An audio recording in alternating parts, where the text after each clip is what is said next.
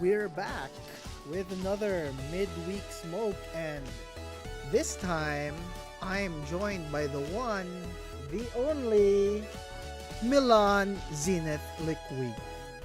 Hi Milan, how we doing? Hello, everybody, and welcome back to another installment of Midweek Smoke. Thank you so much, Vince, for having me on as your guest caster for tonight. Oh, I appreciate the help. Each, you did reach out, so I I should only honor that. We're also friends, so why not? Of course. So yeah, what are your expectations for tonight? Looking at the lineup for tonight, Vince, it's honestly going to be a really fast fight tonight. We've got like a bunch of different units coming in here. Who aren't usually joining regularly. We've got people like Ron, Ram, No.4, Steven, playing tonight. So it's going to be interesting to see what these guys will be bringing, knowing that these guys do like cook with their team. I'm I'm very excited. I just nah, I'm not gonna spoil it. I sent you a message. I sent you a message. Uh,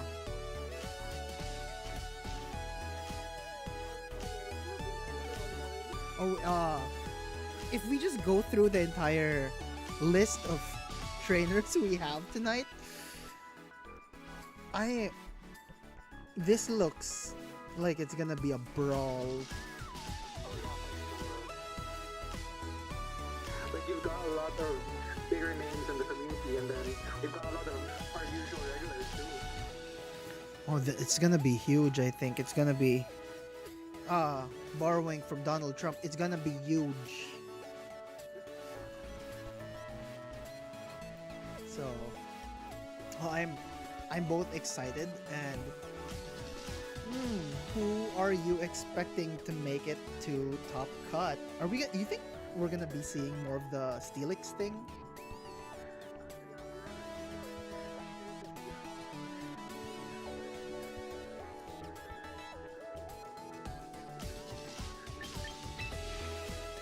Western market. These are the type of booking up that we look at.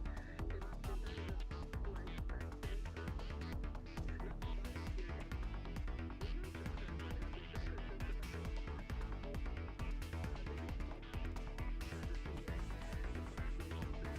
think these guys are sentimental. They do love the CS, especially since they're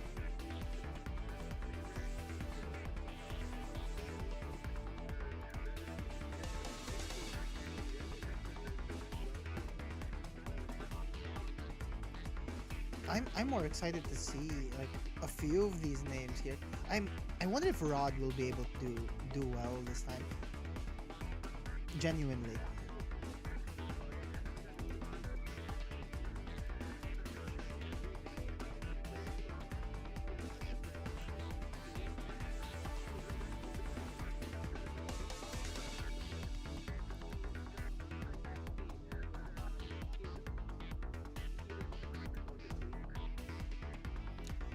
You know the funnier thing? Insider info. Sorry, Snivs. um, Wolfie ng Cebu and a few of our other Cebu players here. Uh, they actually have this pact where they will not use the same megas. So they're really I think like the main point of midweek smoke was always like it's a very low stakes, have fun in the middle of the week, just play for fun kind of tournament. And they kind of went, what if we just never brought the same thing just to exercise our creativity? And at first they asked me, is that a good idea? And I was like, it sounds both really good and really bad, but let's find out. So I think they're doing okay, right? So obviously this is one of the this is a very narrow minded tournament. So obviously people are playing different philosophies about that game. And it's interesting to see what concurrently has going on in the community of Cebu with regards to this tournament. We know that the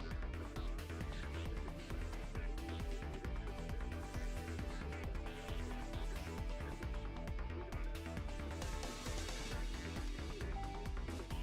very big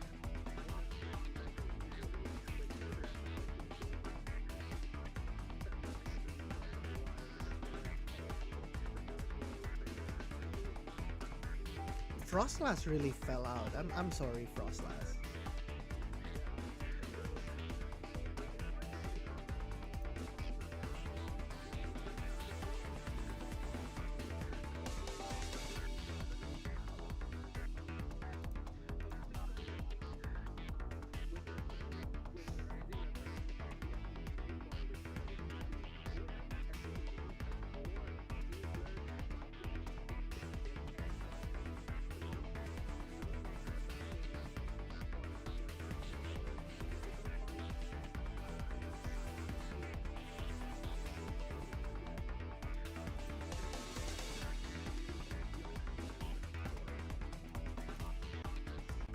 The spiciest thing so far is I I just I'm just excited for M dash B.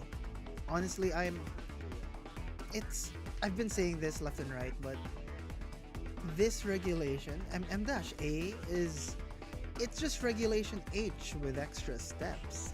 So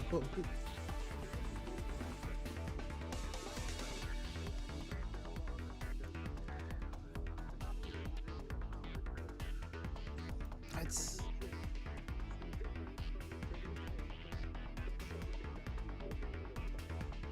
it's regulation G with extra step. Regulation G with regulation H shenanigans. It's it's definitely its own thing though.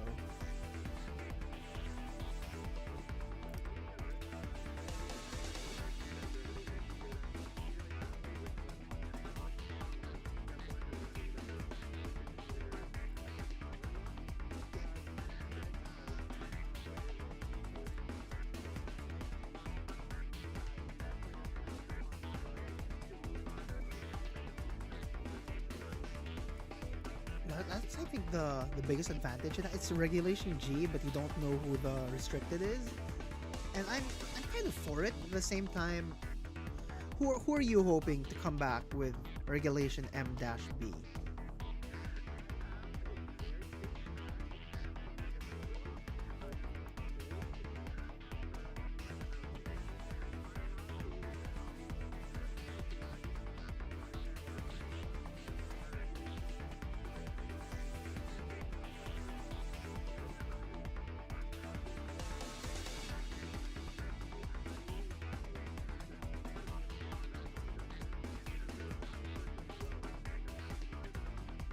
You and I both. I really love Scrafty, but uh, I don't know how they're. The thing is, there's not a lot of fairy types in this regulation, so Scrafty's kind of free here, I'd say.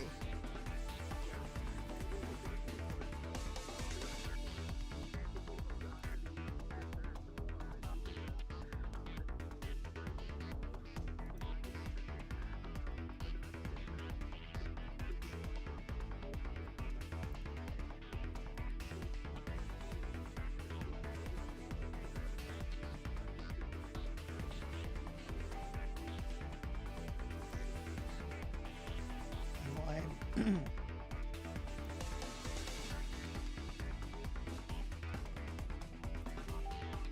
I'm really excited to see what's his face, Tatsugiri.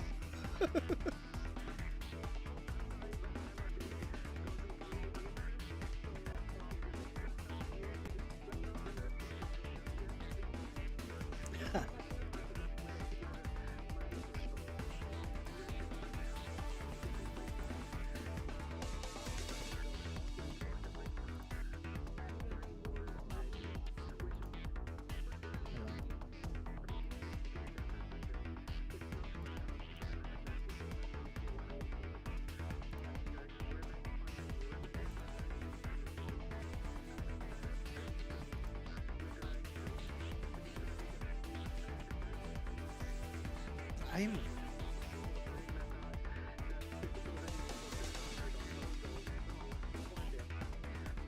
okay.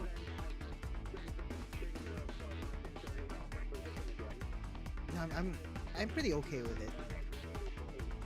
No, I'm gonna be for real. This is like the hottest take. We should start the tournament in a minute, but I think we should just do a little more banter. I just got word that someone still wants to register, and I'm like, all right, go for it.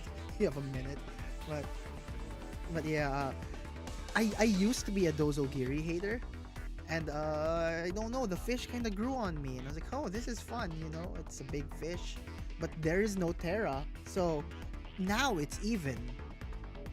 I want to believe it's even. But the biggest thing is we can traumatize new players with it's just completely devious reasons. It's like, oh yeah, I want Dozogiri back just to traumatize new guys.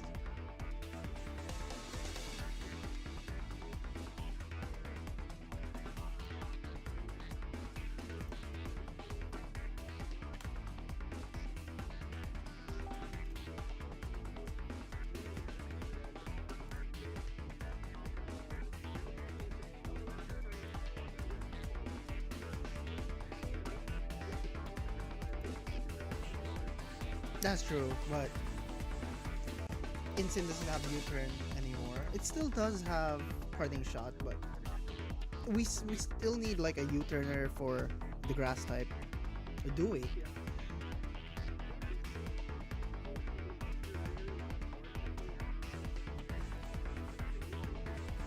Who gets fake out and grassy glide, but I'm not sure how you're getting that terrain up, buddy. Alright, how are we supposed to get any of this done? But, I think we should probably start the. We're getting some talks that we should increase the audio, but I'm like, I don't want it to crack. Oh yeah. I think it's pretty okay for now with the recordings, but we should probably start the tournament. So Yeah, for sure. yeah, just give me a minute, and I am F5.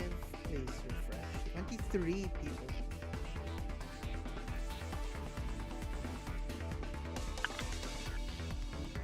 Okay, so I'm gonna start the tournament.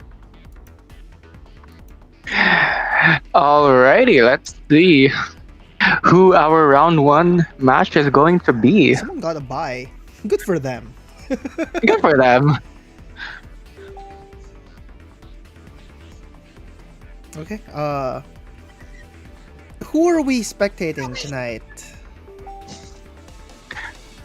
I have my eyes on one specific matchup right now, actually. You wanna DM me? Sure, give me a sec. Oh, that's no, that's a fantastic one. That's what we're doing, 100%. But I just got word, actually, that there is another spicy matchup that almost flipped my mind. You want to coin flip for it? Sure. But I think actually I'm gonna cash in my caster favor for tonight, and I'd like to. I think we go with table 7 for round 1. Table 7. You know what? It's always a treat to watch Rod play. So, Rod, if you're listening, I'm just gonna message.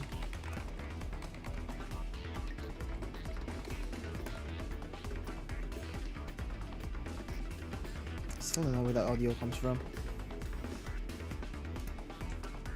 Okay. I hope they haven't started yet. I just saw the code. I'm pretty sure they're still talking. I sure hope so. These two seem a lot more intense. Oh, they are. Haha, mango juice. Yes, sir. So for our round 1, we'll be spectating Rod versus Mango Juice. Simple Riso. Alright. I'm curious what these guys are bringing. We do have the team sheets here. So Oh yeah, for sure. We do, actually. Rod's bringing a Ditto.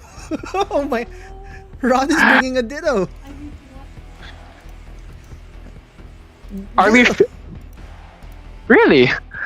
Because I have the team list, the team sheet opened up on my end. Oh, did Rod choose the wrong team? I think he might have entered the wrong team. Oh no, I swapped them. Whoops. Rod's not bringing the Ditto. It's Mango Juice. Mango Juice bringing the Ditto. And the Gardevoir. Okay. And the Dylan, like you said Gardevoir. earlier, The Charizard Gardevoir combo is tried and tested. Oh yeah, but usually you'd see Gardevoir actually ran with Garchomp a lot of the time with the telepathy ability, so that Garchomp is able to spam Earthquake comfortably next to Gardevoir without Gardevoir getting hurt. And I'm genuinely curious what Rod is cooking up here. That is an Aggron. The wall is here. The wall does not concern itself with beating up. But well, the Charizard is there to destroy this wall, but I'm not sure what the rest of the team. Ditto is right there. No, I want to see this Ditto in action. Double Mega, anyone? Oh, they're out of time here, actually. Okay. I'm not even gonna change the thing very much, but yeah, it looks like they're out of time, and is the game glitching or is there just delays? I think it's latency issues. Possibly. Well, yeah, they've been stuck at 1 second for a while now. I hope it's okay. Well, too soon. There. The match is starting. Okay. Who are the leads? So Rod is leading with the Floette and the Aerodactyl. Huh. Interesting. Very classic. Very classic lead for these Bloet teams. Just going aggressive early on. Um, I'm genuinely curious now on the Gardevoir here on Mango Juice's side. It's not in a bad position. If Floet does decide to, Mega Evolve, it does also power up the Gardevoir, so that's a Fairy Aura boosted, Pixelate boosted Hyper Voice.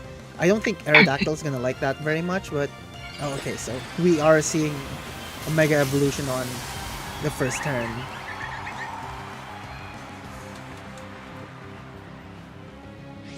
Alright, so yeah, we don't. Oh, they're both Mega Evolving. That's. I kind of like that. I respect the play. I really do.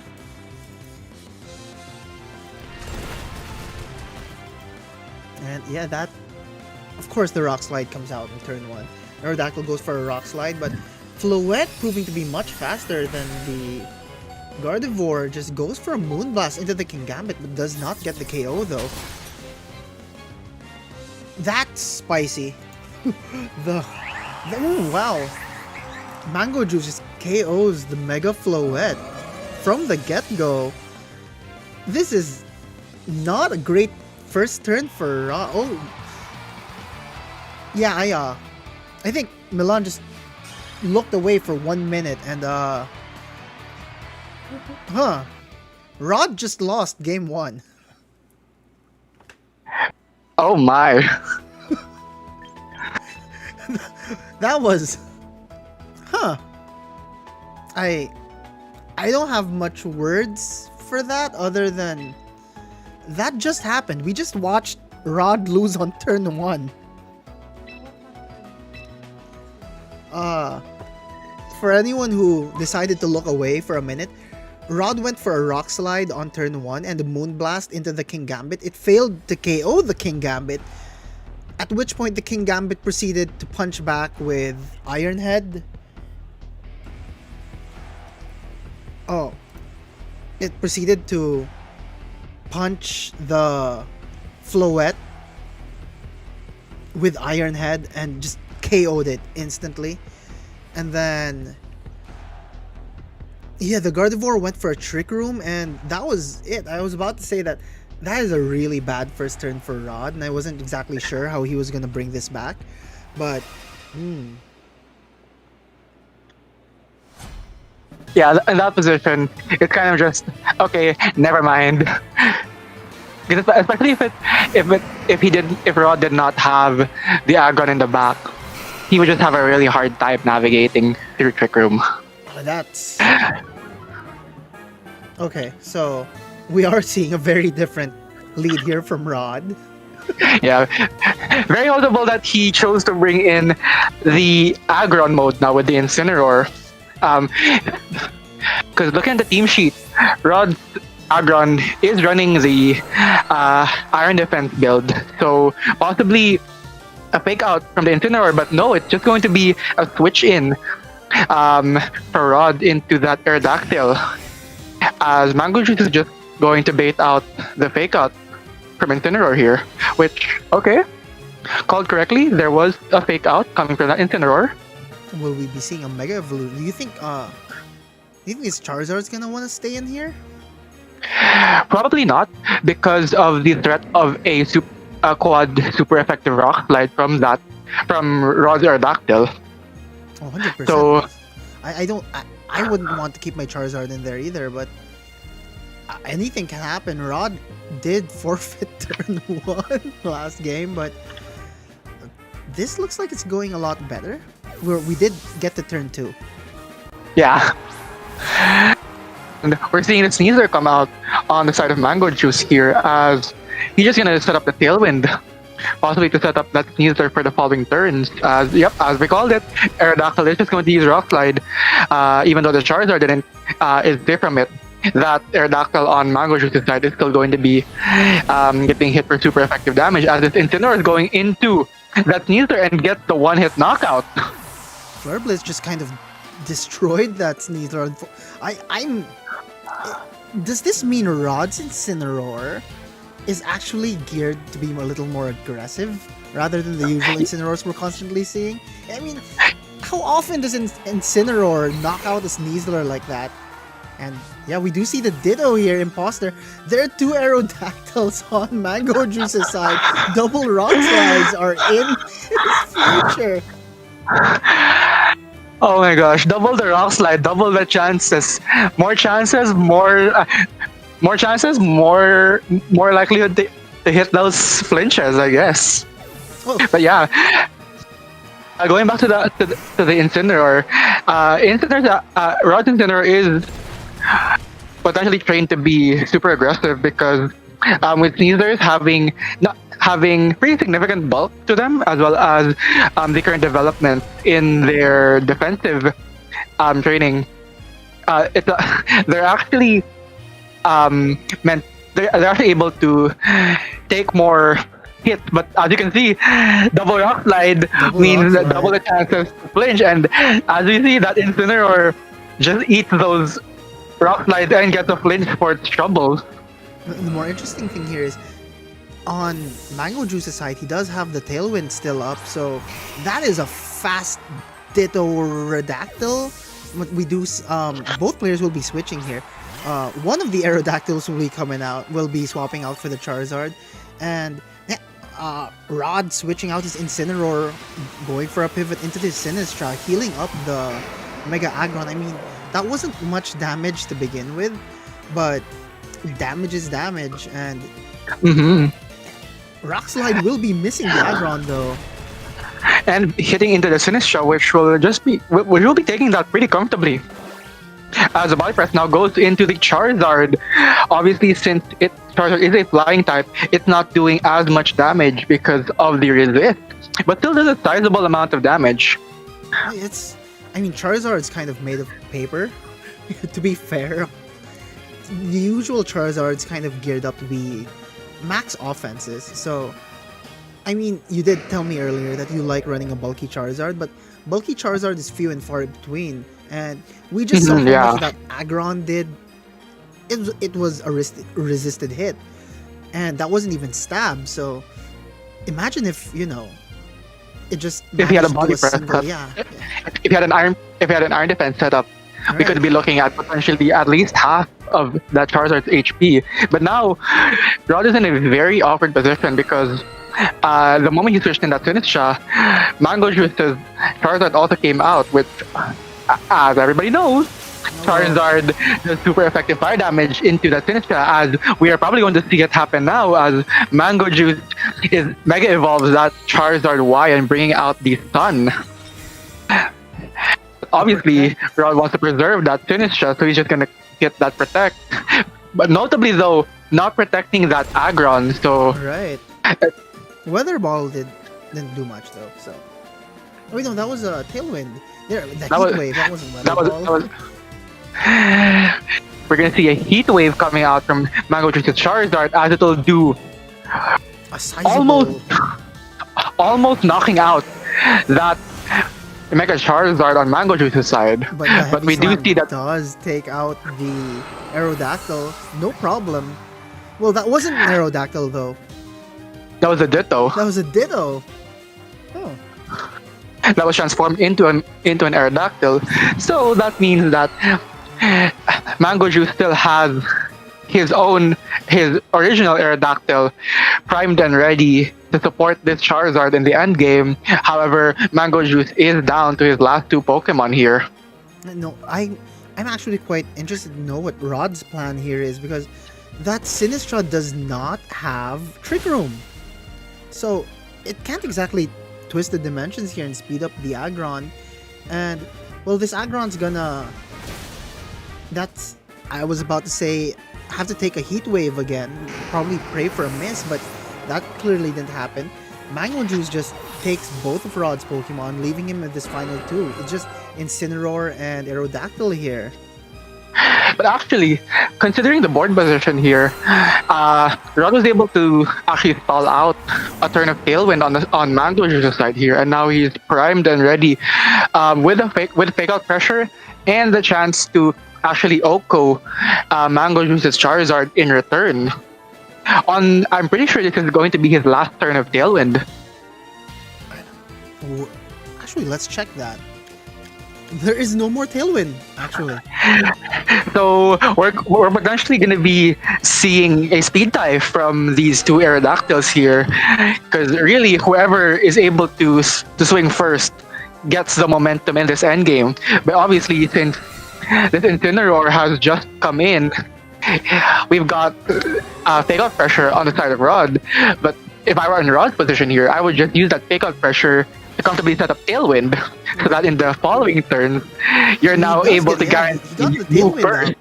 Like you said, Yeah, the fake so- out. It was a perfect time to actually just sack both the Sinistra and the Aggron to guarantee the Tailwind for the end game, because we know that Mango Juice's Charizard isn't EV to be bulky.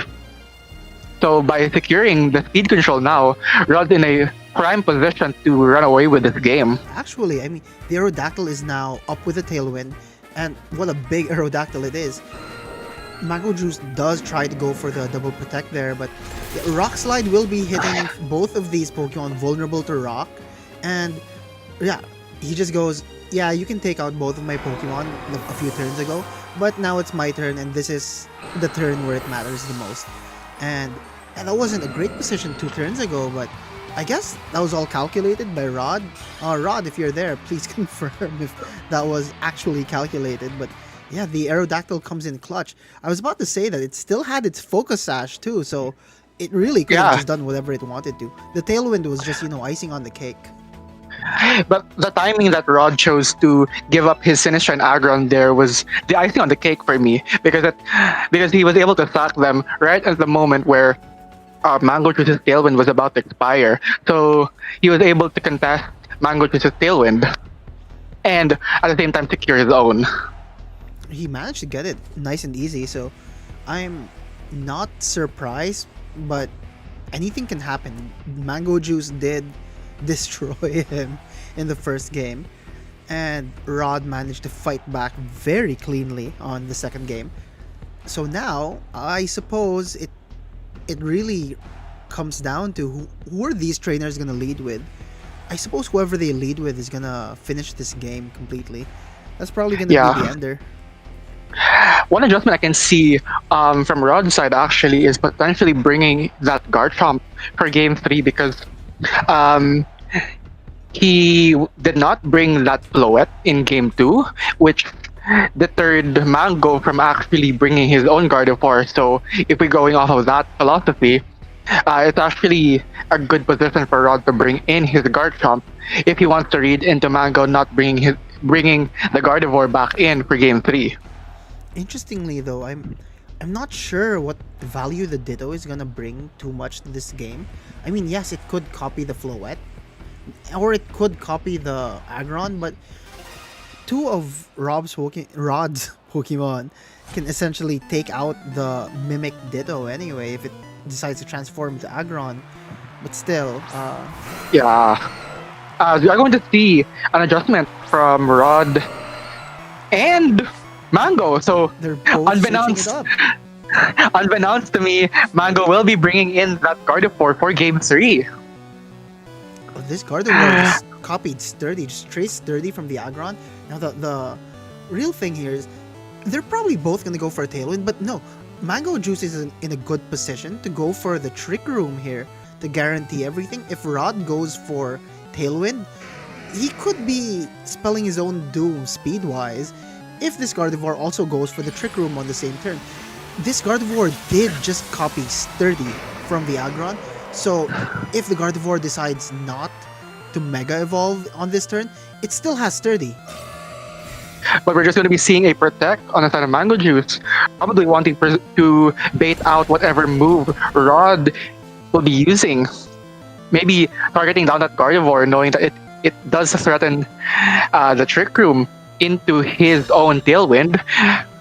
But we are just going to be seeing a Rock Slide on the side of Rod and potentially a Heavy Slam into that Gardevoir, knowing that Rob wants to deny Mango of his Trick Room. And the And we are going to flinch. see the flinch on the Aggron, unfortunately.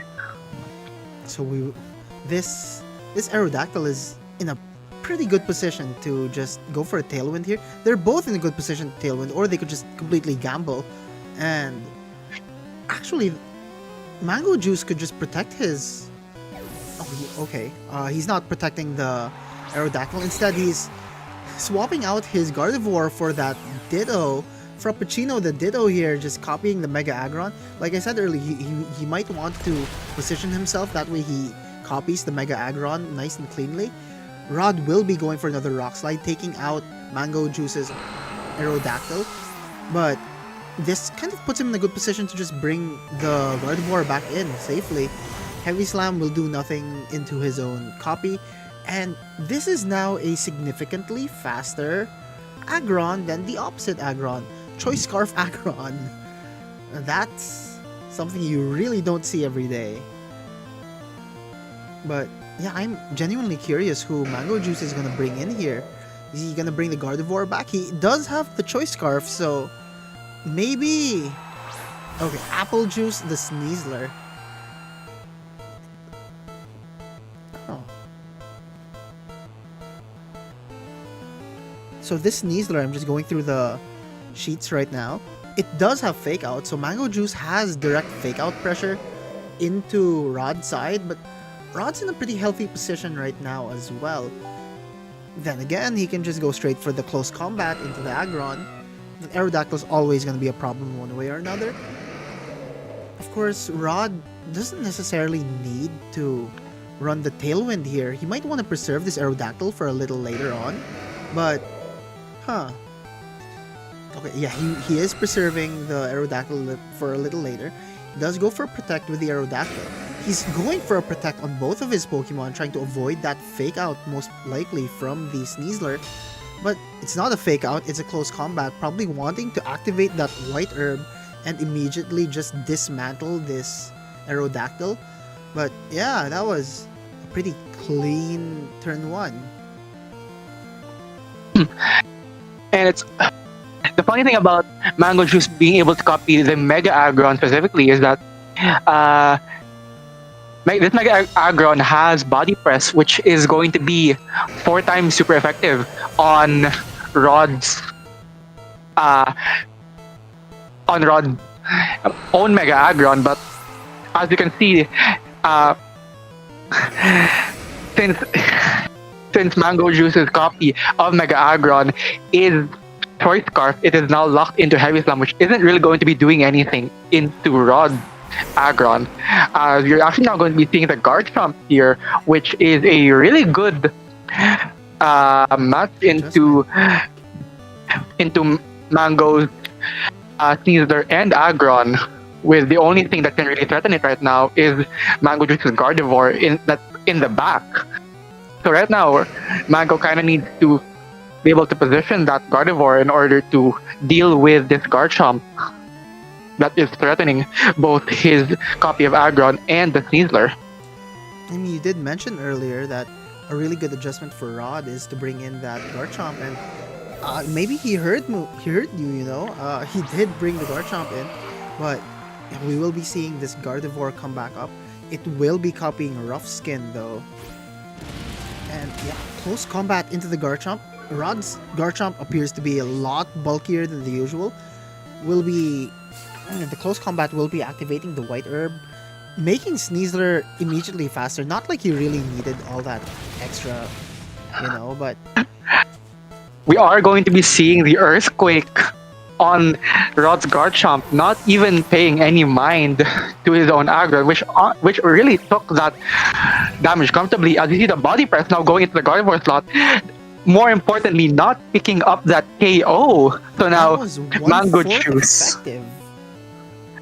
Mango Juice's Gardevoir is now primed and ready to take down this Garchomp, as well as this Ditto that is going to be copying the Garchomp now. Well, this Garchomp on Mango Juice's side, we'll just call it the Ditto. It's a little difficult. But yeah, the Ditto being the Garchomp now, it does have the Choice Scarf, and Choice Scarf Garchomp is definitely a thing. And yeah, I don't think Rod would want to stick around there just to be sure that the Garchomp would be able to do things. He will be swapping out his own Garchomp for the Incineroar just to weaken that Ditto just a little bit, just a little bit. Earthquake will be coming from the Ditto. It has locked in to Earthquake, so for the rest of this entire match, it will be using nothing but Earthquake. Heavy Slam coming from the Aggron into the protected Gardevoir really doesn't do anything there, but this Gardevoir is not in a good place. If anything from game 1, it appears to be slow, but we know that Mega Aggron is much slower. It probably is in a really weird position where it does and doesn't want to set up Trick Room, but at the same time, this partner Ditto does have a Choice Scarf, so I'm not sure if Trick Room is really the play here. And the Incineroar will be faking out that Gardevoir enough to KO it, and this Incineroar on Rod's side is it's doing work. As you're going to see another Earthquake on the side of Mango Juice, but unfortunately, Rod's Pokemon are just way too tanky for this Ditto clone to be sweeping through the field. Like, yes, it's moving faster than both the Incineroar and the Aggron, but I think Mango just ran out of gas one turn too late. This is a pretty And good Rod decision for Rod to just protect his Aggron and cycle the Incineroar in and out. for another Intimidate drop to lower that attack and increase his survivability chances. As this Garchomp is just going to keep Earthquaking in Rod's face. So, we're probably going to guess that the Incineroar is going to come back in. Correct me if I'm wrong. Is it still 5 PP for Ditto with the Advent of Champions? It'll be 8 now, right? When it copies? Or is it still It'll be 8. 7-5? It'll be 8, I'm pretty sure. So, that Earthquake did almost nothing to the Aggron. As you're now going to be seeing a body press, which will be enough to get that knockout onto Mango Juice's Garchomp and steals the set for Rod. Congratulations, So Rod, this. for winning round 1. Rod takes the set. That is extremely well played by both players. Actually, Very nice extremely adjustment well from played both by players. They both had the tools to counter each other, and they really had to play the mind games of who was going to be bringing out their big guns first. Right, so let's pause that for a minute. Let's see who has finished their matches. But yeah, I was actually quite interested. Mango Juice just wasn't able to completely copy. Like I said earlier during the team preview, I wasn't sure what the Ditto was gonna, what value the Ditto really had going into the match, but it kind of did things, but it also kind of didn't. I think having Toy Scarf on the Ditto kind of hurt him a little bit because Rod's team is very defensive and he can wait to stall out what move to check what move Mango will be locking in with that choice car. It gave Mango a bit of a disadvantage, knowing that Rod can basically just wait out whatever you choose to do and answer to it right away. As we saw with the Garchomp getting locked into Earthquake, but got an Intimidate cycle for trouble. I think the bigger issue, I think, just looking at the team was, I wasn't sure where the Ditto was gonna come in, other than because it looked so difficult to go into the match when your Gardevoir wants to use Trick Room. Tail Room has always been a very difficult. It's not the most difficult mode to run, but it kind of restricts you if you do have someone with a Choice Scarf on your team, and the Ditto probably wanted to focus Sash in this regard, but the Aerodactyl, they were fighting for the same item. I mean, naturally, you do have Ditto wanting to just use the Choice Scarf, but when you put Ditto, when you're in an endgame position where it's Ditto with his Choice Scarf mimicking another Pokemon, and your Gardevoir wanting to set up the Trick Room, it's not the best combination. Oh yeah, for sure. I think what Mango was trying to go for with that move is potentially an early game copy, It looked so as to like, throw right? off his opponent. Or it could have also been an end game copy where they're left a 1v1 and he would be able to guarantee the speed control because he would have that choice scarf. I think that would have been like his best.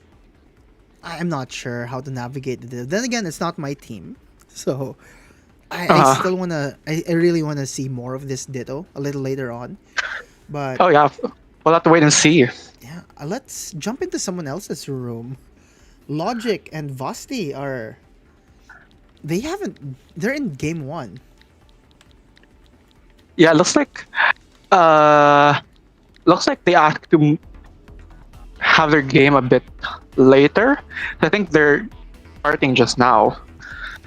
That's fantastic news for us because that's another match we get to watch. Another full match at that. Yeah, so we will be jumping into their game one here. It looks like it is their game one. Jamie, you want to join me on the stream? No. Okay. Oh. Logic is. We mentioned earlier that Frostlass kind of fell out, but Logic's here with a Frostlass? Oh yeah, I have Logic's team pulled up right now, and it's actually a variant of process that I'm very familiar with. It is the Double Dragon variant with the SBKG core, like I mentioned earlier. Yeah. As we came in right at a perfect time where Vasti is trying to navigate a 1v X here, but it looks like it's just going to be the forfeit. Unfortunately, the King Gambit doesn't have enough left in the tank to be able if to. I saw my King Gambit Iron Head of Frostlass, who was below 50% and the Frostlass lived, I think I would have forfeit as well. For sure. That's really unfortunate to see, but that's kind of the beauty of Frostlass right now, especially Mega Frostlass, where it becomes deceivingly really tanky, especially under so snow, bulky. and even more so under the protection of Aurora Veil. But looking at the side of Vasti, that's a Lopunny. That is in fact a Lopunny. Huh. Don't see those every day. For sure. I have Vasti's team sheet pulled up right now, and it looks like that Lopunny is running Fake Out, Close Combat, Encore, and Triple Axle. So it looks like it's really just there as a general support mon with the Fake Out support and the Encore. Well, Now we're heading into find it game out. 2. I'm kind of afraid of seeing Lopunny on ladder just because you never know. But looks like we've got an Aerodactyl and King Gambit on the side of Vasti. Up against Logic, Sneasler, and Frostlass. Uh, Unfortunately, it looks like it's a very awkward position right now for the side of Logic, as Aerodactyl is most likely the fastest thing on the field and is able to threaten both of Logic's Pokemon. So we are going to be seeing the switch out to Logic's own King Gambit, possibly trying to mitigate some of the damage that will be coming his way. But we're just going to be seeing the Mega Aerodactyl turn 1 for Vasti, probably trying to maximize the damage output and hoping to do solid damage into either or of these slots. But we're also going to be seeing the Frostlass Mega Evolve here and set up that Snow, giving, for those who don't know, Snow gives a defense boost to Ice type. He does manage to set up the Aurora Veil. Dual Wing Beat went into the Sneasler slot earlier, but it's now a King Gambit, so Logic probably saw that coming somehow. Kowtow will be coming from the King Gambit on Vasti's side, smacking the Frostlass dead in the face, but it did not do as much as you'd hoped it would. Aurora Veil and the Snow are just so oppressively strong in this regard. It's not exactly... Well, you'd expect it to do a little more. I mean, that is a King Gambit, but these things do happen. Vasti will be switching out his own Mega Aerodactyl for the Rotom though. And, well, Logic is just protecting himself on this turn. As you are going to see the Iron Head coming into the supposed Mega Aerodactyl slot, possibly looking to pick up that KO, but Vasti seeing the threat and very smartly swapping into that Rotom to take the hit for it. As this Rotom is now primed to deal really significant damage to either of Logic's Pokemon. And once again, Logic is put into this position where, yes, he has the defensive setup ready, but is it enough to mitigate potentially to mitigate a potential overheat going his way? We are going to be seeing that Sucker Punch from the King Gambit, but it's not going to push through as the Frostlass hits into this Rotom. But no, unbeknownst to us, it's actually going to be the Impulse, lowering that Frostlass's special attack by 2 stages, as we are going to be seeing that Iron Head into Logic and Gambit, possibly fishing for a flinch, but no, since it used Sucker Punch and it failed. Earlier, yeah. The real question here is, if the Rotom decides to go for an overheat, does it KO the Frostlass? It's going to be a dice roll because, to be fair, the only thing that's helping out the Frostlass against an overheat would be the Aurora Veil, so it would be interesting to see the calcs on that. But we'll have to see first if Rotom can possibly survive a Shadow Ball plus a Sucker Punch from Logic side, which I think is what he's either planning to do, or swap out into a fresh Pokemon and to reset that. He is swapping it out into the Sneasler. This Rotom's gonna launch this overheat into the Sneasler. Gonna be enough for a one-hit KO. Critical hit. Because of the crit. I'd say it was because of the crit. The crit mattered there. Aurora Veil the crit mattered there. Yeah, this does allow Logic to bring back his Frostlass nice and fresh. Or he can just wait out the snow. Huh. However, Aurora Veil does not go down. Right. When the snow comes, when the snow leaves the field, so he'll really have to wait out those last few turns of Aurora Veil if he wants to make full use. If he wants to try and hit again with this Rotom. But now we're just going to be seeing the Basket Legion on the side of Logic, which is now actually in an awkward position. Like, yes, it can threaten big damage onto that Rotom slot, but it's also in danger of getting KO'd in return by this King Gambit due to its...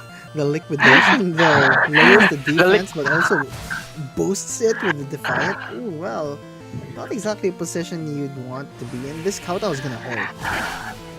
Brings it down to its and sash, of course. brings Special it down Legion to gets its one. sash. So now it's in range of a sucker punch from this King Gambit. So the question now is, what Logic going to be doing with this Basque Legion now that Aurora Veil is also gone?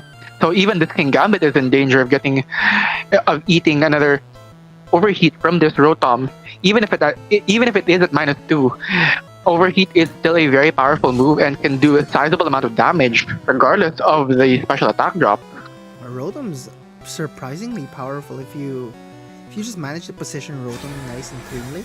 Rotom will really carry the team, like aggressive support wise. Rotom can do a lot.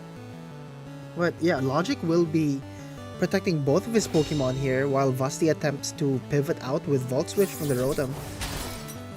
No, I'm getting very confused with which King Gambit is protecting.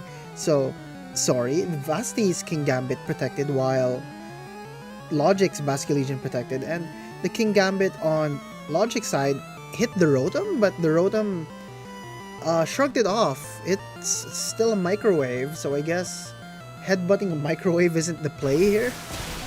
Yeah, and Iron Head is a steel type move, so it's not going to be as effective going into that Rotom. But we see the Aqua Jet from the Basque Legion as well as the Kowtow Cleave picking up the knockout onto Vasti's King Gambit there.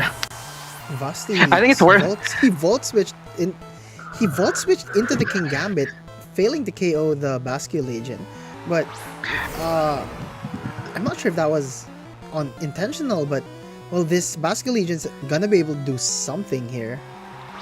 Now that the threat of the priority sucker punch being off the field, it is worth noting though that Logic did utilize the Aqua Jet. So for Yeah, the viewers yeah. out there who may not know of this interaction, if sucker punch is selected onto a mon that is also using a priority move, uh, It checks for the speed ties, right? it checks for the speed stat of Yeah. both Pokemon.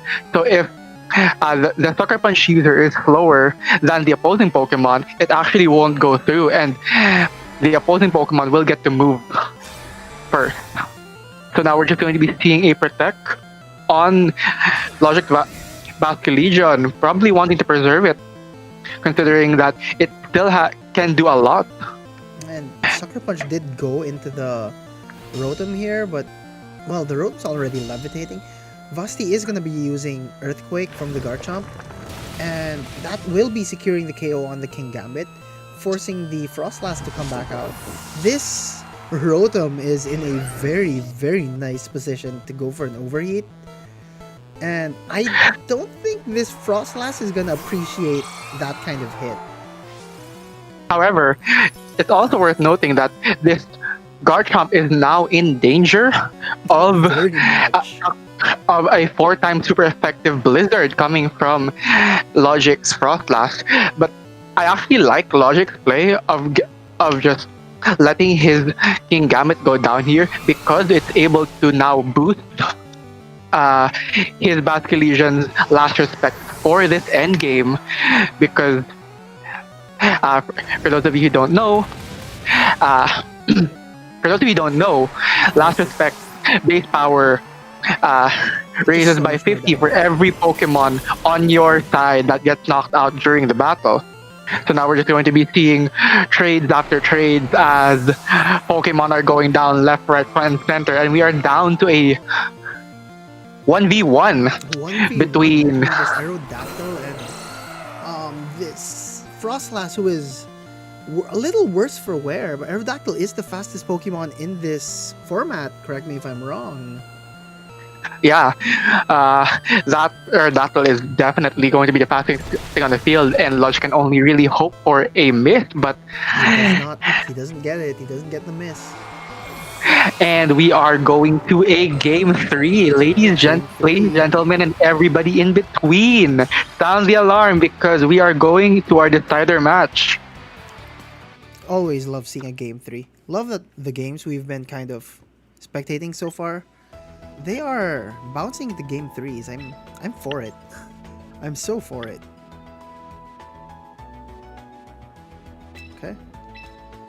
they're starting, and yeah, can't wait to see how this is gonna play out.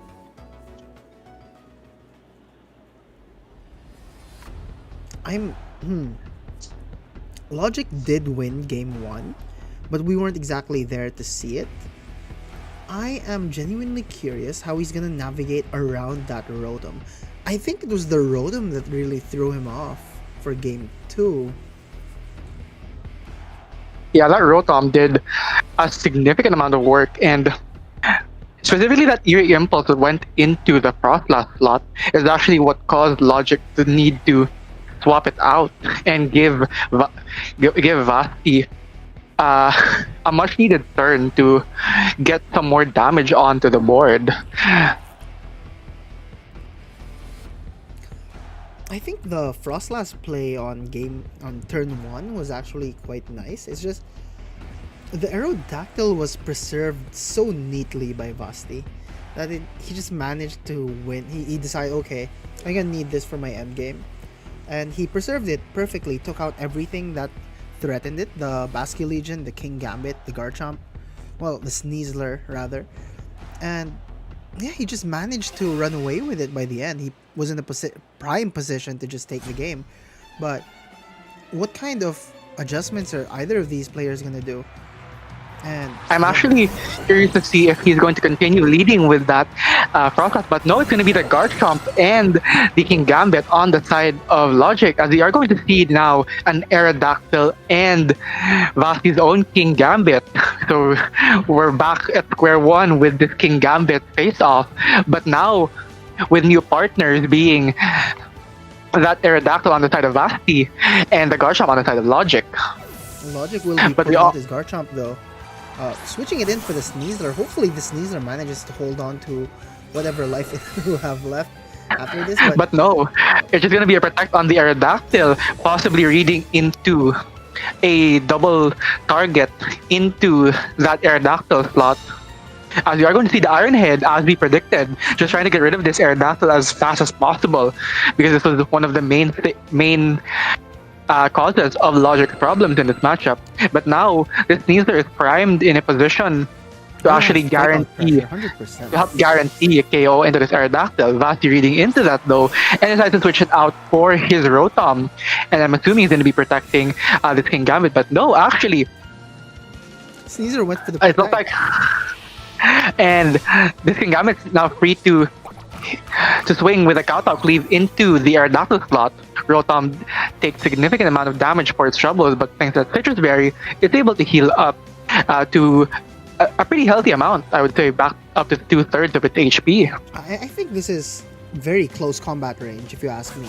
If the Kowtow Cleave managed to do that much damage to the Rotom, I'm pretty sure Sneasler with close combat's probably gonna clean up this Rotom as well.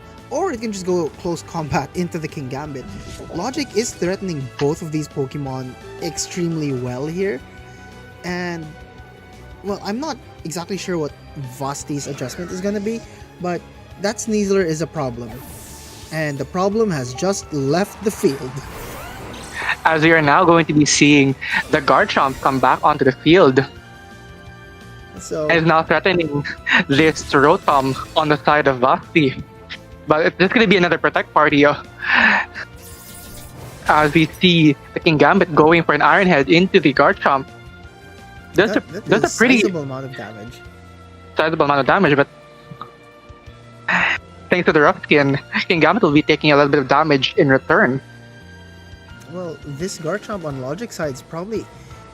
Well, his King Gambit did just protect itself, so I don't think that Logic's gonna want to go for an Earthquake. I mean, the Rotom is also levitating, but, well, this Garchomp's still a Garchomp, and yeah, we will be seeing that Vasi will be pulling out his own Rotom and sending out his Garchomp.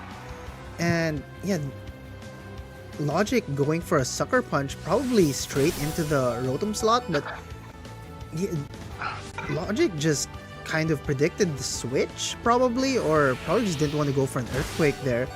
But for his troubles, he will be eating up a Kowtow.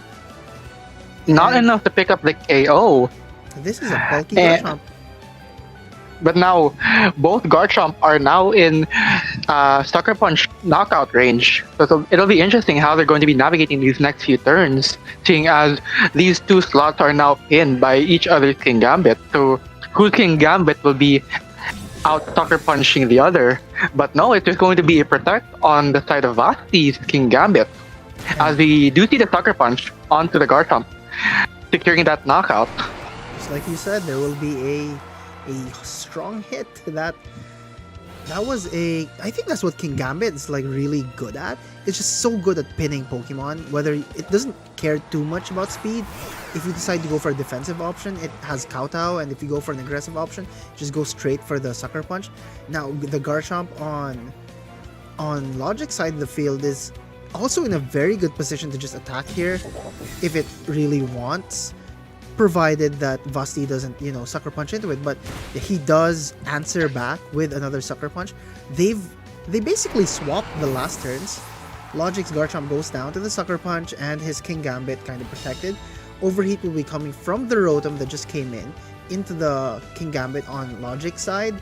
But yeah, it's kind of like a small repeat. They've just sacrificed both Garchomps over the past two turns, but Logic will not be sending out his Sneasler here, probably trying to preserve it for the end game against that Aerodactyl. And yeah, if I recall properly, the Sneasler still has his Mental Herb on, so he can outspeed that Aerodactyl, provided he hits it with a close combat and manages to recover just so slightly. Frostlass will be coming from Logic's side, Mega Evolving to bring in the snow. Probably will be using Aurora Veil here just to make sure that the endgame is secured, but this only gives Logic about 5 turns to secure this endgame. Vasti, on the other hand, will either have to outlive the Aurora Veil defended on the opposite team, or he'll have to destroy the enemy team prior to this. And yeah, like we thought earlier, that overheat from the Rotom just did so much damage to this Frostlass. But Kowtow will be coming into the Rotom, and 1 HP in the Dream. Wow, okay. 1 HP in the Dream on this Rotom. Ironhead will be coming from Vasti's side, smacking the Frostlass straight in the center of its skull and crack it. The Snow Oni has fallen. Logic is now stuck with his King Gambit and his Sneasler. Both of them are in fairly good HP ranges, but we have to remember that this Rotom is very much in Fake Out range as well as Sucker Punch range, but Vasi will be pulling it out for his own Aerodactyl here. And yeah, the Sucker Punch coming from Logic into the Rotom slot just didn't do anything. Close combat will be coming from the Sneasler into Vasti's King Gambit. The Chople Berry was consumed, but it really just didn't do anything. This now lowers his defenses, but if I recall properly enough, this should activate the White Herb. There we go. So Sneasler is now in a very good position to KO this Aerodactyl with a little support from the King Gambit. But we can't count them out yet because the Rotom is right there. 1 HP in the Dream.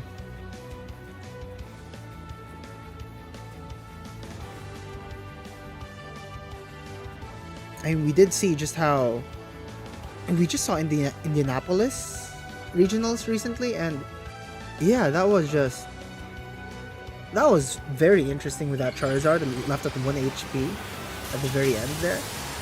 But yeah, we will be seeing Vasti Mega Evolve his Aerodactyl. But Unnerved, no, not Unnerved. Unburdened Sneasler will be a lot faster. Dire Claw goes into the Rotom, fails because of the Protect. Sneasler manages to avoid the dual Wing Beat though, and Aerodactyl will be eating a one-hit KO Ironhead. A critical hit from Logic's side. And this Rotom, it's gonna have to do something here. It's not looking great. And it's just going to be a forfeit. Unfortunately, that 1 HP and a Dream will remain a Dream, as Logic will take the final deciding game. That was a fantastic game, honestly. That's clean. Not gonna lie, that was That was clean. very clean. Okay, so I believe all matches have completed a little earlier than scheduled. So Hmm. I think it's fair to say we can start the next round, I suppose. Yeah, we can get right on into it. Okay, so ending the round now. And okay. We are now pairing the next round. One of 12 matches. Of course, someone gets the bye because we do have some trainers who kind of dropped last minute. Okay, so let's see. Jamie, you're right next to me. You wanna roll the dice? I'll just randomize. One from table 1 to 11. Let's go with 11. Oh, okay. Interesting. I guess we're gonna spectate Dejan. Matimingan ko ni Oh, okay. Jamie always manages to randomly roll Dejan, so maybe it's a Geosenge Garbodor thing. Unfortunately, you're just a GG magnet at this point. Yeah. I'll tell him they'll be on stream.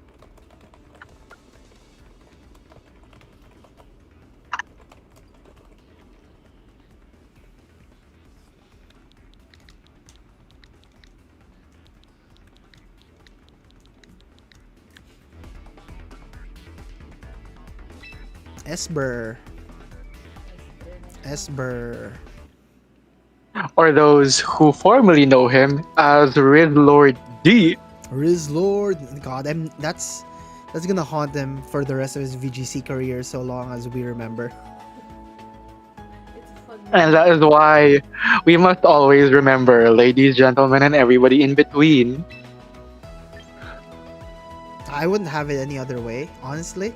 The main reason we did pick him for our team was the fact he was named Riz Lord D. Not, and we figured, anyone who has the guts to name themselves Riz Lord D. Yeah, I like that. That guy's got the balls for it for sure. 100%. So I've got Dejan and uh, Josh Ark's team sheets pulled up, and it looks like it's going to be Arqueas, a Charizard Floette team on the side of Dejan. Uh, the very classic Charizard Y Eternal Mega Floette combo, but this time paired with the Mega Venus. This time paired with the Venusaur and a Choice Scarf Garchomp. Oh, this is gonna Then be you've got fun. the defensive glues such as Incineroar and Sinistcha here to round out the team. But looking over on the side of Josh, it's actually going to be a Mega Gengar pair song team with Politoed, Clanging Scales Como, Tinkaton, Incineroar, and his own and their own Sinistcha. A little fun fact here, just throwing a few tidbits. This Josh just joined the local VGC scene here in Cebu, and he's been very active with the sparring for everyone. And I was actually quite surprised when he decided, yeah, I want to join Midweek Smoke, and then I was like, all right, sure. So this is his very first tournament. He kind of just rejoined in the Champions era. He watched a lot of videos in SV, so I'm happy that Champions is finally bringing in more players, and this could be the start of a lot of new things. I know that he's mentioned several times that this Tinkaton is a key player in his team, especially against Farigiraf, but Dejan has no Yeah. Farigiraf on his team. The reason why this Tinkaton is used a lot especially in teams that don't appreciate Paragraph specifically, is because of its ability Mold Breaker, which essentially is able to attack into opposing Pokemon as though they did not have an ability. So it so essentially Tinkaton is able to bypass Paragraph Armor Tail and Right. still hit in the fake out regardless of it. But now we're going to be seeing the Venusaur and Incineroar on the side of Dejan, and the Gengar and Incineroar on the side of Josh here. I guess Josh just really wants to set up this Perish trap a lot early. But yeah, we will be seeing that Josh will be Mega Evolving his Gengar here. Definitely going for the Shadow Tag Perish song, or he could just go for a Protect. I mean, it's pretty easy here. And he will be going for a fake out into the, of course, two fake outs. Of course, it's going to be fake out, fake out. Notably, though, Josh's fake out was able to Faster. essentially remove the Focus Sash on that Venusaur, and it's going to be a very early Perish song. The clock has begun to tick down The as bigger this question, Gengar. I'm curious, is Josh's Incineroar faster than Dejan's, or was that just a lucky speed tie? I guess we'll have to find out on this turn, the next turn. I want to see the interactions between these two Incineroar. And I mean, it does go for It Protect, just of course. it's just going to be a double Protect on the side of Josh here, wanting to preserve these Pokemon that are holding Dejan's that are holding down Dejan's Pokemon in this Perish trap. But thankfully, Dejan's Incineroar runs a parting shot, so he's able to Switch swap in and out yeah. Because into this Charizard Y, which is now threatening to set up the Sun with its Mega Evolution and activating Dejan's Venusaur's Chlorophyll, which doubles its speed under the Sun. this might be Dejan's out here. But then again, this is still a Charizard. I mean, Charizard Y will do Charizard Y things. And the thing is, this Gengar has to leave, if not this turn, the next one. And they have to pivot in and out. So the usual move here will be that Incineroar is going to be telegraphed to Parting Shot to let the Gengar back in. But the question is, who's taking the Gengar's place? And will that be a Pokemon that Dejan would want to target with both of his Pokemon? And hopefully it's not, it's probably the Politoed. I mean, that's the whole point of it being on this team. As just as we predicted, the Charizard just went for the Mega Evolution, giving this Venusaur its much needed speed boost in the Sun. But this Weather Ball will be hitting that Gengar. Barely takes the KO though, but it's extremely likely that this Gengar will be swapping out this turn. Dejan may be losing his Venusaur here, but at the same time, he's already set up with the Charizard. If Josh did not bring the Politoed here in the back, this Charizard might just destroy everything in its way. Another thing to note, actually, with Josh's play from that last turn, I like that he used a disable on the Venusaur, knowing that that Venusaur is most likely moving before the Gengar, so it was able to disable that sleep powder from being able to put another one of his Pokemon to sleep on this following turn. But Weather Ball And we are going to be from the Charizard Water type, not doing as much damage, but almost 50%. and we see the Earth Power going into the supposed Gengar slot, not doing as much as he would have probably liked into that Politoed, knowing that Politoads in these Perish Trap teams are EV to be very bulky. But, actually, this Incineroar being asleep might be a big problem for him because these Perish Trap teams, these teams that just want to spam Perish Song over and over, they want to have an out that's fairly easy. And the Gengar is not exactly healthy.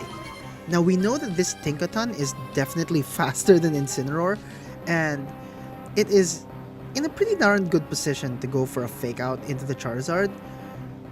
And well, the Politoed kinda does threaten the Charizard as well, but doesn't go for the fake out on the Charizard, instead just goes for the fake out in the Incin. And Charizard on the John side will go for another Weather Ball on the Tinkaton, gets a higher roll than the last one, takes it out. But this Politoed goes for a Weather Ball on the Charizard and survives? Question mark? Exclamation point? Yeah, so unfortunately, because these Politoads are trained to be very bulky, they're not hitting for as much as they'd ideally want to, as we see from Dijon's Charizard surviving that super effective weather ball in the rain. But Wow, also, I like that this Dijon chose to keep the Charizard on the field and utilizing the rain to his advantage to be able to get rid of that Tinkaton that was causing a lot of problems for him. I suppose this Gengar is kind of stuck. It's going to have to use Perish Song again, or it's gonna want to, or it's gonna go for literally anything else. But at the same time, if it does anything other than protect itself, it's going to be so long as Dijon targets into that slot. I believe that a single Heat Wave, even in the rain, should be enough to take out this Gengar, but that's not exactly the safest play. And yeah, he will be going for Protect. The question is, what's the Charizard doing? Also going for a Protect. And this Incineroar will be... Okay. The thing with this Politoed is, it went for the Encore, but it's not the fastest thing ever. Like you said, it's fairly bulky. The Incineroar just parting shots, it punishes it for, attempting to Encore or something. And will be bringing in his own Garchomp. Garchomp will be very much free here to just spam Earthquake if it ever so wanted. Dijon's probably going, Which yeah, you have the rain up, but whatever. I'm going to take out the Gengar and you're gonna do nothing about it. Yeah, and because this Politoed isn't trained to be very offensive, it's going to take a while for it to actually KO this Garchomp in return. But that is one thing that's going to help, which is this Incineroar's Intimidate boosts, taking down this Garchomp's offense by a peg Just and ever helping so to mitigate slightly. some of that damage.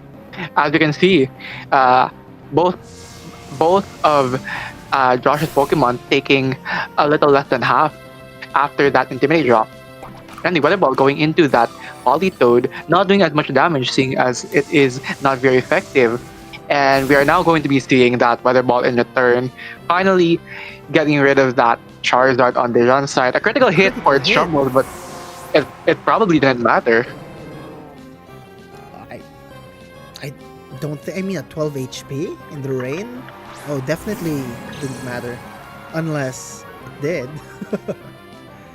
Yeah, we will be seeing that the John will be sending out Incineroar here. His primary offensive pieces are kind of off the board.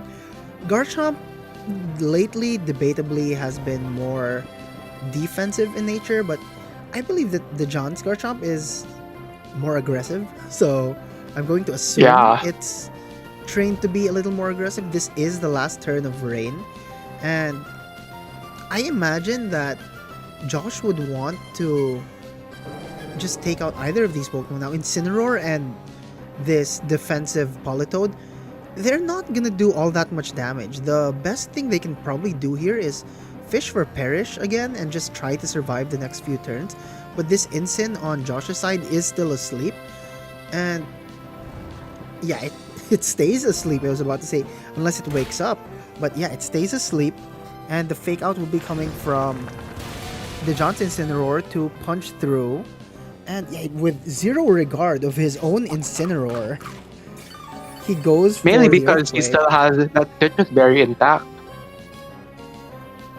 To be fair, I think that was actually an incredible play. Just going by the analysis, the Incineroar on the John side is still fairly healthy. It will probably survive another Earthquake, but neither of the Pokemon on Josh's side will be able to. Even if he almost sacrificed his own Incineroar, that Earthquake would have been enough to just punch through. And what's this Gengar on Josh's side gonna do? Josh is going to have to find a way to just break through this Garchomp and Incineroar. Yes, it is at -1, but yeah. And oh yeah, he sees it, goes for the Protect actually. Unfortunately for Josh, Dejan's Garchomp is on that choice scarf, which means that even if he's able to get this Gengar back in, it's it's still going to be the fastest thing on the field. But now we see that Polytoad is able to survive another earthquake and is able to set up the Perish Song. So now Josh is on this awkward position of, yes, you have the timer on, but do you have enough left in the tank to outlive 3 more turns to be able to make sure that that Perish Song sticks? It's really funny actually because back then, back in the SV era, we'd argue, do you have can you survive 3 more turns of Trick Room? Now it's kind of flipped on its head. Can you survive 3 turns of lulling your Perish opponent into Song. perish? And like we mentioned, since this Garchomp is on the Choice Scarf, it is going to remain the fastest thing on the field. Even faster than this Mega Gengar. Well, this Gengar is just. It probably doesn't want to be in this position, to be fair. It wanted to be in a different position earlier. It will go for the Protect here, but its partner Incineroar is not. It attempts to go for the double Protect, fails the double Protect, and yeah, Dejan just goes, I'm sorry, my own Incineroar, but we're kind of locked into this, but this sacrifice is worth it. The Choice Scarf will now be guaranteeing that this Earthquake will be going into this Gengar, but the thing is, double Protect, triple, he's gonna have to pray for a triple Protect here. With 2 more turns left on that Perish counter. And there's no other play. So maybe Josh will be using this time to think about the adjustments that he'll possibly be making for the succeeding games if he wants to claw his way back into the set.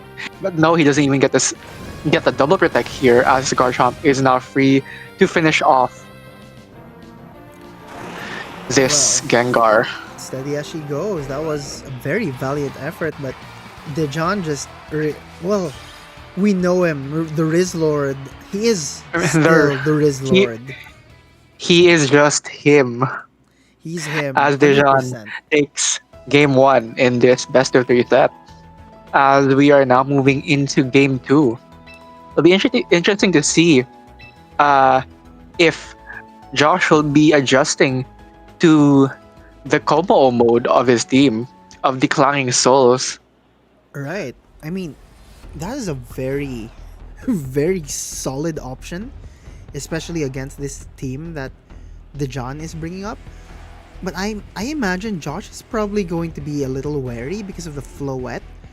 But I don't think he should, care too much about that. The trade-off is just too good. If he manages to get the setup right and the Floette doesn't happen to be on the field, the Climbing Scales Komodo could be the out here.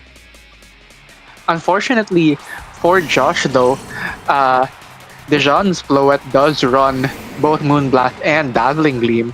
So as we predicted, Josh did adapt to this Komo mode of his. However, it really is up to whether or not Dejan has the Floette in the back to swiftly answer to this Komo that is going to most likely be setting up. Given that It's 100%. It's gonna set up. It's in a really good position to just go for the Climbing Scales here. I mean, it could be put to sleep maybe by the Venusaur. Something a lot of people forget is Sleep Powder is still fairly inaccurate, so there is still a shot for it to miss. But at the same time, this Incin, both Incins, they're probably gonna want to fake out each other again. But we did see that Josh's Incin kept going right before Dejan's Incineroar.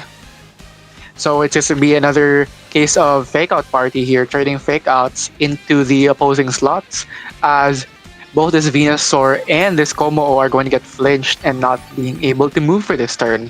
I think that that benefit Josh a little more because the Venusaur is wearing a Focus Sash it no longer can use, by the way. So, not the greatest for Dejan, but Venusaur probably won't be going down in a single hit to any of these Pokemon. And well, maybe the Incense Flare Blitz in the Sun, but I doubt that Dejan will want that to happen to him. So he's not going to position it in such a way that, he's going to get Flare Blitzed in the Sun. And more importantly, it's just going to be a Clanging Scales. A Clanging Scales. straight Clanging up, not scales. even wanting to set up with the Clangor Soul, as this Venusaur is just going for go for the Sleep Powder onto the Incineroar, possibly trying to keep itself safe from getting knocked out in a single hit from Josh's Incineroar here. So this this Venusaur is probably just gonna try and put everything to sleep. Of course, the Incin on Josh's side probably doesn't want to stay in there any longer. The Komodo, though, no setup, went straight for the Clanging Scales. It can set up now if it really wanted to, or it can switch out. We don't really know. The Komodo is in a good position to do whatever it really wants to do. It's just this Incin on its left probably doesn't want to stay in too long. The Venusaur does have Earth Power, and that'll hit either the Gengar or the Tinkaton switch in really badly. But at the same time, it can just go for even more Sleep Powders. That's also free, actually. And it's just going to be a protect on the side of Josh's Como here, potentially keeping itself safe from getting put to sleep as Venusaur. But no, Dejan is just going to be protecting his own Venusaur, preserving it for more chances to put things to sleep, as he's going to be pivoting out this Incineroar with a parting shot, possibly into the Charizard, or if he has the Floette here, he would probably be bringing it out. And no, we're going to be seeing the Garchomp here. Oh, let me double check this, but I believe, yeah, the Komodo did, from using the Clanging Scales, it did reduce its defenses slightly. This Garchomp may be able to one-hit KO this Komodo with a Dragon Claw. And we know that Dejan's Garchomp is running that Choice Scarf, so it's not the fastest thing on this field. And because Josh's Como Quick Protect last turn, it is now in a much worse position than it was last turn. Well, he will be switching it out. Into Tinkaton.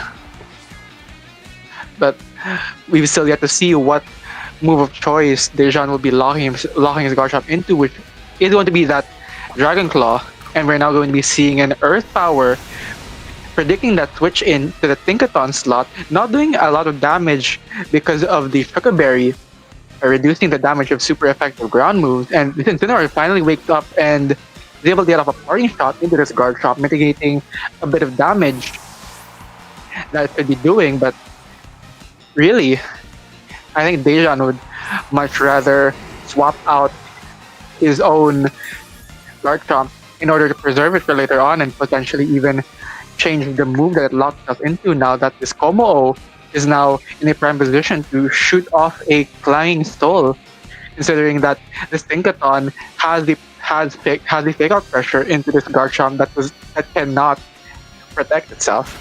But we are going to be seeing the fake out going into the Venusaur slot. Dejan predicting Josh here and still chooses to fire off a Dragon Claw into the Como.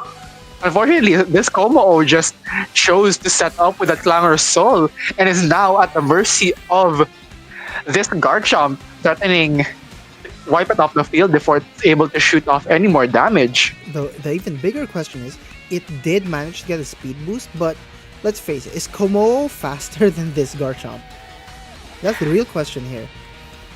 It's going to be depending on how these trainers have trained their Pokemon, because really it's going to be a matter of whose speed boost benefited them more. Yeah, the And Choice Scarf. it's just going to be the Garchomp here from the side of Dejan outspeeding this Como even after the speed boost. We're going to be seeing, it didn't even take half. it's not even gonna do half. And we're gonna be seeing another Earth Power going into the Tinkaton slot, now doing way more damage because the Sugar Berry has already been consumed. And we are now down to a 4v3. Josh losing his potential carry of this set as he chooses to bring out the Incineroar again, further reducing the damage output of Dejan's Garchomp. So this Garchomp has already put in so much work to get rid of that Como that I believe Dejan will be more than happy to switch it out now.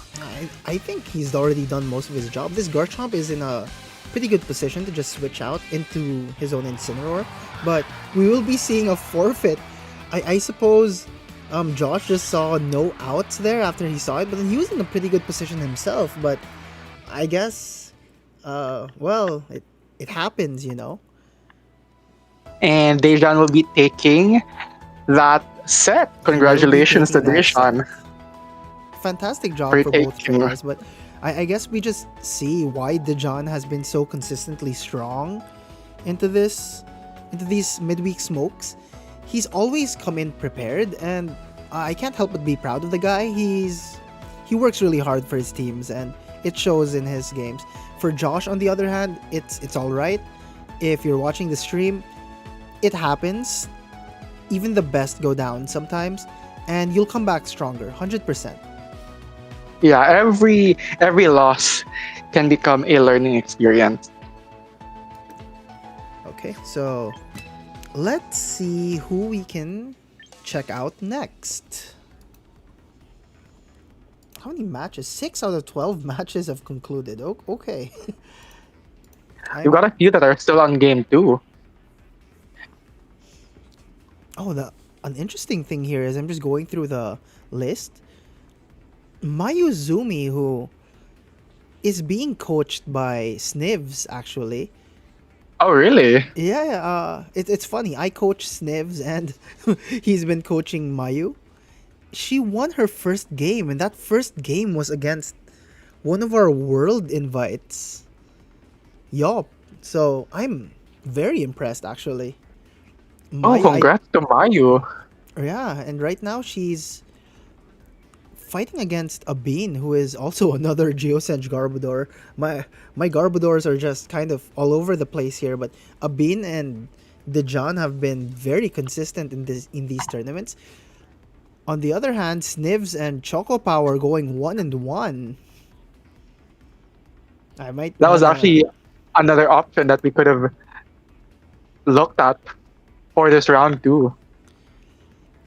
Well, you know what? Let's check out their final game. All right, let's get right on into it. Let's see if we've still got a game to watch. Who knows? This is Choco Power talking about, and Sniv. So this should be their game 3. Let's check battle log. Yeah, this is game 3. All right, let's get right on into it.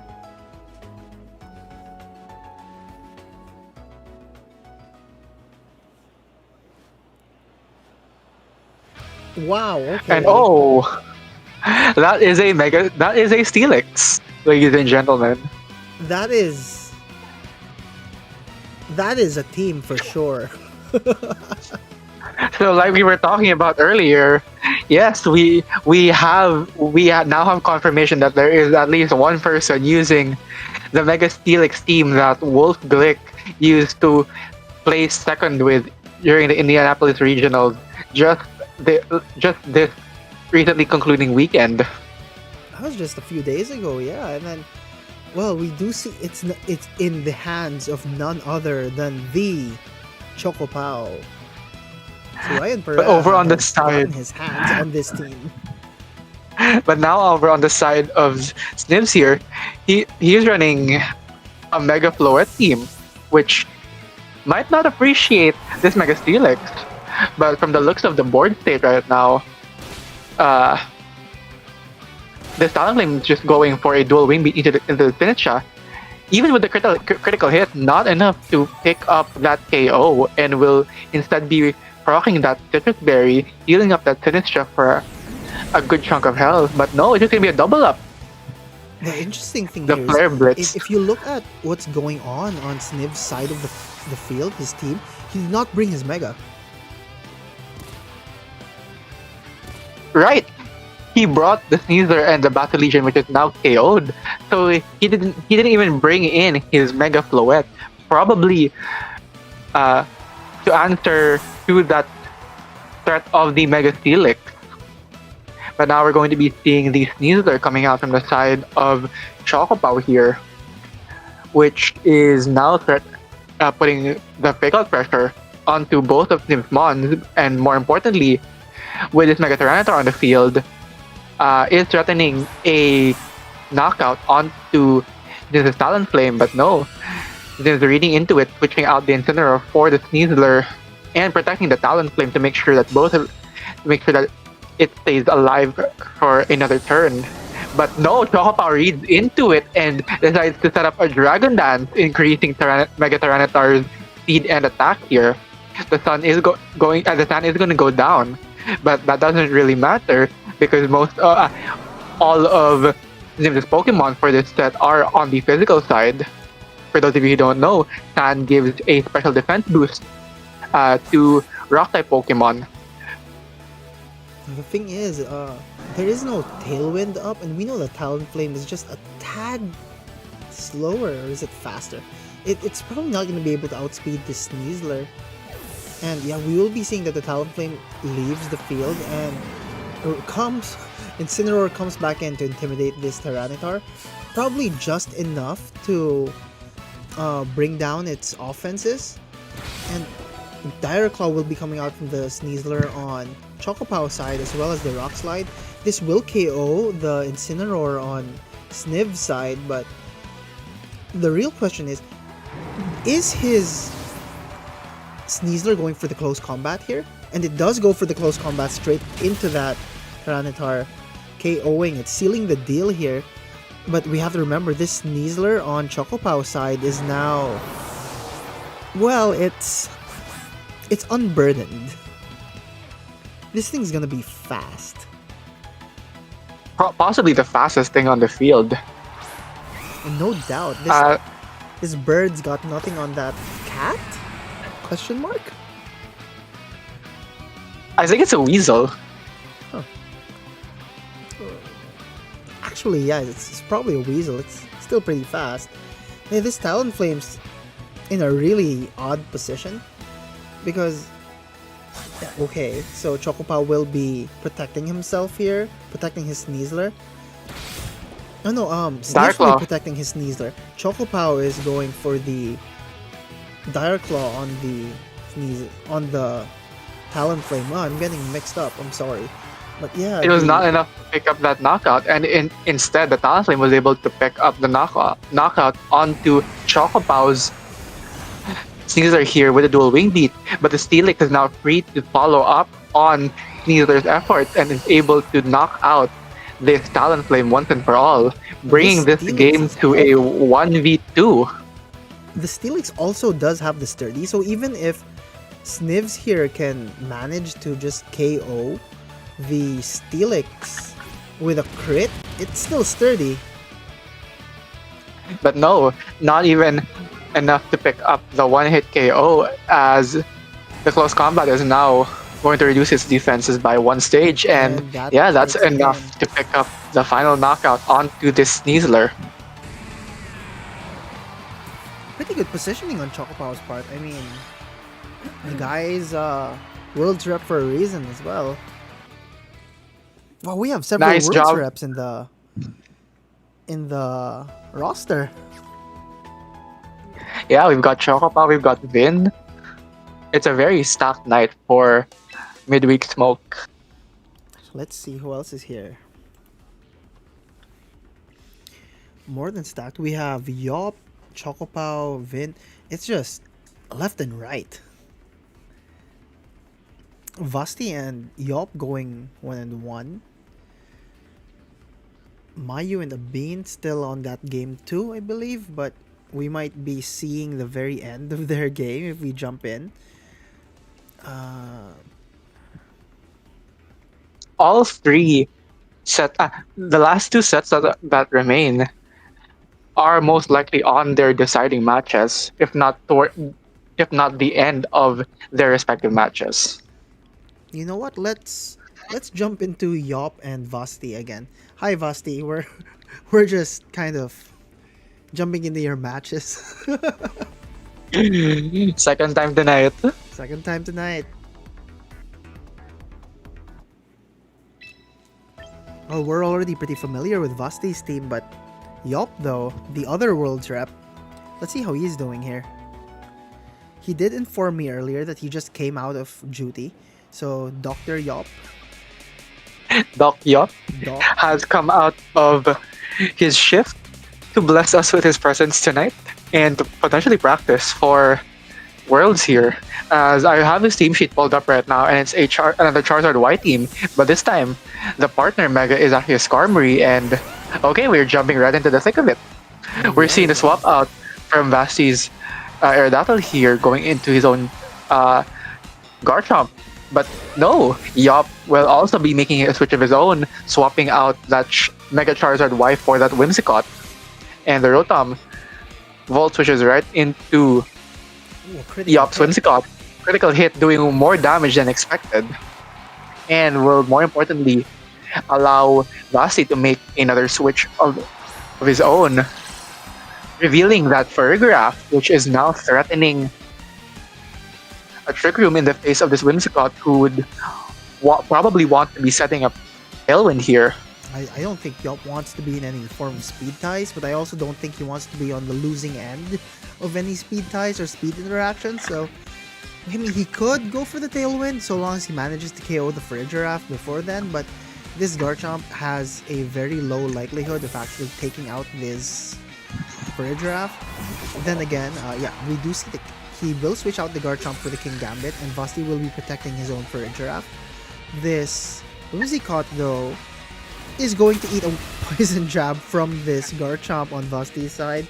This Whimsicott will be going down. I believe Yop was probably trying to go for a Moonblast there. There's probably not much else it could do. But yeah, the Garchomp managed to catch it on the Moonblast, so I wanted to say on the switch in. But yeah, that was a... I mean, Yop now has reduced chances of getting the speed control here. He is generally slightly faster in general because of the King Gambit, just threatening the Sucker Punches, but he's not going to be able to pull off any Sucker Punch here so long as that Farigiraf is on the field. That Farigiraf has to take the first priority here, and yeah, we will be seeing the Garchomp come back out in place of the downed Whimsicott. And just a small side comment, but I do love that Champions incorporates the size differences between Pokemon. You can see how massive the Garchomp is on Yop's side of the field. Compared to Vasti's Garchomp, which is just a tiny little thing. He a cutie pie. Just having He's just a little guy. But it is worth noting though that because Vasti's Garchomp is on that Choice Scarf, he is now locked into Poison Jab, which will not be able to touch this King Gambit, so he's going to be swapping it out for the Rotom to reset the move of choice here. As Yop is just going to be going for a Rock Slide here, doing super effective damage onto that Rotom that just switched in. But more importantly, is now threatening flinch onto this Farigiraf here. Vasti's Rotom holding on once again. But no, it is going to be a Twin Beam onto that Garchomp, getting the critical hit here. And proccing this Yop's Garchomp Citrus Berry. Not enough to pick up that KO, but probably gave Yop a bit of a scare there. Neither of these have... Well, technically now the Rotom is in a very, very, very nice position to just go for the Overheat or the Volt Switch into the King Gambit. But this Garchomp on Yop's side can still threaten with another Rock Slide here. And I imagine that Yop's gonna want to go for another Rock Slide. I think the optimal play here is if neither trainer decides to pull out any of their Pokemon and switch them out, the King Gambit is in a very good position to just try and punch through the Farigiraf while the Garchomp goes for a Rock Slide. Yop has every reason to go for the offensive here, especially with a Rock Slide from the Garchomp. Yeah, but it's just gonna be a Dragon Claw, possibly predicting the switch back into Vasti's Garchomp. And we are going to be seeing the Swords Dance coming out from the King Gambit. The King Gambit is going to be hitting really hard now, but it's going to be another Twin Beam on the side of Vasti here, finally getting rid of that Garchomp, bringing Yop down to his last two Pokemon, with Vasti still sitting on 3 Pokemon of his own. He still can't Sucker Punch, by the way. Yeah, because this Farigiraf is still on the field. The thing is, Vasti is gonna have to choose here. If he, I'm not looking at the sheets. Does he have Rock Slide on this Garchomp? Vasti does in fact have a Rock Slide on his Garchomp. He's gonna have The to problem choose. though, yeah, he don't have to choose because realistically, the Ferreira doesn't have a way to deal any damage into this King Gambit because its only offensive move here is Twin Beam. So I'd imagine that he'd want to be clicking a move that can actually touch the King Gambit on Vasti's side. This King Gambit is in a very, very dangerous position to just kowtow or Ironhead into whatever it feels like. But no, it's just going to be a protect on the Ferreira, possibly reading into a swing into it. But no, it's going to be the Rock Slide going into the Charizard slot, getting that knockout, and it's now this King Gambit. Fortunately, did not flinch, and thanks to that Swords Dance boost earlier, is enough to pick up the knockout onto that Garchomp. I think Yop just identified his win condition here, seeing that this Furdraft can really do nothing to this King Gambit. He might just be banking on the idea, yeah, I can't Sucker Punch, but I'm gonna just take out everything around you, and then we're gonna talk.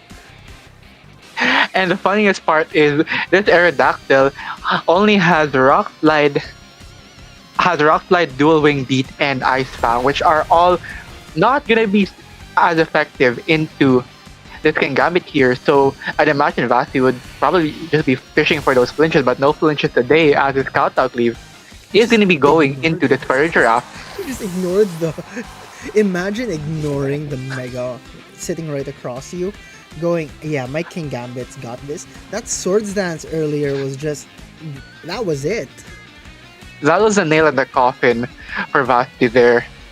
That primed this King Gambit to be in a very commanding position to just take control of this game, and with the first draft gone, is now free to click that sucker punch, avoiding any more chances of flinches. He was just sitting there And- menacingly. And Yop will be taking the set. Vasti fought really well there, honestly. I want to see Vasti win, but still, great plays on with both players. Yop is, well, he's a Worlds rep. At first, we thought, yeah, this is gonna be a really difficult position for Yop. Then I guess, well, he's the Worlds rep, and I'm the little coach on the side, but he's just, they think differently. Every player thinks differently, and Yop's proving, yeah, I'm on the back foot slightly, but I'm gonna go for this Swords Dance, and then I'm just gonna punch through everything because I realize that the Furgiraf can't do anything to my King Gambit. So let's just get rid of the thing that can actually touch the King Gambit. Yeah. Crazy. I believe that was the last match of this round. We're progressing pretty neatly. we're going really fast tonight. I'm not complaining. The less spit we have to Neither am I. right? Okay, I just paired the last three. Oh, somebody dropped? Oh, So we are going to be seeing another buy. yeah. Vasti getting a bye. The man gets to rest for a minute. Okay, wow. But Mayu has won her games against not just Yop, but also a Bean. oh, okay, Mario, we see you. We see you. Oh, we see you real well. She's up and coming. She's one of the newer players we have, and she's been practicing a lot. I think we should spectate her next match. Maybe, I mean, she is fighting Future, so Oh yeah, let's do it. her opponents are stacked, honestly.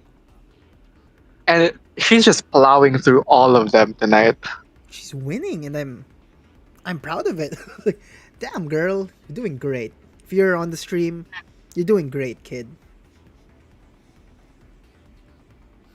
So she they are chatting. I'm gonna inform them that they will be on stream. And I'm gonna go ahead and pull up their team sheets.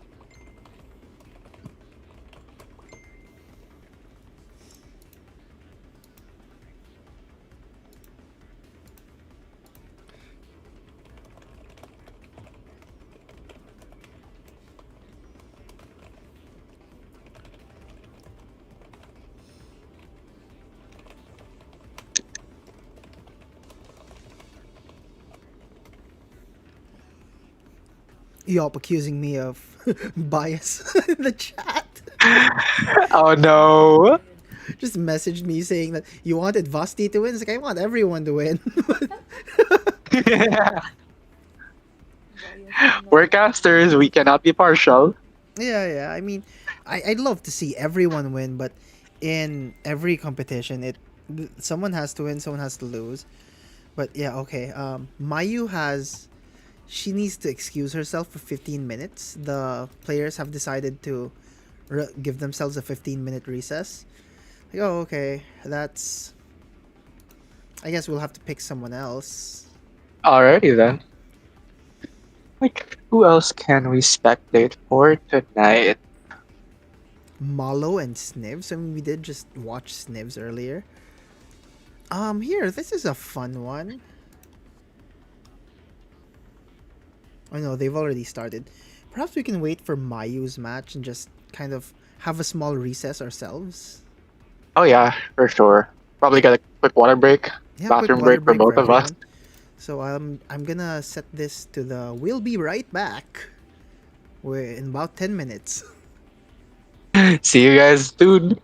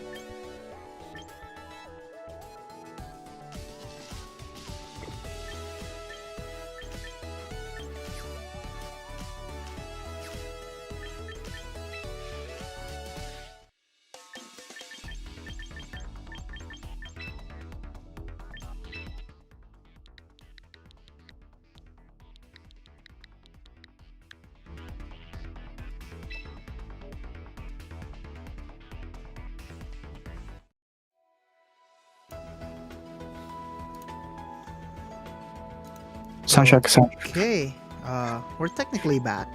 Yeah, So, tama naman ako. Ha? hello Weird. everyone. Milan's having some audio stuff going on though.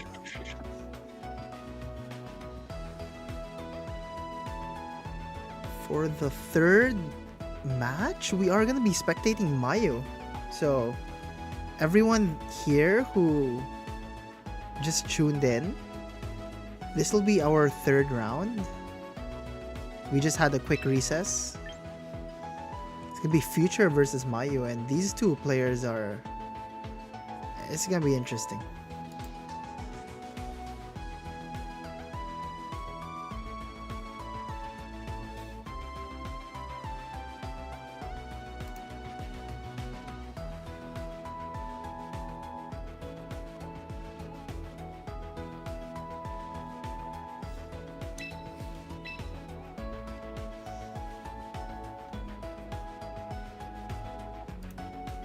All right. Let's get into game 1. On Mayu's side, she is bringing Blastoise, Kangaskhan, Blastoise, Farigiraf, Basculegion, and Sylveon. While on Future side, we are going to be seeing this Mega Aggron again. Aggron and Tyranitar. It looks similar to, I believe it was Rod? Huh. This is an interesting little matchup. Actually, let me boot up the team sheets here real quick while Milan is setting up his audio again. Yeah, we will be seeing that this Aggron and this Tyranitar do have Mega Stones. And on Mayu side, the Kangaskhan does not have a Mega Stone. Instead, it is just the Blastoise. It's a Silk Scarf last resort Kangaskhan. So yeah, both these players are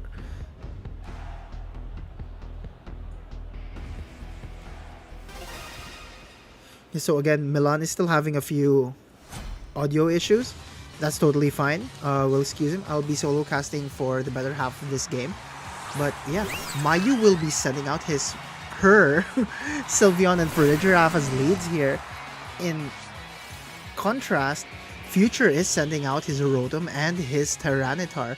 This Tyranitar can Mega Evolve here. The Sandstorm is going to do wonders in defending itself against the Sylveon's Hyper Voices and anything else the Sylveon might want to do. But this Rotom though, it can very much just go on the offensive as well. Both players can go straight to go on the offensive.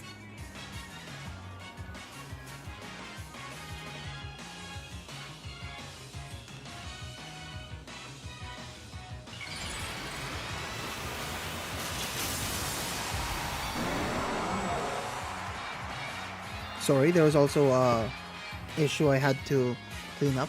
So Future will be Mega Evolving his Tyranitar while Mayu will be protecting her own Farigiraf. Rotom, on the other hand, making sure that this Tyranitar is not able to take in as much damage.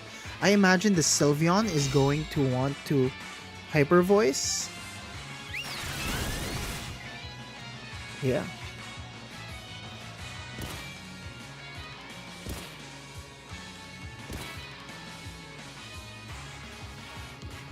So the Sylveon went for the Hyper Voice, and yeah, it's still a super effective move onto the Tyranitar, but as we saw, it just really didn't do all that much damage, sadly. But the Light Screen and the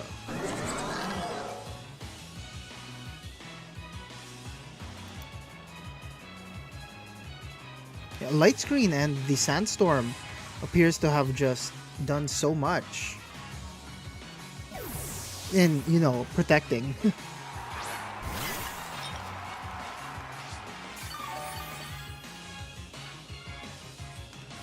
Sorry, everyone, we're having a bit of difficulty.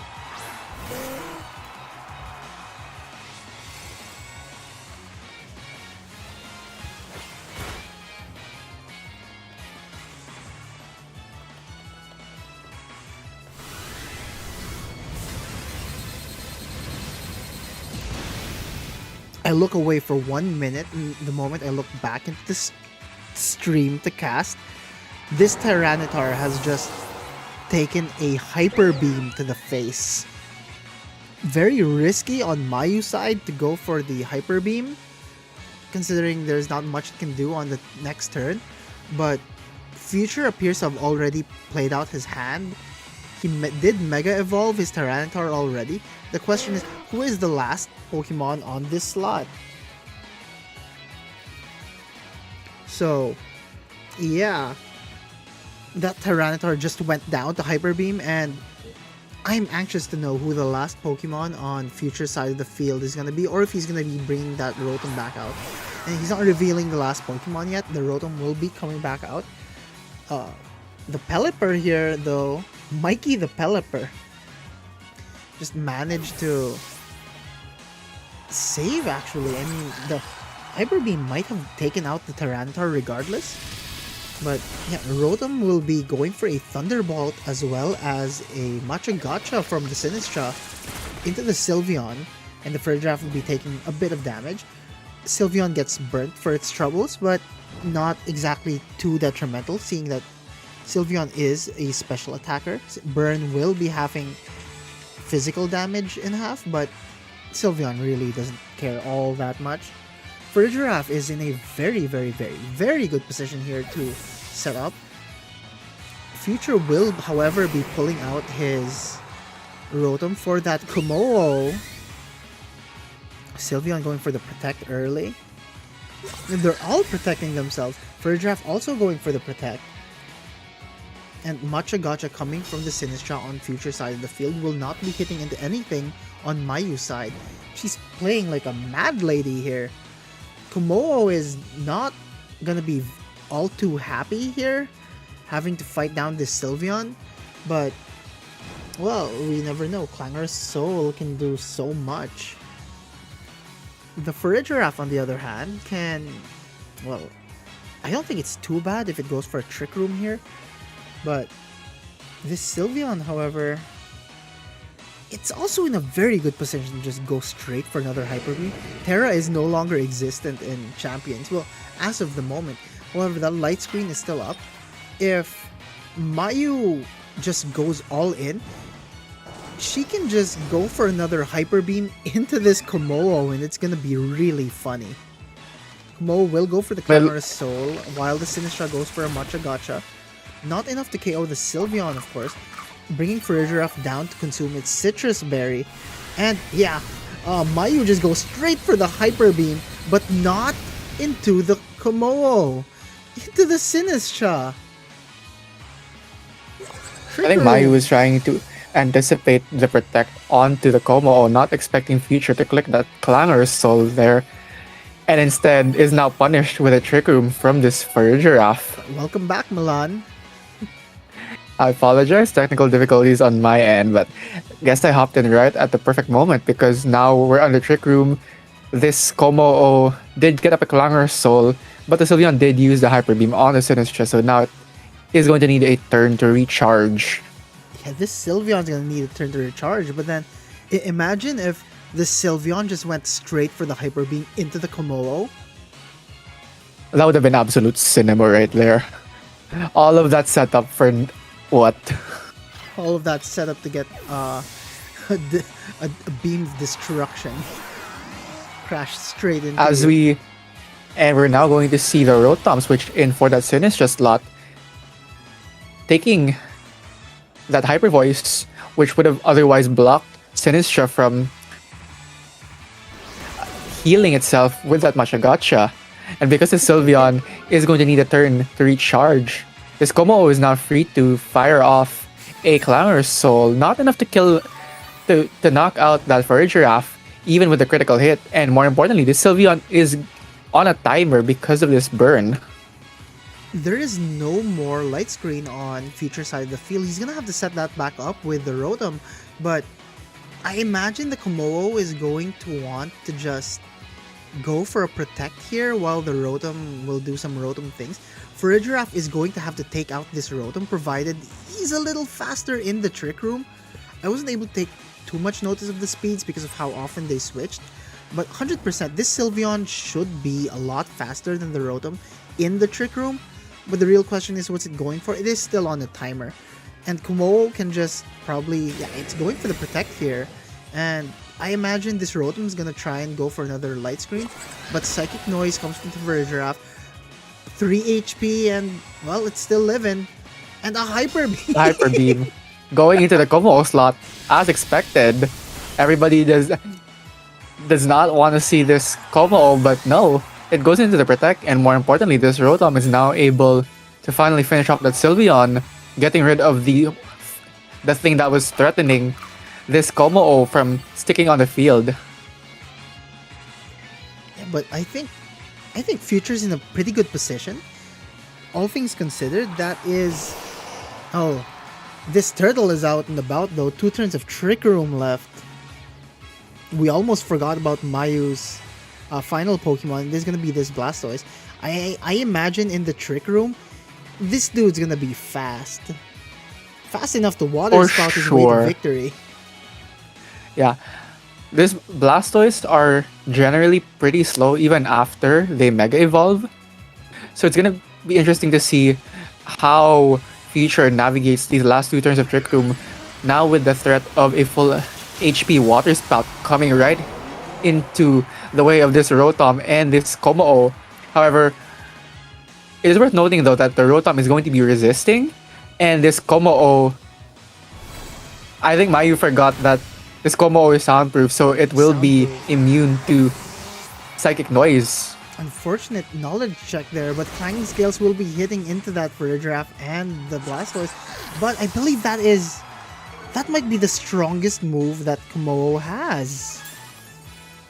Yeah, because I'm pretty sure the only other offensive move that this Como would be running would be the Aura Sphere. Right, so that might have been the strongest move that Kumo had there. And Mikey the Pelipper is in a fantastic, very, very fantastic position to just go for a Hurricane, I suppose. It is the last turn of Trick Room. I think this Sinistra is... I imagine Future's is going to want to protect both of his Pokemon here. And then... But the thing is, if Future decides to protect both of his Pokemon, I did not check the sheets, but if Mikey the Pelipper has Tailwind here, it's also in a very, very fantastic position to just go for the Tailwind while the protects happen on Future's side. But we will Unfortunately, see that upon checking the Sinistra sheets, is much faster.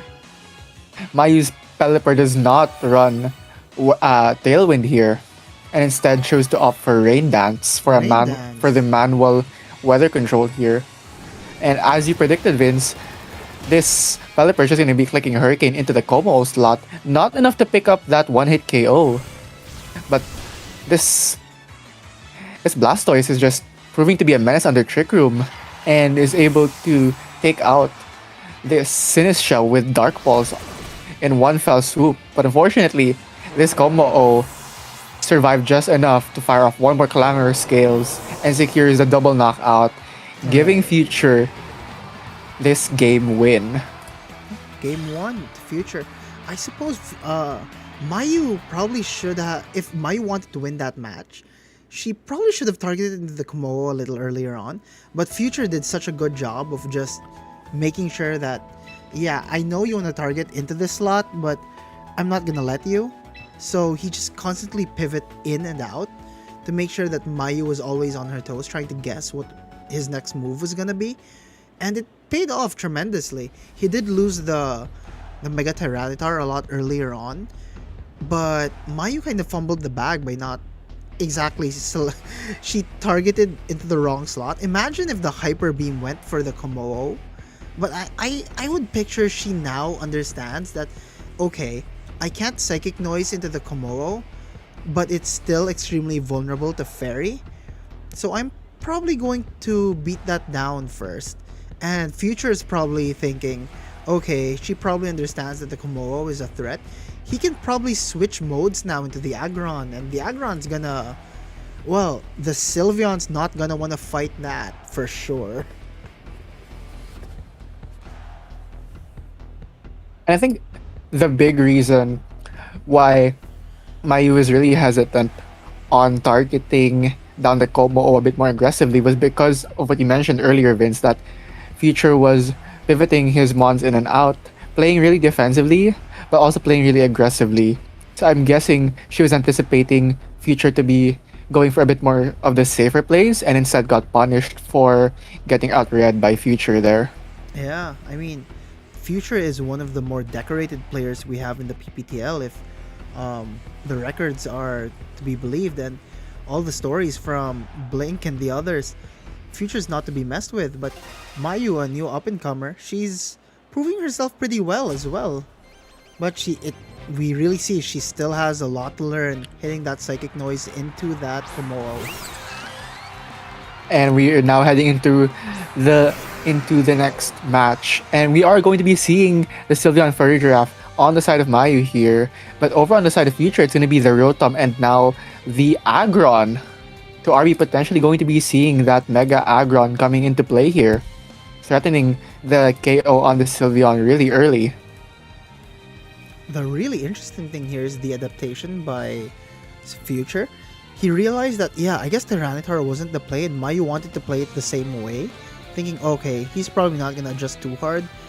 I think this is a typical case of thinking too hard and not thinking hard enough, but it's paying off on Future side. Bring the Aggron in on turn 1 to immediately threaten the Sylveon, despite being getting threatened by both the Blastoise and the Basculegion. I picture he probably thought she's not gonna bring it turn 1, and well, we do see that he will Mega Evolve the Aggron on turn 1 while setting up Light Screen for it. And Furdraft will be using Psychic Noise, doesn't do all that much damage to the Aggron. This is the wall we're talking about. And especially considering that Light Screen was set up here, Sylveon just going for the Hyper Voice here, but not doing as much damage because the Steel type Aggron resists the Fairy type moves coming from the Sylveon. But instead of targeting on the Sylveon, we'll be going for the Body Press onto that Fur Giraffe here. Not doing as much damage, but I believe this Fur Giraffe now does not want to use Trick Room. I think if you use Trick Room here, this Aggron's going to be extremely fast, so I would be hesitant myself if I were to go for the Trick Room early. Or well, Trick Room while the Aggron is out. I think the Aggron was a fantastic play by Future here, just because of how much it threatens both the Trick Room and the Sylveon. But we will be seeing that the Helping Hand Mayu here. will be possibly, potentially seeing the Hyper Beam here. But first, that Rotom's going to be hitting into that Fur Giraffe now with the Thunderbolt here, rocking the Citrus Berry on the Fur Giraffe. But no, what we thought was going to be the Hyper Beam is still going to be the Hyper Voice going into both of Future's Pokemon here, bringing Future's Rotom down into the red, but thanks to Citrus Berry is able to heal itself a bit back into the yellow. And this Aggron, instead of targeting down the Sylveon as we expected, no, Future is just going to be setting up this wall to dominate towards the late game. Here's the funny thing though. Do you think a Helping Hand Hyper Beam is gonna take out that Aggron? Well, not anymore with the Hospitality. Not anymore. Not anymore. No, we might And be seeing it here. We've got another Helping Hand coming in to help out the Sylveon, which is just going to be another Hyper Voice, dealing a sizable amount of damage into the Aggron because it was a critical hit. But And we finally see the Heavy Slam going into that Sylveon slot and getting the one-hit KO. I had to lean my chair back for that one. Ooh, wow. The wall. Not the best position. Not the best position that you'd be eyeing if you were Mayu here. Right, but she's not out yet. This Aggron is still... We have to consider its speed. And Ursaluna's biggest issue back in Scarlet and Violet was that it was really slow. This Aggron is kind of in a similar position, but it's still Aggron. You can't exactly hit it with any physical moves after that single Iron defense. But Mayu has several Pokemon here who can probably punch through it on the special side. Like Mikey. Like this Pelipper. Like this Pelipper right like here. Mike, like Mikey the Pelipper, who is threatening super effective Hurricane into the Sinistra here. She Unless, of probably course, wants. She's probably trying to Mayu. ignore the Aggron. I don't know. Might be her undoing, but we'll see. Unless, of course, Mayu predicts the defensive switch out from the Sinistra and decides to just double down onto the Aggron to secure potential knockout onto it. I remember something that they were talking about in practice, which is the moment your opponent begins to set up, you should probably look at that guy and not let it set up any further. This might be one of those situations, but if she predicts it correctly, she can probably take out. She can come in with a good advantage here. But like you said, the Sinistra will be pulling out and coming in with a Rotom, which she targeted into the Sinistra slot there. It's probably gonna bounce off, but the Aggron protecting itself, yeah, that was totally still an option. Psychic Noise will be coming from the Furry Draft, hitting that Rotom on the switch, and not too bad of a play. Fairly even. The speed control is still on Mayu's side. She still has a lot of speed going up for her, but this Rotom is now threatening this Pelipper very handily with a single electric move. Not exactly the position Pelipper would want to be in, and Rotom doesn't exactly have a lot of damage, but it should be enough to take out this Pelipper. Funnily enough, though, even without much speed investment, Rotom naturally outspeeds Pelipper. And going off of their sheets right now, yeah, I'm pretty sure this Pelipper is on a Focus Sash, so it's free to stick around and eat up this Thunderbolt for one turn, knowing that it can survive on 1 HP here, and is now able to fire off a Weather Ball into the Aggron slot. More Just importantly, enough. picking up the knockout with a critical hit. Probably Do you think didn't the crit matter though. mattered? Probably not. Alright. As we've got another Psychic Noise coming into the Rotom slot here, preventing it from getting healed up by its partner Sinistra later on. And the bigger question is, who is the last Pokemon on Future's side of the field? He has not revealed it yet. Now, we also don't know who is on Mayu's side, but it's more than likely the Blastoise. And I imagine this Sinistra is probably not something this Pelipper would want to fight. So if there's an... Actually, she's in a pretty pinned position. If she goes for the Trick Room and protect on the Pelipper here, then the Sinistra is faster, but then if she just goes for the attack here, the Rotom is faster.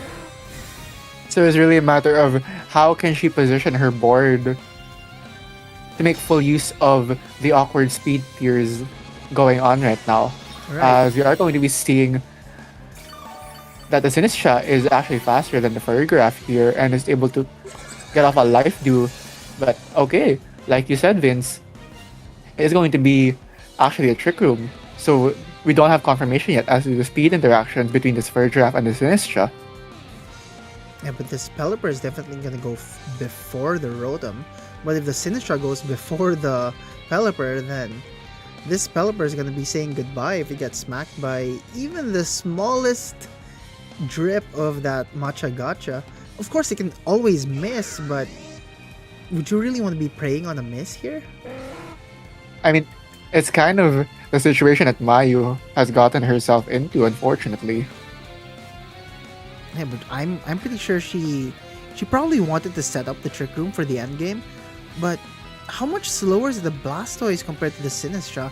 That might be a difficult position to be in, but well, we don't even It's get to honestly see. a really tough call to make here, as we are going to be seeing the Como switch in here. So at least we now can guarantee that, okay, this Fur Draft is going to be one of the slowest things on the field, but now because of the Trick Room, it's going to be the fastest thing on the field.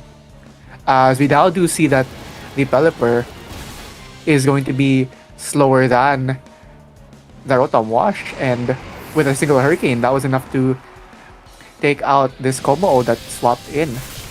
The Pelipper's The done feature his job. seeing right through Maya's plan and just goes for the knockout onto that Pelipper here. Well, we're gonna see. Did she bring the Did she even bring her Blastoise? This Sinistcha is still gonna be a problem for this Blastoise. And yeah, we do see Donnie the Blastoise come out here. Interesting as it all is. Yeah, so I'm genuinely curious on the speed interactions here. We know that the Rotom is probably going to be the fastest thing here, but I want to know if this turtle is going to pack enough heat to take out both the Rotom and the Sinistcha. Actually, the interesting part about the interaction right now is that the Farigiraf is the fastest thing on the field right now thanks to the Trick Room. So it's going to be a question of whether or not this Farigiraf can get rid of the Rotom in order for the Blastoise to lock its crosshairs all onto the Sinistcha with a super effective Dark Pulse, which we know from previous games that can knock out the Sinistcha from full. We'll be seeing the Mega here.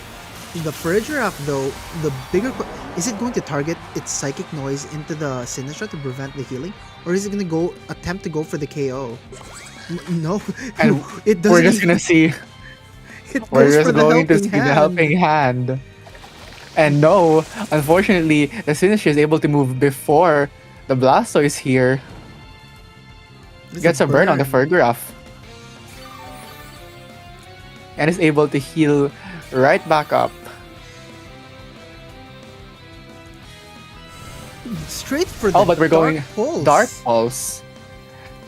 I think Mayu acknowledges that Future might want to protect the Rotom, potentially catch her in a bad position, but even then, it's still a pretty solid trade overall. Yeah. Now that it's in a 1v1 where Farigiraf has the means to actually get rid of this Rotom before it can clap it back. It's a single roll. Probably. This is a single roll. I'm not exactly sure if it's able to actually get the KO on a normal roll. So we'll have to see. Go for Psychic Noise, and yes, it is enough. It is enough to pick up the KO onto that Rotom. Mayu takes game 2. And just like that, we are... This is fantastic. We've been seeing game 3s left and right. The matches have been so good. You can tell the power level of tonight is significantly higher compared to previous weeks where we've been seeing a lot of 2-game sets. Oh, the power level tonight is just through the charts. Everyone decided, yeah, we're gonna join this one, and by everyone I mean all the top ranking players. They were like, yeah, we're gonna join it, and all the newer players are like, okay, we're gonna bring the heat as well. We're gonna fight back, and fight back they have. I'm incredibly impressed by what's going on with everyone tonight.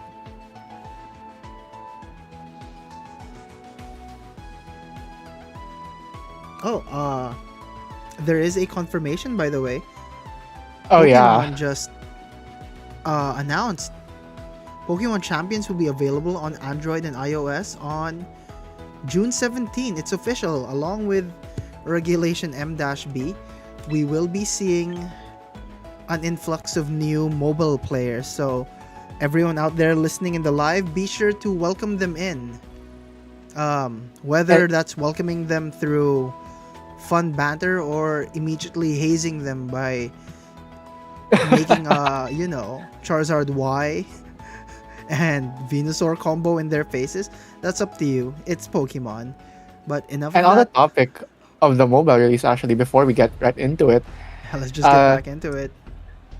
okay then, we'll save the news for later then. Yeah. We have time after the match. But yes, I want to know what their adjustments are going to be.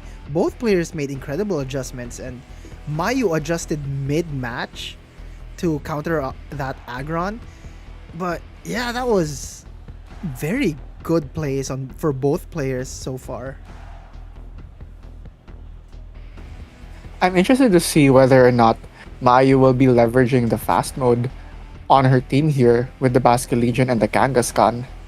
I could imagine possibly using the former given that Basket Legion would be immune to the fake out from the Incineroar and would be threatening big damage onto both the Tyranitar, uh, onto the Tyranitar, the Aggron, and even the Incineroar.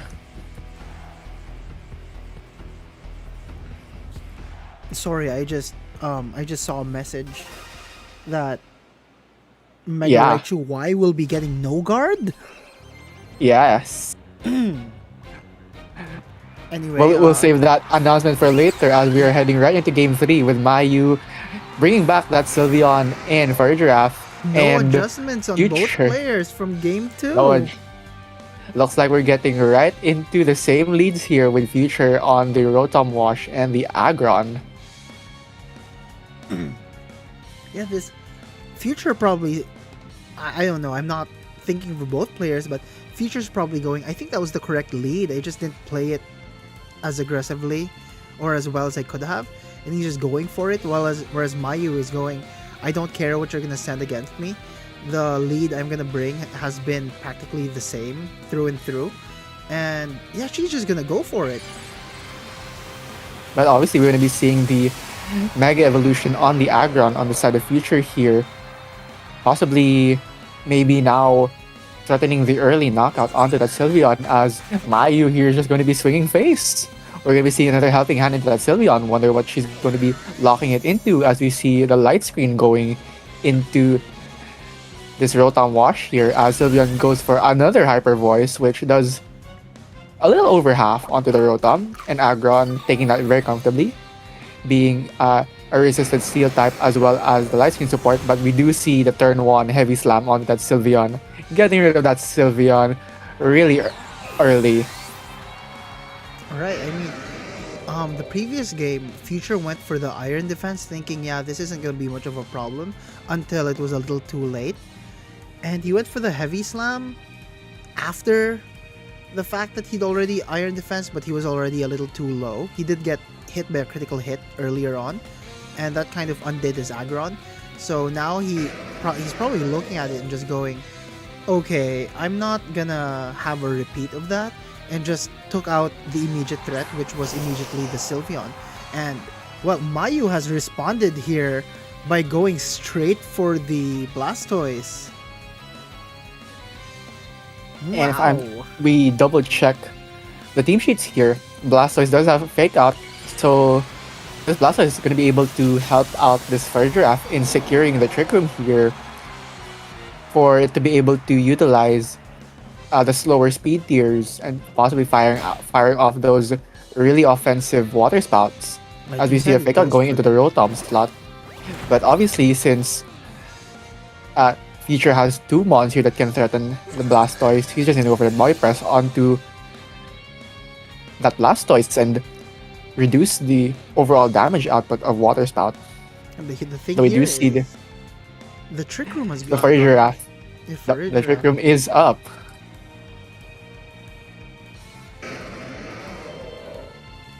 Well, So now we're going to see whether or not Mayu will still be utilizing those water spouts, albeit not as strong as she would like it to be, but can still do significant damage, especially into this Aggron that will be taking it for super effective damage.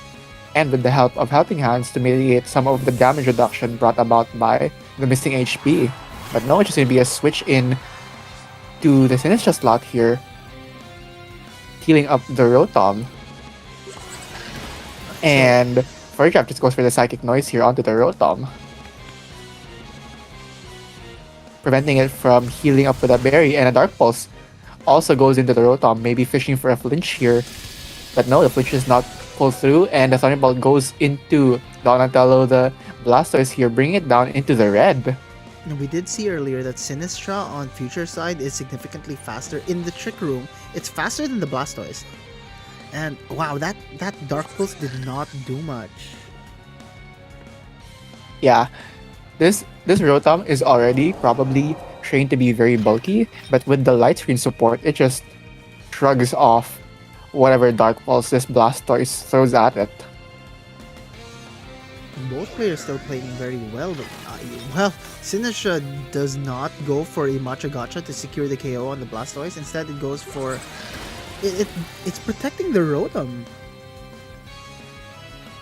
It's Probably protecting because the. it's the one that's actually threatening to take out the Rotom here, but no, as we can see, the Dark Pulse wasn't even enough to get rid of the Sinistra, even at not full health.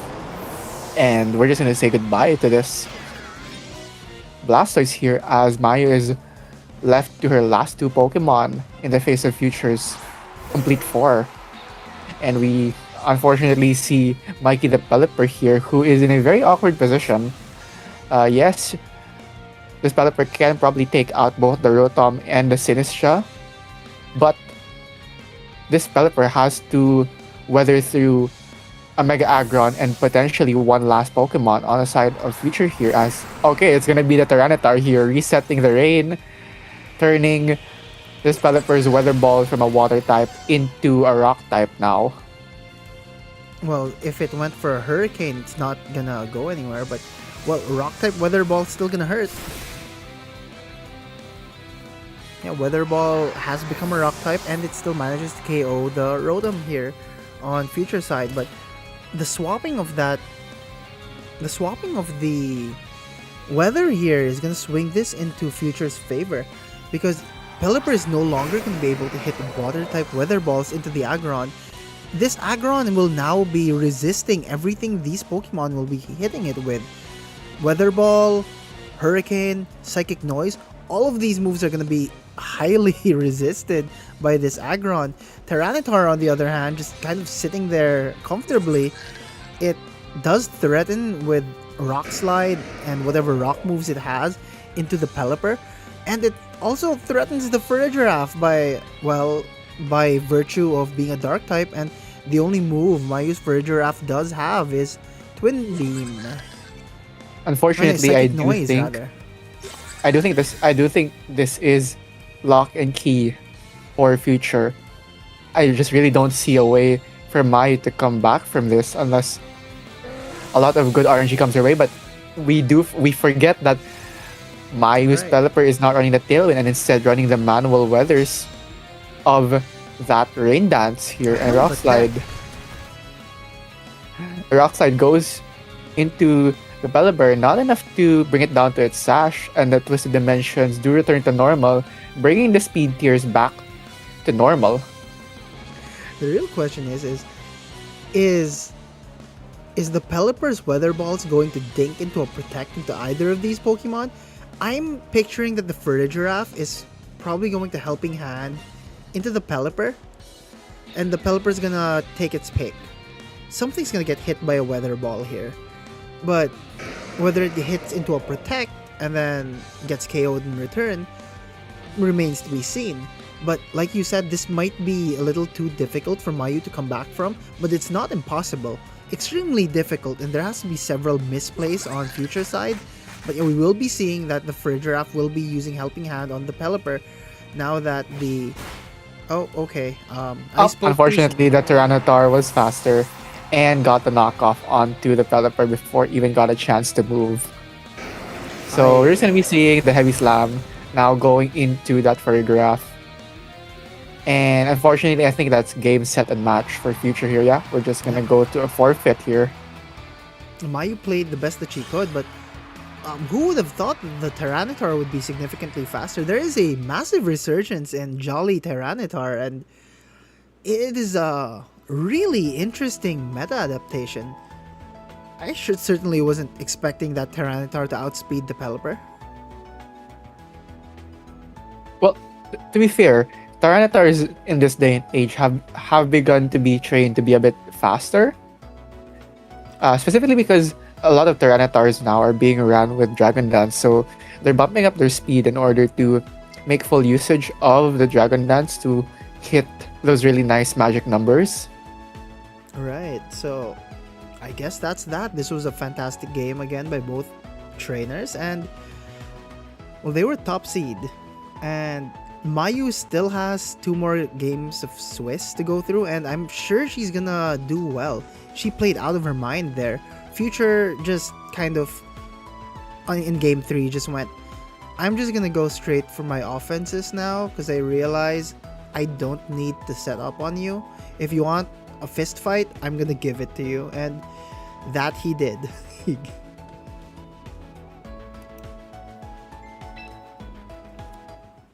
Okay, And I'm so pretty sure that's the last game of this round. that was the longest game of this round, and that was it. We don't have to spectate anyone else. It appears we can just go straight into the next round. But um, before we go straight into the next round, I just wanna Mega Raichu X has the Mega Mega Raichu X and Y are confirmed to be coming with the mobile release of Pokemon Champions, and it was confirmed from previous sources that Mega Raichu X will be carrying that Electric Surge ability. I don't have the words for that right now. I'm getting some Miraidon PTSD flashbacks. Of course, I'm gonna be happy with that one. Oh yeah, Mega Raichu Y X. One of them definitely has. It's Yeah. Mega Raichu X that has the Electric Surge, and Mega Raichu Y will be having no guard.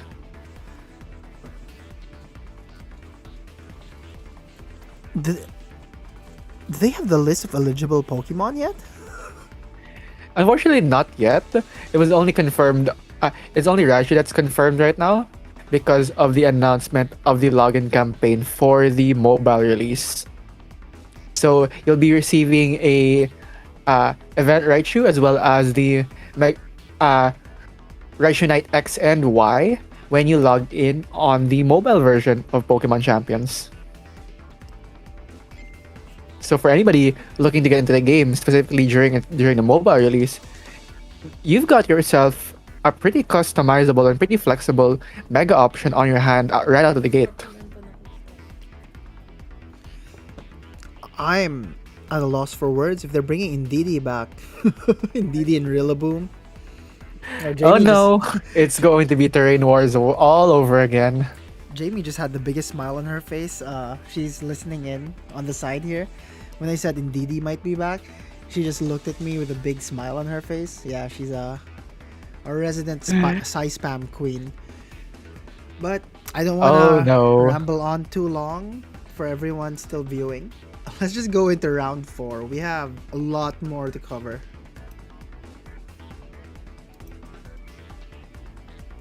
I'm pairing the next round right now.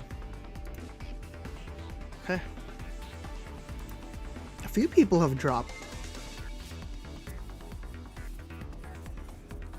Okay, who do we want to spectate here? Who have we not seen tonight? I think we can actually take a look at table 9 here. Table 9 looks good. I'm gonna inform them real quick.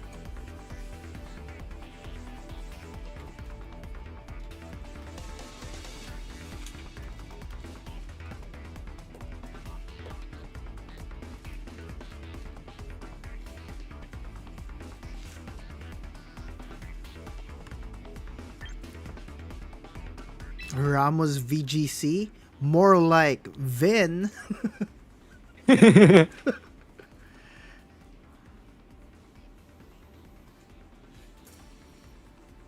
Okay. They just confirmed their code. Let me type that in.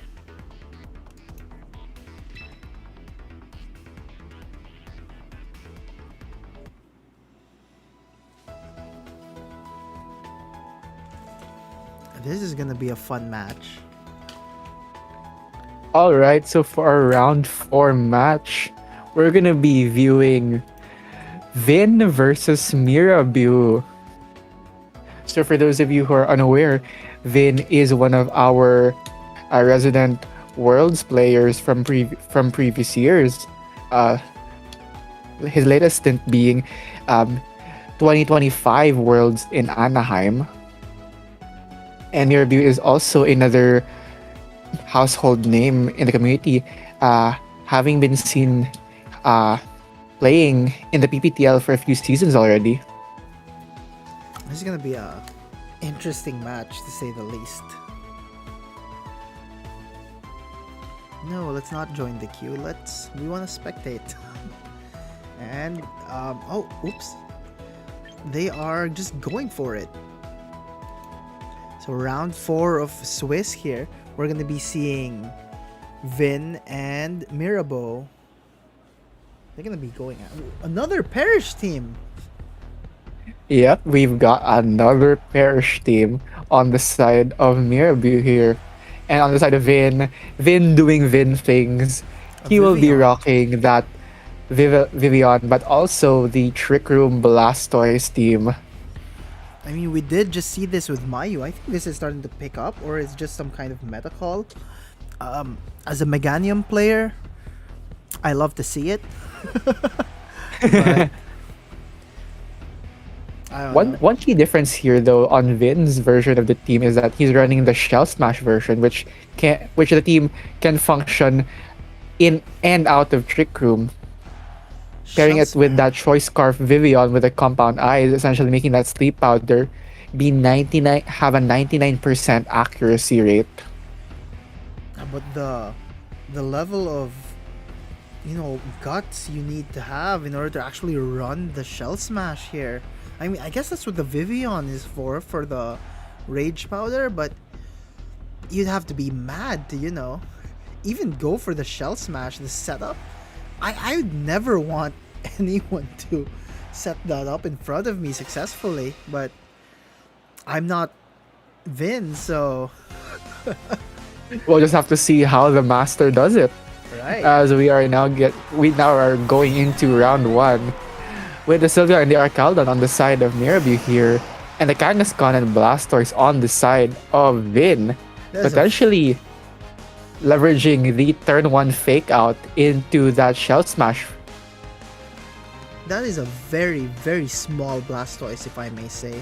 Or that is a gigantic Archaludon. But yeah, like you said, Milan, there's a pretty big fake out threat here coming from the Kangaskhan. And, well, the Archaludon can just go straight for the Electro Shot into the Blastoise, so long as Mirabeau switches in the I was gonna say Pelipper, the Politoed brings in the Rain. That is an immediate threat on Mirabeau's side, but then I imagine Vince not gonna fall for any of those tricks all that easily. He will And be seeing- okay, it's just gonna be the Protect here into a fake out from the Kangaskhan, going into the Sylveon, probably scouting to see what Mirabeau wants to do and what he's planning into Vin. So we are just gonna be seeing the Dragon Ball starting down into that Blastoise, maybe trying to predict into that Shell Smash. The more interesting thing is he didn't go for the switch, so this Sylveon it probably has a very big reason for being on this field, for not wanting to switch into the Politoed. Or perhaps the Politoed is just a different mode Mirabeau just doesn't want to use right now. But regardless, Vin will be Mega Evolving his Blastoise into the 3-cannon turtle here, the Mega Blastoise. And This Kangaskhan is running the Silk Scarf Last Resort set, where it's just running 2 moves so that you're able to utilize Last Resort after clicking that fake out. As we now see the Blastoise going for the full HP Water Spout into this Archaludon, not doing as much as Vin probably would have liked, doing about a third of Archaludon's HP. And we'll be seeing an Electro Shot, which isn't going to be launched this turn because the rain is not up on the side of Mirabeau here. So that Electro Shot's going to take going to take 1 more turn to charge up. well, it's gonna get healed up by the Sinistra that Mirabeau just kind of pulled in. So this Blastoise is now in a pretty weird position where it really wants to go for another hit, but it probably also wants to protect. But then if it also chooses to switch out, Vin chooses to switch out his Blastoise here, whoever's coming in has to eat a boosted electro shot. Unless he targeted into the Kangaskhan slot, that would have been mad, but we're gonna find out at the end of this turn. Kangaskhan, on the other hand, it can't break through the Sinistra because its only move is Last Resort. Oh, it does have Scrappy though, right? So it will Yeah, it be does able have to Scrappy. hit the Sinistra. Blastoise protects itself, of course, and Last Resort goes into the Sinistra like we. I mean, there was nowhere else for that to go. And the Electro Shot was in fact targeted into the Blastoise slot there, as the Sinistra now goes for the Trick Room after confirmation from earlier turns that Vin's Blastoise is faster than Mirabu's the Arcaludon here. So the Trick Room is in Mirabu's favor here now that Arcaludon has the speed advantage. I imagine that. Well, this Arcaludon is now at plus. It's at +1. It's in a very, very clean position to again. But I don't think he brought the Politoed. Perhaps Mirabo didn't bring the Politoed. And Unless he wanted to bring in the Sinistra early to threaten the redirection. And just did Right. not mind the fact that there was no rain to make Electro Shot a one-turn move. But as you can see, the Politoed is there. As I was gonna say earlier, Vince, that I don't think the Arcaludon minds too much having to face off into the likes of the Blastoise and the Kangaskhan here, seeing as technically Arcaludon resists both of those Mon's key moves here. As you now see the Electro Shot targeting down into the Kangaskhan slot now, bring it just to just a basically 1 HP. As the last resort goes into the Politoed here, not enough to pick up the one-hit knockout, but brings it down right into the red and procs the Citrus Berry, which heals it back up into the yellow. the Archaludon is now at max HP once more, and we see that Mirabo did not bring their Mega. There is no Mega on that side of the field. So Vin is kind of in a strange position here, wherein switching would mean eating a Electro Shot. I guess, Archaludon is a Mega Evolution in and of itself as soon as it sets up completely. I'm still surprised that people haven't adapted using Haze, but Murkrow does not exist on this regulation, so I suppose that's one of the biggest kickers. Weather Ball will be coming for the Politoed, smacking into the Kangaskhan, taking it out. And I think there's gonna be zero problems from the Archaludon at +3, taking out this Farigiraf. But I could be wrong, Farigiraf has been known to be extremely bulky. There's still several turns of Trick Room here.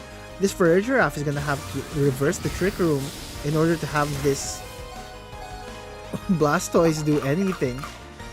And it hangs on by a sliver of HP and is able to successfully reverse the Trick Room here to give this Blastoise the chance to move first in the speed brackets, and is now threatening really powerful water spouts under the rain. But we did see earlier that the Archaludon just resisted it nice and easily. So the water It's gonna be spout, interesting to see how much difference the rain makes on the damage calcs on this Archaludon. right, so well, if this Farigiraf manages to do something that all Farigiraf tend to do, which is enable their teammates completely, I don't see the Blastoise failing the water spout here. If anything, it should be a lot faster. Okay, Politoed will go for the protect. And I suppose the Blastoise is... Oh, it's just gonna be an ally switch. Probably predicting an Electro Shot onto what was originally the Blastoise slot. So then choosing to let go of the Farigiraf for more damage, probably acknowledging that he probably won't be able to get the one-hit knockout on the Archaludon, and instead just trying to keep it around for at least one more turn, unaffected. Right, but as we saw the damage there, the rain did enable a lot more damage from the water spout, but it just wasn't enough to even hit for 50%. But the ally switch gets predicted, And the Blastoise goes down here. Mirabo just playing incredibly there. Goes for the Electro Shot in the Farigiraf slot and takes out the Blastoise instead. Incredible. Realistically, you would probably anticipate the the Blastoise would probably protect to stall at a third. So Mirabu just banking on that assumption and decides to try and get rid of the decides to get rid of the Fergraph early on, but instead Vin gets punished for, I guess, overreading Mirabu, and instead gets his Blastoise knocked out in the process. Sometimes the easiest plays are the ones you should really be going for, and you shouldn't be overthinking them too much, but it is what it Agreed. is.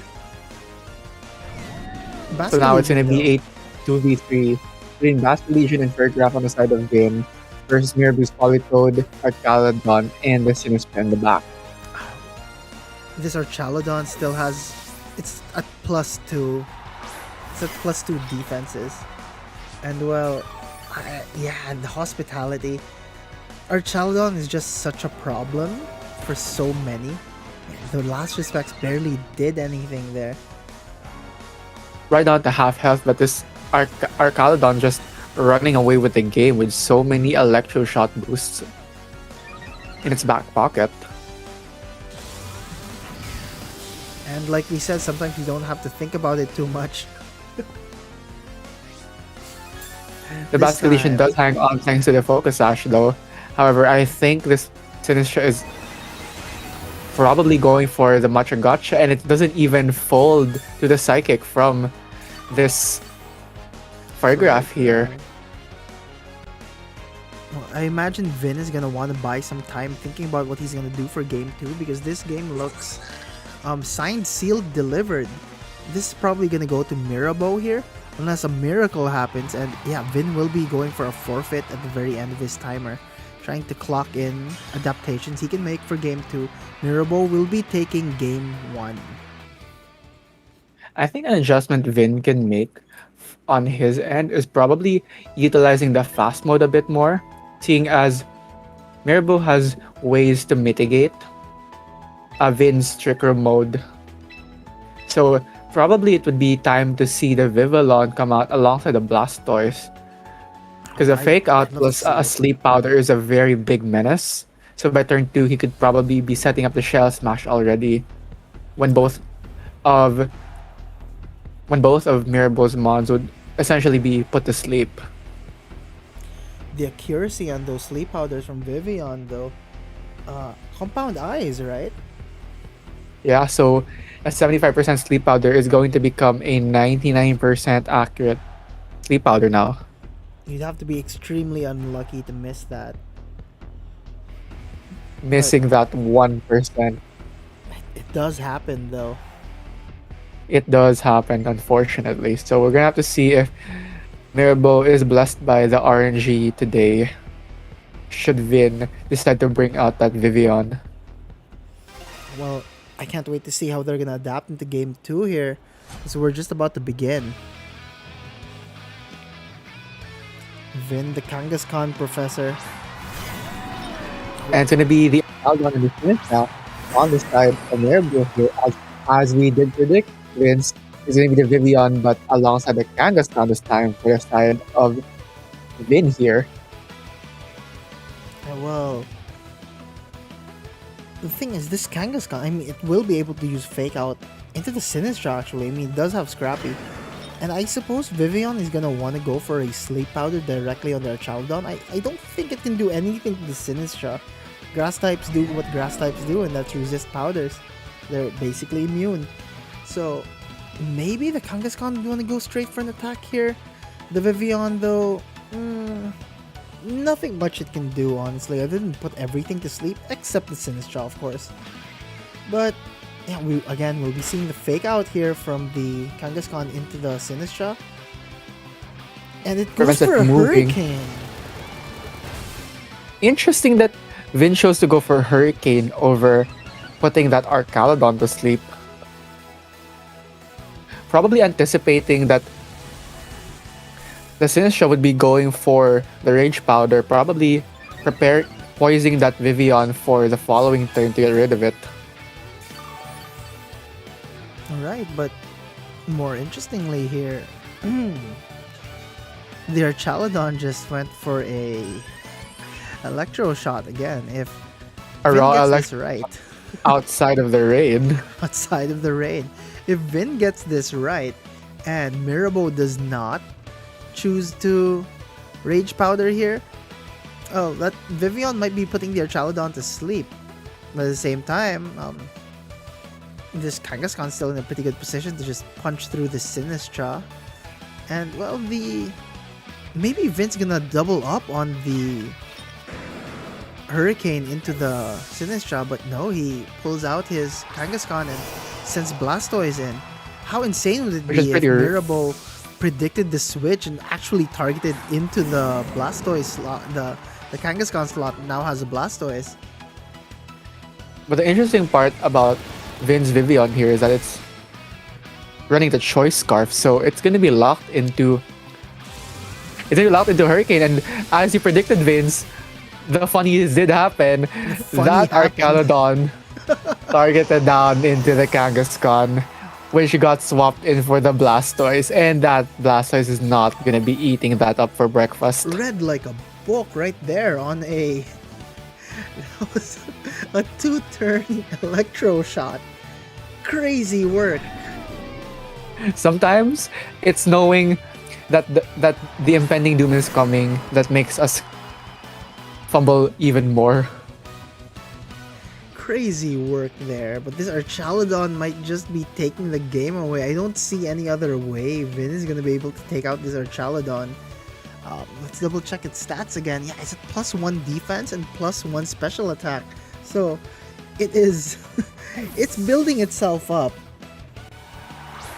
And yeah, As we- Basque Legion is the last member on Vin's team here. The fake out is gonna go on to the Incineroar slot here. I imagine that Vin is gonna target into the Kangaskhan slot again. I just realized, Mirabo rather, I just realized that the Kangaskhan not having Protect basically allows, it's a clean hit. If you really want the Archaludon to hit something, target the thing that can't protect itself. And I think that was a understandably smart play on Mirabo's side. I guess he wasn't. I don't think he intended for Vin to switch the Kangaskhan out into a Blastoise there, but it worked out in their favor completely. The Basque Legion here, I mean, it can do some damage to Archaludon, but you're gonna be seeing several decreasing returns just because stamina is such an oppressive ability. And another oppressive ability to pair with that would be the Hospitality healing from this Sinistra. That just brings this Archaludon right back up to full, ensuring that this Archaludon remains healthy with all of its boosts intact. And you see it again, Electro Shot just keeps going into the Kangaskhan slot. It's basically a free hit. There's no Because that protection coming from that Kangas- side. There is no protect on that Kangaskhan, which is hurting Vin a little bit more than it should be right now. It's not the greatest position, but when it works, it does work. It's just not working right now, which it's not great news. But then seeing this Kangaskhan work when it does work is incredible. Vin will be switching his Basque Legion for the Vivillon here though. And Mirabo will be switching out his Sinistra again for the Incineroar. Just constantly... Well, it's not like the Intimidate matters all too much. Kangaskhan Scrappy does negate it. And, well, Vivian Last doesn't Resort really care. goes into the Incineroar, getting the knockout. That's one Pokemon down at least for Mirabo. And, I imagine this is going to go into the same exact slot, isn't it? For sure. Just get the guaranteed hits wherever you can at this point. I imagine the Sinistra is going to come back in. Yeah, of course it does. And it's going to heal up this Archaludon all over again. There's really not much that can be done here. The only Pokemon that Vin has for offense are physical, and we did see that the Basculegion barely put a dent in it last time, and it's gonna do even less damage now, unless something goes Because down, and even then, it's not gonna be a guaranteed one-hit KO. it'll probably be like at least a 3-hit KO in an ideal world. I think if all of Vin's Pokemon went down and it was a 1v1 versus the Archaludon and a crit happened, that might do it. It might, but that's a lot of things that would need to go in Vin's way in order for him to possibly claw his way back into this game. As we see the Rage Powder from the Sinistra redirecting any move that this Vivian will be doing, but as you can see, Vin chose to lock it into Sleep Powder. So Sinistra keeping that Arcaldon safe for one turn of sleep, but eats up a last resort for its troubles, as we now see this Arcaldon launching its Electroshot apparently into the Vivian slot. Well, that takes care of the Vivian, actually. No more Sleep Powder for you, I guess. It's probably the Gengar in the back, isn't it? Most likely. Basculegion will be coming out here. No, it is not the Gengar. There's no Mega coming from Mirabo for both of these games. Basculegion is probably going to want to go for the last respects here into the Archaludon, but oh, that is such a decreasing return. Archaludon's currently at +2 defenses. If Kangaskhan and Basculegion fail to KO it in this turn, that's gonna be a +4 next turn if Vin decides to double up into the Archaludon. But ooh, the Politoed's gonna be able to do whatever it wants. Last Resort's going right into the Politoed. Obviously, as we know from the previous rounds, it is not enough to pick up that one-hit KO on the Politoed, and the Last Respects goes into Archaludon. There's about a third of its HP here, but obviously now with the rain up, these Electro Shots will be one-turn moves as opposed to being 2 turns from earlier in the game. And where is this Electro Shot going to be going into? It's going in right into the Basculegion slot, bringing it down to its Focus Sash. We haven't seen this Politoed do anything yet, though. And that seals the deal on the Basculegion and the Kangaskhan. Not much damage, but just enough to take the game. So Mirabo reading Vin there like a book. That was crazy. That was beautifully played by Mirabo. A masterclass in prediction and just, I guess, thinking about the moves properly. No wasted moves there. All of it perfectly. Both players played All of well. those- It's just Mirabo played so much better, I guess. All of those two-turn Electro Shots were perfectly coordinated. You'd think, but it is what it is. Okay, so let's see how the rest of the games are going. 5 out of 9 matches complete. I'm guessing 6 out of 9 now. Magnus and Chocopow have not. Oh, they started 9:42, a little late.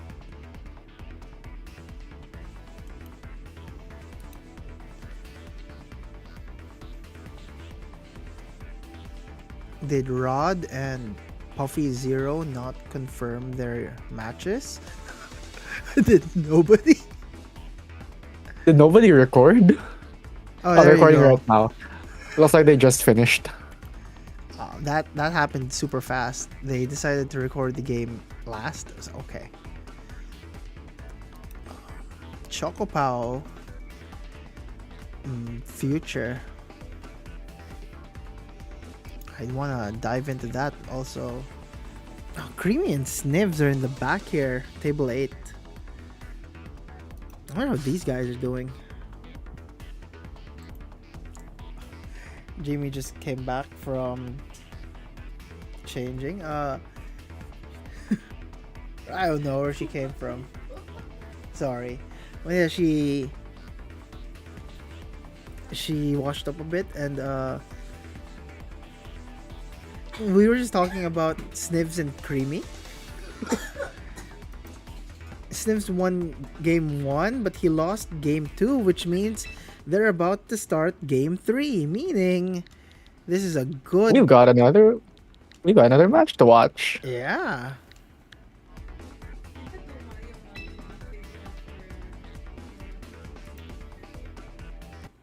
Yes.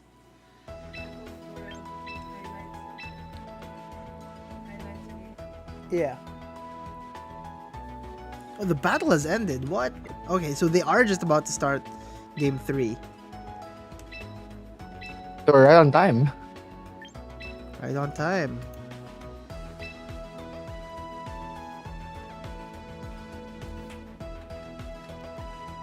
We get to watch game 3, and I think that's what matters the most. What do they have here? Oh my god, it is. Is that a Mega Venusaur?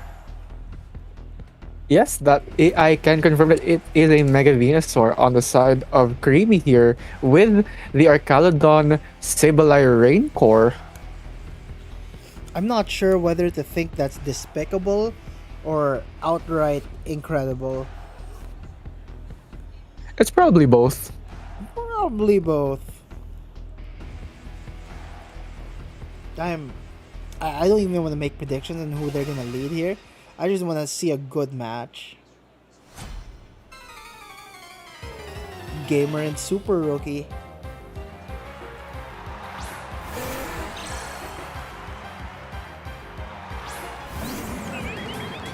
Both players here just jumping into the match, guns blazing.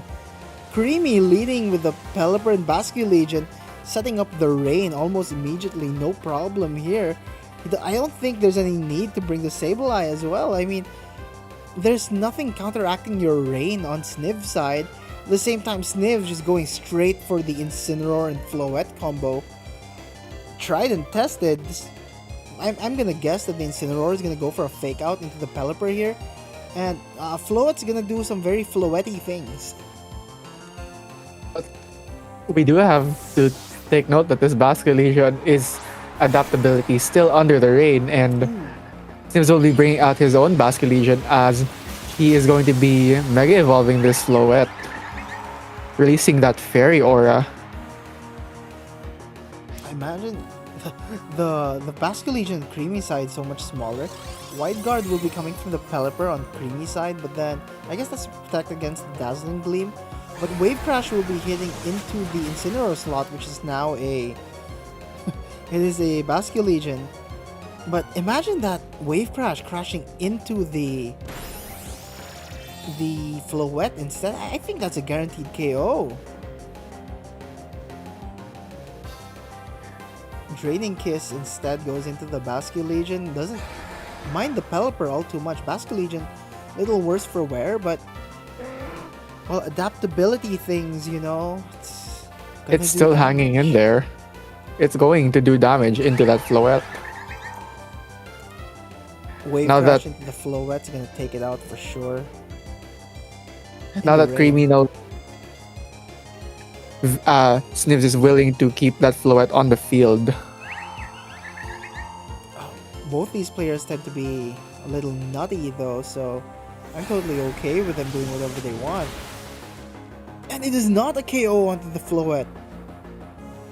This, well, it is worth noting that this Floette, this Basculegion did take a -1 in its attack Right. during the first turn. But it was just enough for the Floette to hang on.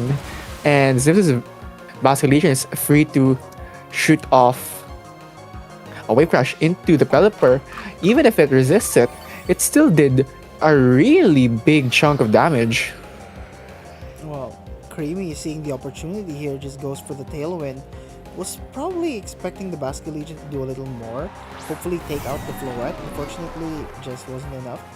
Floette though, this Archaludon looks like it could be a problem, but well, Draining Kiss and Calm Mind are still a thing that Floettes usually do. I'm again not looking at the sheets, I just want to enjoy the match. But this Floette can still Well, it can probably mess up this Archaludon's day on a good hit. But this, again, rain boosted, adaptability boosted wave crash, that's still gonna do a heavy number even to an Archaludon.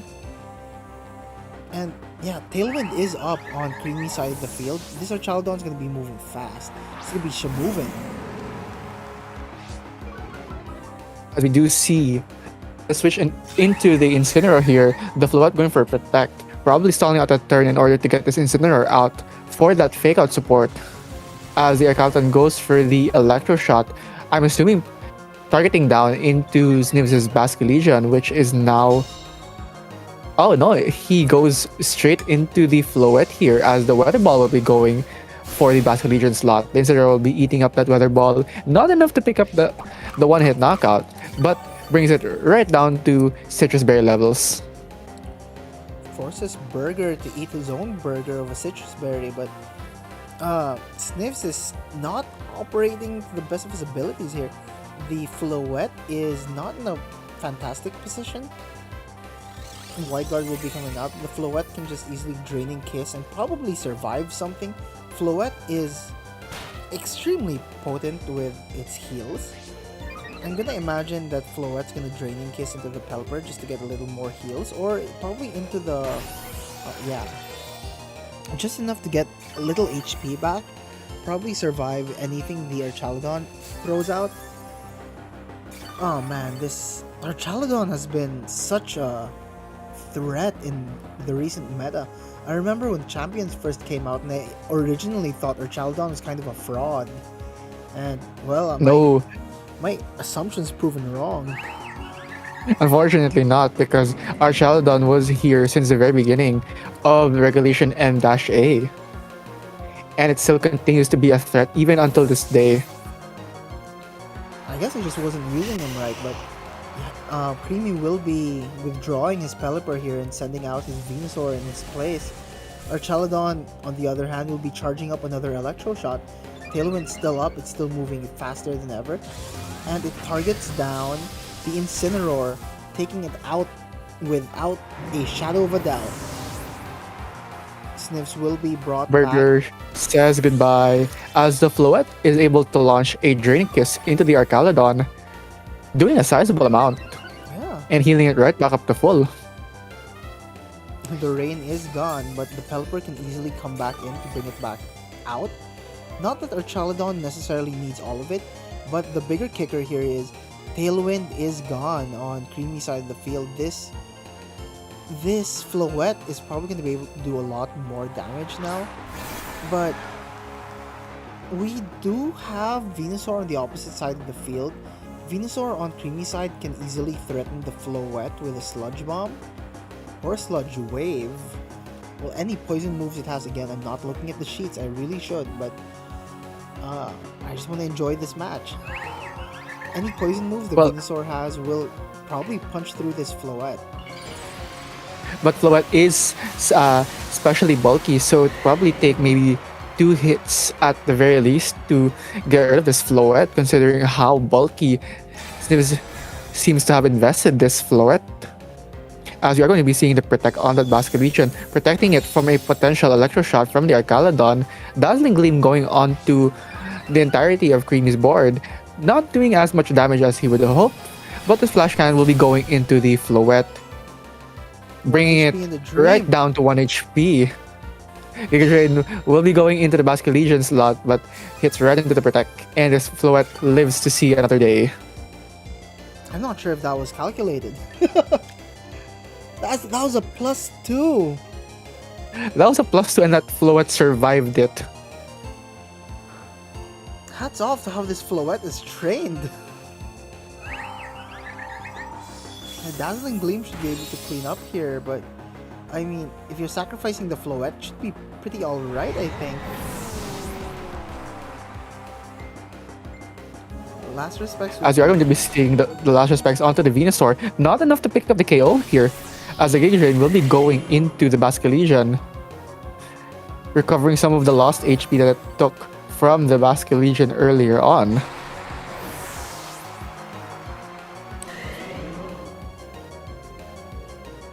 Well, they're brought down to their very last two Pokemon here, so I wonder who it's gonna be. For Snivs, I mean. And it is Well, it's gonna the be the one, King the Gambit. only, the king. The king himself, Mr. King Gambit, has taken the field. Well, King Gambit's gonna be in a very happy position here. I think this thing's just gonna keep clicking on Sucker Punch. I think if it gets a Sucker Punch into the Venusaur, that's it.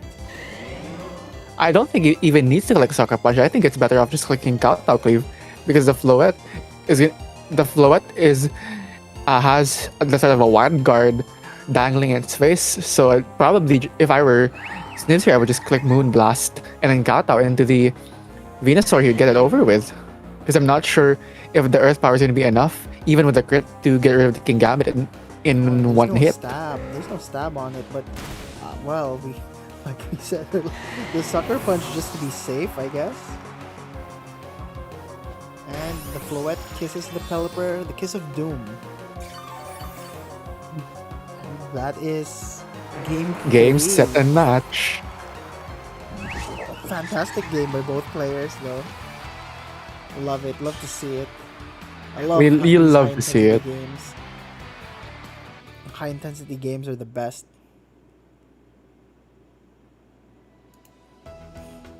Yeah.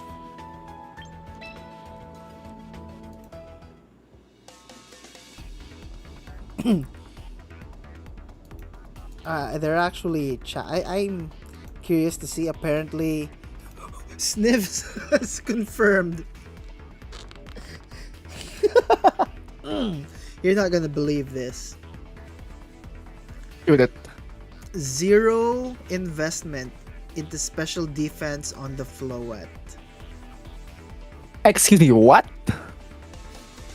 Apparently, zero special defense investment into the Floette, but Creamy has also confirmed zero special attack investment into the Archaludon.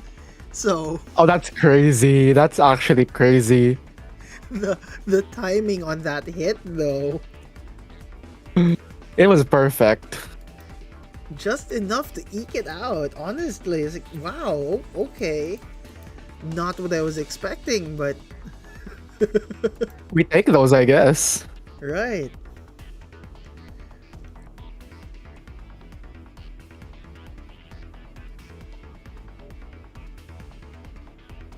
Future and Chocopow, I believe, are finishing their match as well. So we'll be heading into round 5 pretty soon. The last round of Swiss, and I think we can take another 5-minute break, 5 to 10 minutes, for everyone. Oh to yeah, kind for of- sure. Jamie for the background just asked who won. It's like, Snivs won.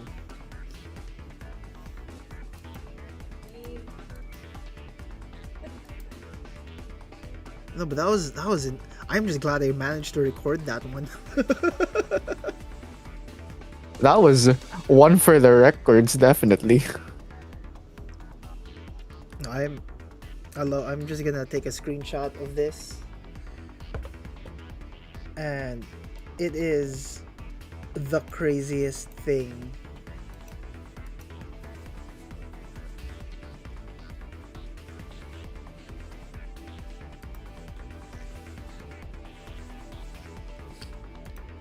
Here you go.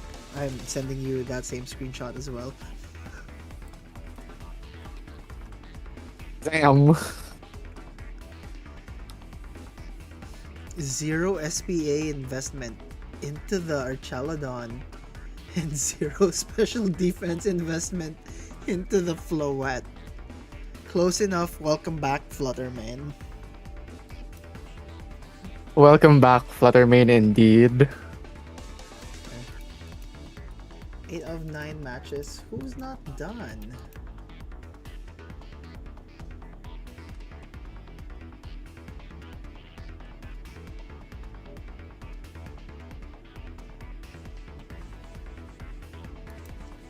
Apparently Chocopow is not done. Oh no, he's done. Okay. All matches complete. Just reflected on my end. Wait, no, there's one last? What?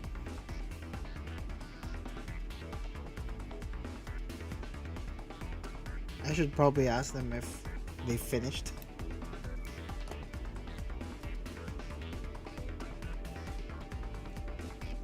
I wanna see.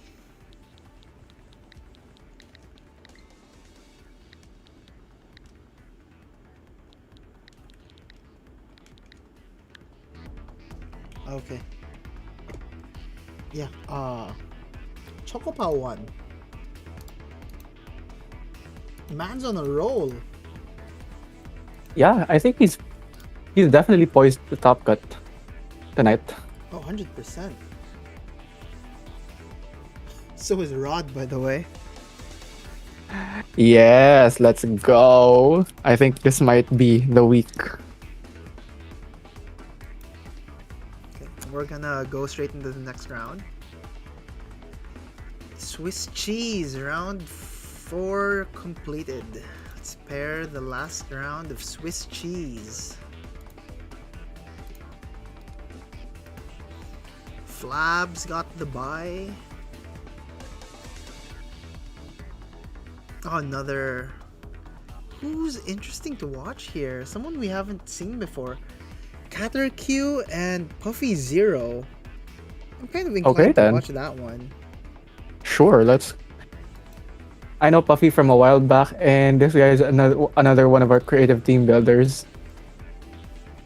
Names I haven't seen in Midweek Smoke before, or at least I haven't taken note of, but Puffy and Caterq. Huh.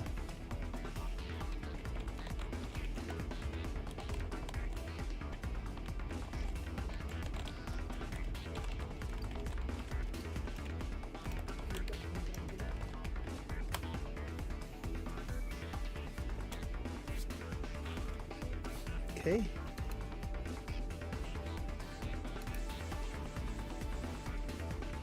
Caterq. I wish I knew the full names of a lot of these players.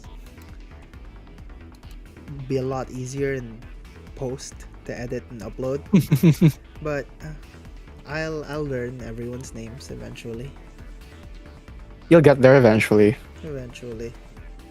The community's getting bigger though, so kind of nervous for the Champions mobile release. Gonna be way more people now. Bring back Dondozo, you know? Please no. Please no. Not yet, please, not yet. I'm not ready to deal with that fish yet. Fair. Fair. Completely fair.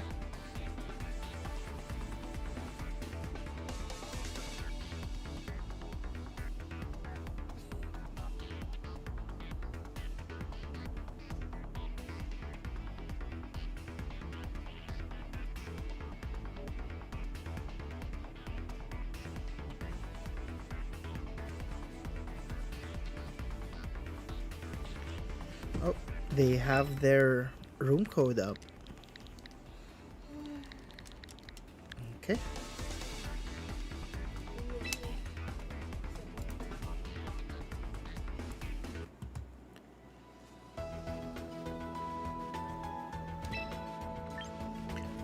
Caterq and Puffy. This is gonna be an interesting one. I hope. Well, we've got some pretty interesting teams lined up for us. You mentioned you knew Puffy, so do you also know Caterq or? Unfortunately, not. It's my first time seeing Caterq in an event, but as you can see, Puffy has a very interesting array of Pokemon at his disposal here. I'm gonna. That is some of the most anti-meta stuff I've seen in a hot minute. For real. Mega Manectric, I'm gonna guess? I mean, Yeah, it's a Mega Manectric. Mega Manectric, Mega Lucario. Mega Lucario. Again, Hmm. if you were to show this team to me and I was coaching, I'd just question like, well, as long as you're comfortable using it, I think it's gonna be all right. It's gonna be a-okay. But But it's yeah, interesting because if you look at the sets of Puffy's team here, a lot of it is just really swing face because you got Lucario on 3 stab moves and detect, Cerulege on 3 stab moves and protect, Manectric on 3 stab and protect. A lot of it is really just swing face. you know, sometimes all you need is a hammer. Q though, his team's fairly standard. Hmm. And oh, as we can see, we've got the Whimsicott and the Lucario here. Funny enough, not running the beat up set that a lot of people know from back in the day during Sword and Shield, where you could beat up your justified Lucario to get a +4 attack boost. Lucina the Lucario here probably gonna come out swinging, just gonna punch something straight up. But I don't think Kataryu is gonna make it easy for this Lucario here. Even if it manages to Mega Evolve, Sneasler is just so much faster. He's running the risk of getting punched out by that Sneasler.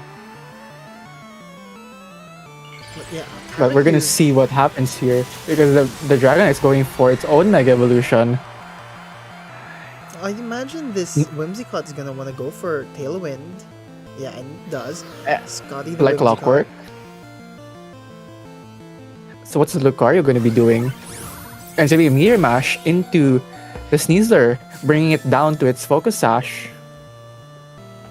But it is worth noting though that Katakyu's Sneasler isn't on Unburden but rather on Poison Touch. Poison Touch. It It's an ability we have not seen in a while. I remember that, it took off a little at the end of Reg H, but wow, okay, Sneasler just punched through Mega Lucario, showing it, I know you're strong, you're a Mega, but I have power creep on my side, so it just survives through the Meteor Mash because of its Focus Sash, punches back with close combat, takes out Lucario, and the Dragonite gets the Tailwind in. The speeds are relatively similar again, but this Ninetales on Puffy's side of the field can easily threaten with the Blizzards.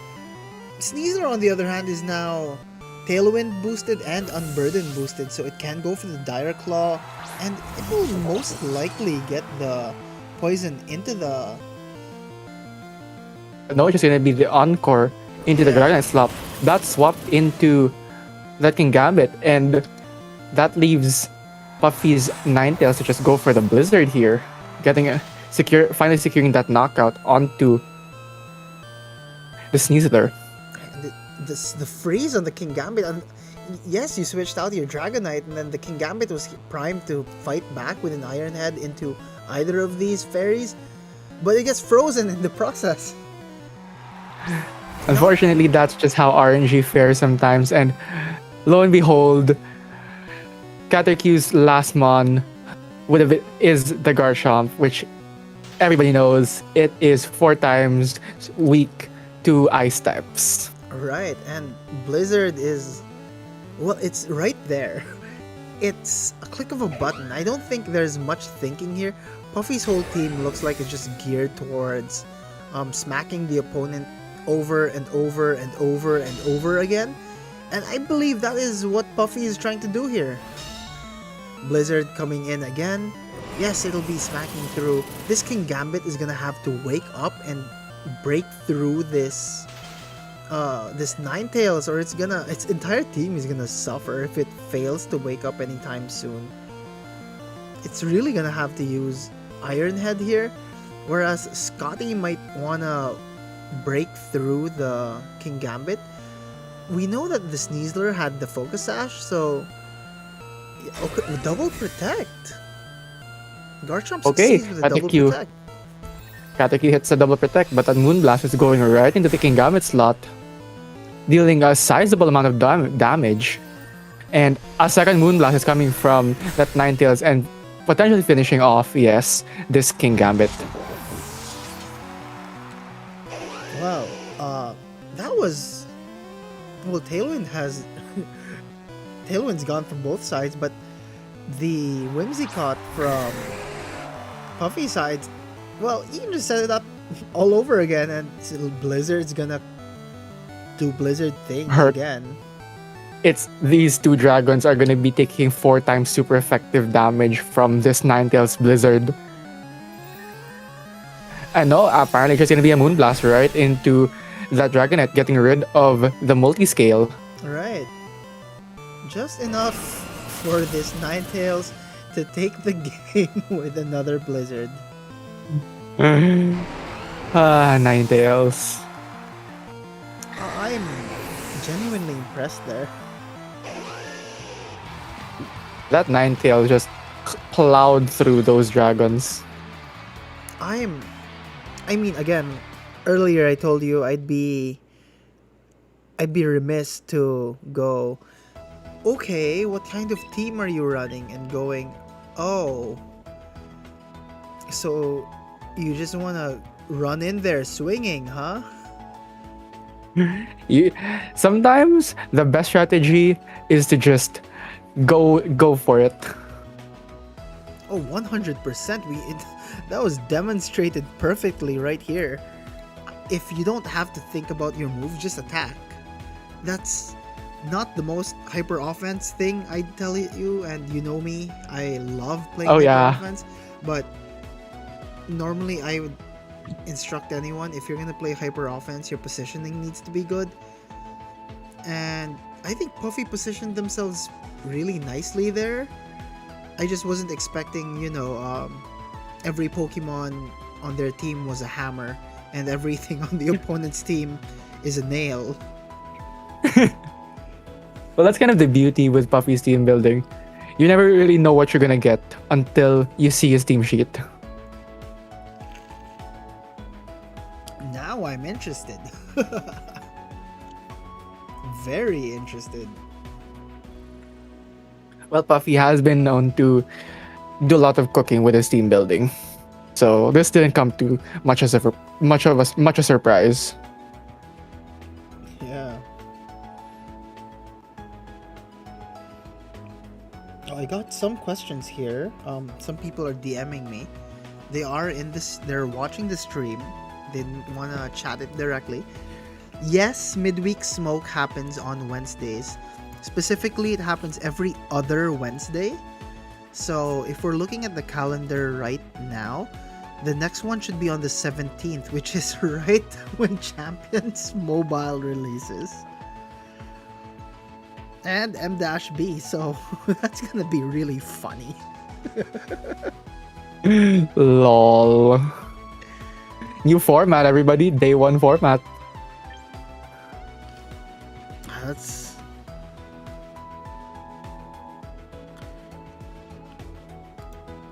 Well, Caterq seems to be having some issues here.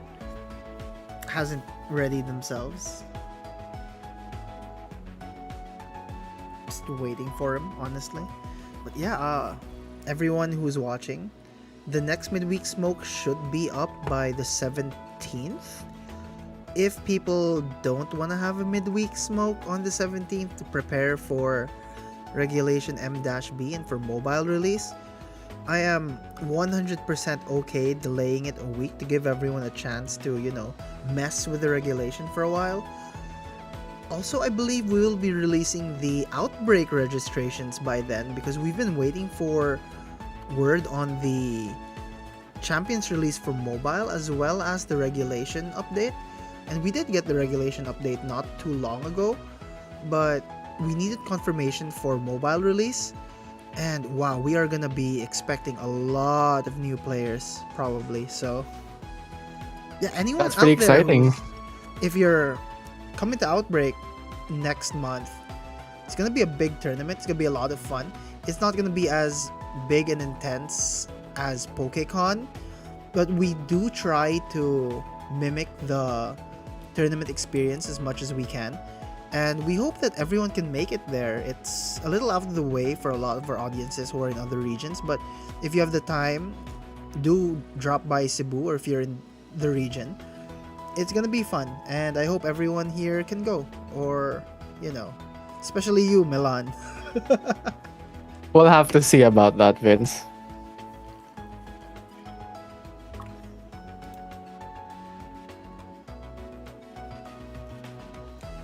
Are they having an issue here? Because they're not proceeding with the match. It says battling. Huh. Is this a bug? Did we encounter a bug on stream? I am not sure. They're talking about it right now, though. Right. Apparently, it's a glitch. Apparently, it might be a glitch. We encountered a glitch on stream. It's finally happened. A dream come true.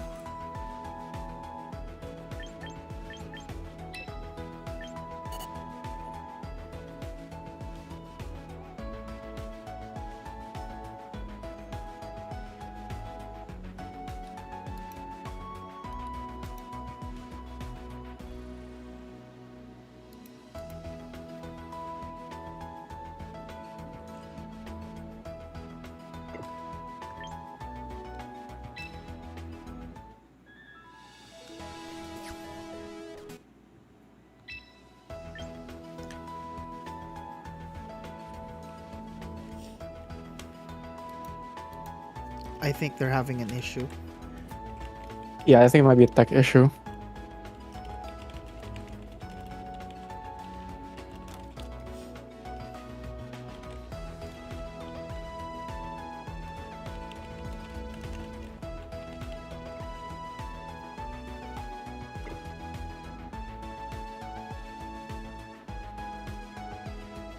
They're resetting.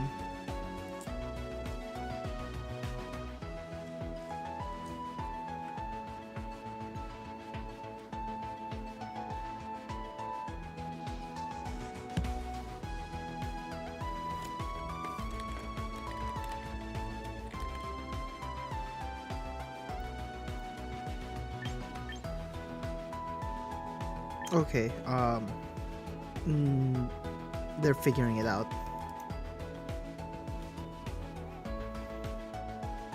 In the meantime,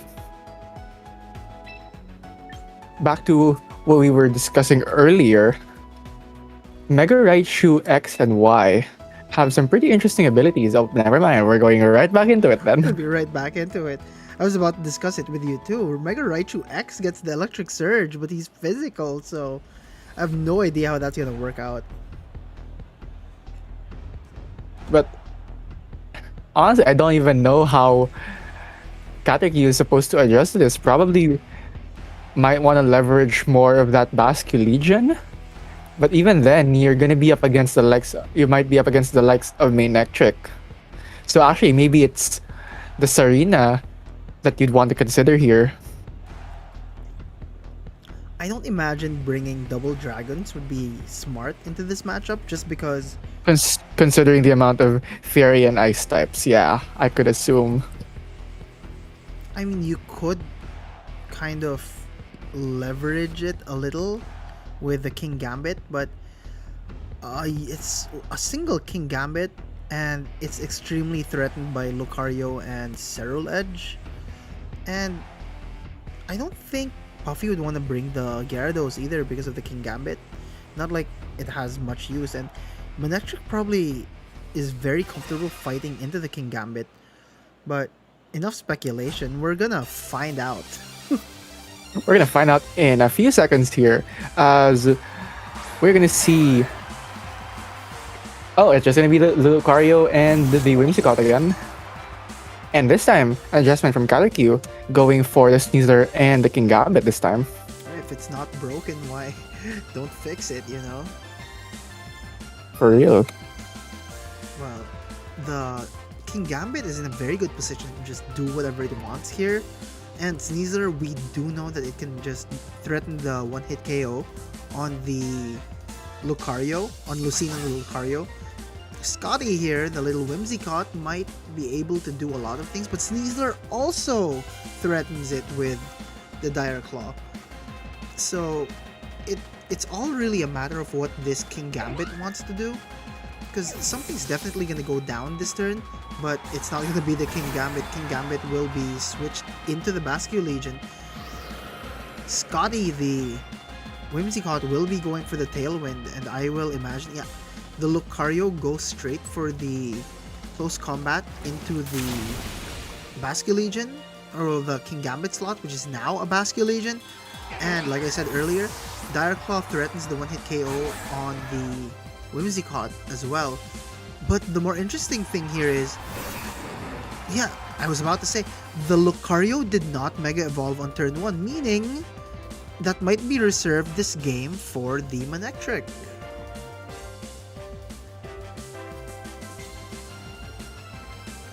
Manectric, I imagine, be very comfortable fighting into this Bascule Legion as well as this Sneasler, but Manectric's base stats still aren't all that great, and while he does threaten the Intimidate here as he Mega Evolves, I don't think King Gambit would mind getting a Defiant Ghost though. Instead, Caterpie will be switching out the into that Dragonite. yeah. Thunderbolt going into the Sneasler does about half before it Megas, and the Meteor Mash just secures the knockout into the Sneasler, and you get the attack boost too for your troubles. So pretty good position for Puffy in this board state. Something we have to note here though is the Lucario and the Manectric went before the Sneasler. A bulky Sneasler? Question? Question mark? I suppose not bulky enough since it went down. Unfortunate, but it does happen. Bascule Legion will be taking its place though. I think this Dragonite is probably going to want to Mega Evolve here. Not that it does all that much. It's just gonna be a little bit stronger, but a little bit stronger might be exactly what you need. And Puffy has made their choice here to Mega Evolve the Lucario, not the Manectric. With the threat of the Sneasler gone, I think this Lucario should be able to do a lot of things.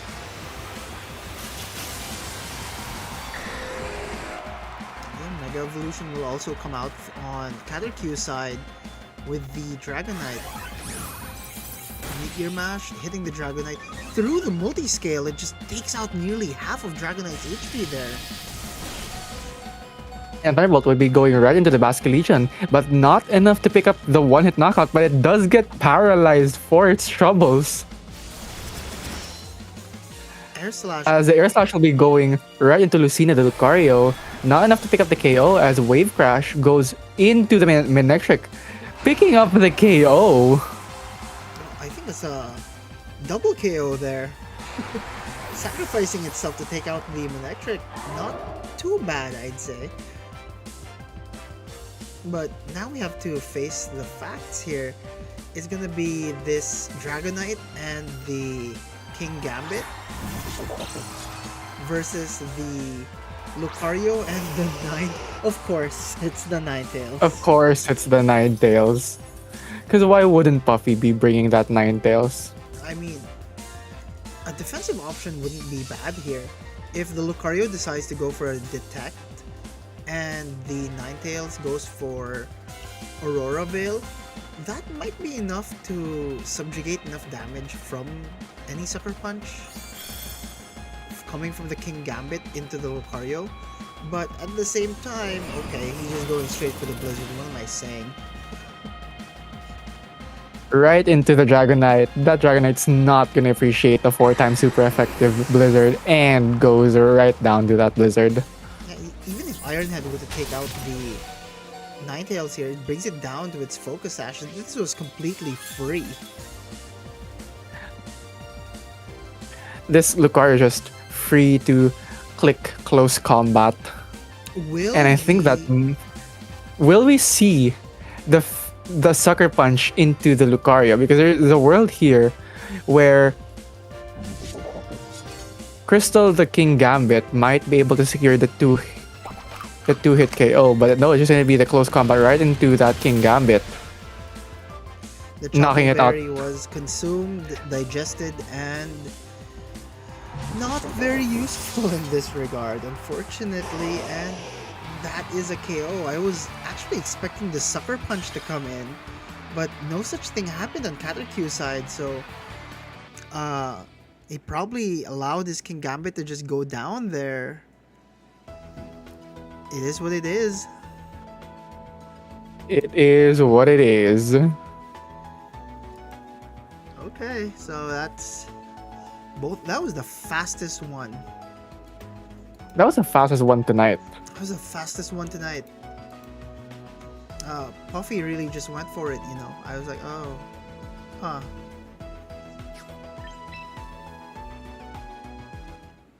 Mango Juice and Snivs, Mirabo and Mayu, Future and Yop, Logic and Mallow on game 3. Rod and Chocopow have not started. Really? Oh no, they've started. They just the usual. They Don't record. anything. Until after the game. Keep us, I guess, you know, keep us guessing. I'm genuinely curious. Who should we spectate next? Future and Yop. How are they doing? I'm getting some requests to actually go and check Rod versus Chocopow. All right, let's do that then. They should still be on either game 2 or 3. So I'm genuinely curious how this is gonna play out.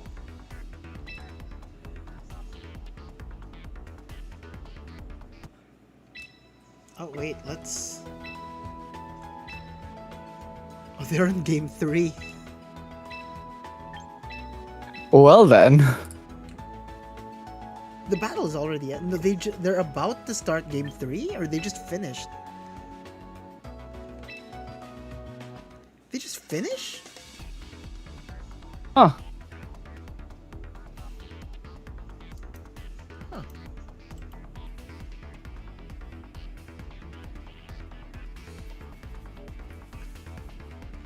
That was anticlimactic.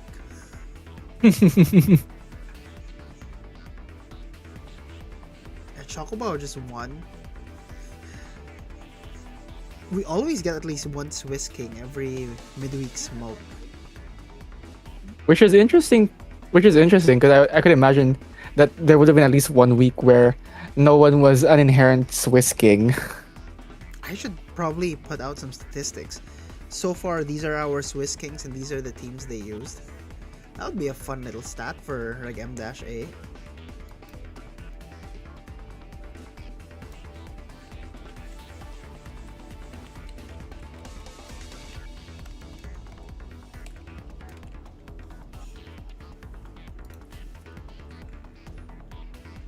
Bananas and creamy creamy one.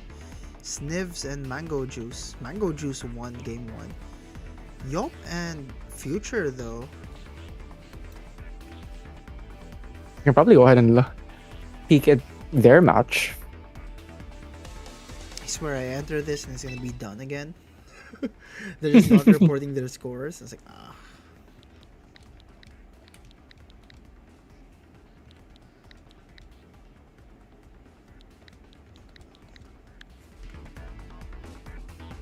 Okay.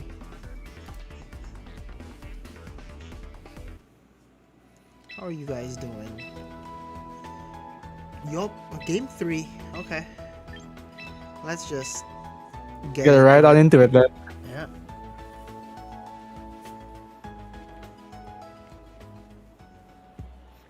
It's the start of game 3. Well, we made it just in time then. We made it just in time.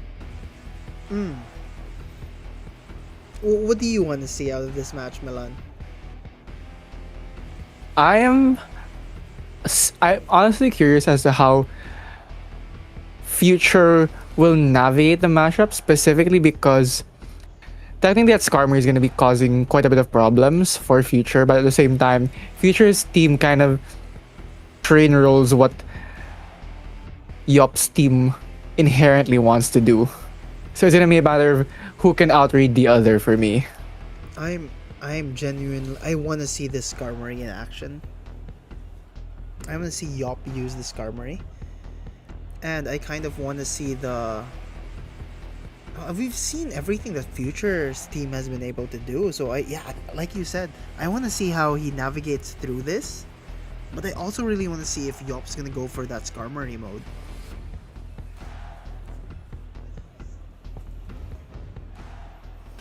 But looks like we're getting right on into it. The third and final game for Yop versus Future. It's gonna be the Komo and Rotom Wash on the side of Future versus the Garchomp and the Kingambit on the side of Yop here. Those are big Pokemon. They are very big. Yasuo and Soei. Okay, I'm just gonna assume that. Okay, the King Gambit is Yasuo. Of course. Now Yop does Yeah, have a history of very interesting Nicknames. for his Pokemon. Uh, should be okay. These are grassroots tournaments. It should be fine. Anyway, Future does withdraw his Komoro and switches in his Incineroar, intimidating the Garchomp and the Kingambit. Kingambit will be getting that boost though, while his own Rotom will be using Will-O-Wisp on the Garchomp, neutralizing it completely right after it has used Dragon Claw on the incoming Incineroar. But this Kingambit is at +1, and yeah, we see exactly why Rotom is in such high rotation. It's just so good at what it does. It's surprisingly bulky, despite it. I mean, it is an appliance, I suppose, but it doesn't. Its stats are deceivingly strong. So yeah, it's just sitting there menacingly, this Kingambit. But unfortunately for this Garchomp, it doesn't have as much use now with that burn on. It definitely has less utility, and the Rotom has made sure of that. I'm pretty sure this Rotom is ready to do the exact same thing to this Kingambit though. And just simply protect on the Kingambit, denying the potential of both a Fake Out and a Will-O-Wisp going into that slot, as we're going to be seeing the Garchomp. It's not going to be affecting the Rotom, but it will still be hitting that Incin for super effective damage.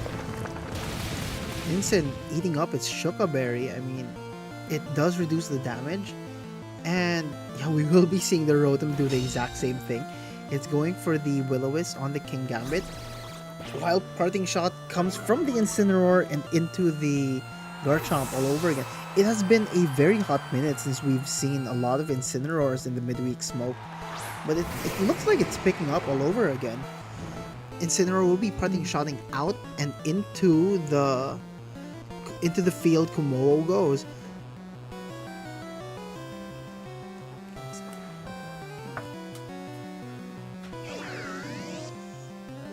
Komodo here in a prime position to just set up Clanger's Soul now, considering that the Garchomp is at -2 and burned, so it shouldn't be doing too much damage into the Komodo, even if it's locked into Dragon Claw.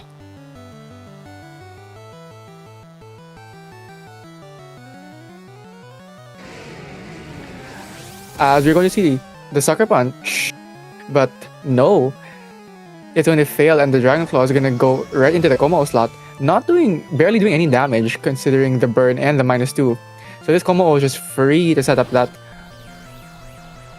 Clanger's Soul, and the Will-O-Wisp does connect onto the Kingambit, burning it as well and neutralizing its damage output. The Will-O-Wisp successfully getting into the Kingambit now. Well, I don't think this is the position that Yop wanted to be in, but at +1, maybe he can leverage if the Incineroar does come back in.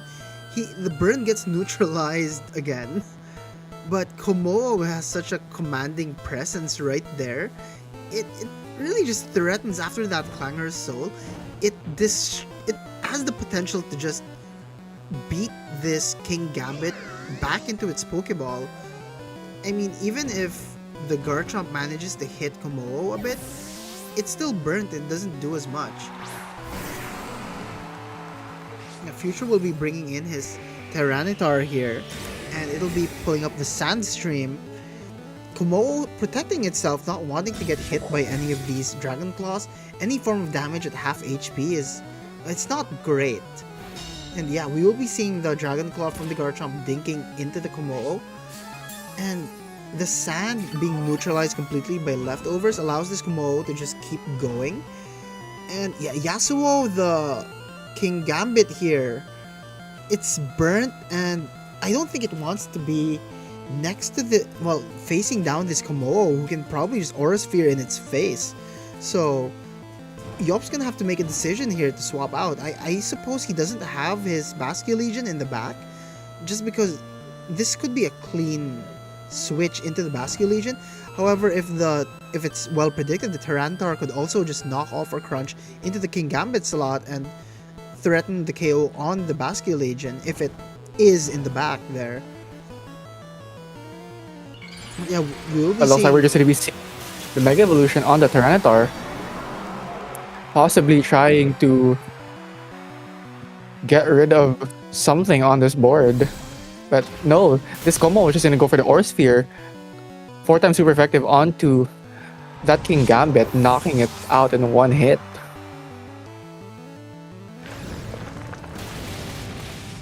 And the Earthquake going into the Tyranitar for super effective, but barely doing anything. As we see the Dragon Dance going on the side of Future here.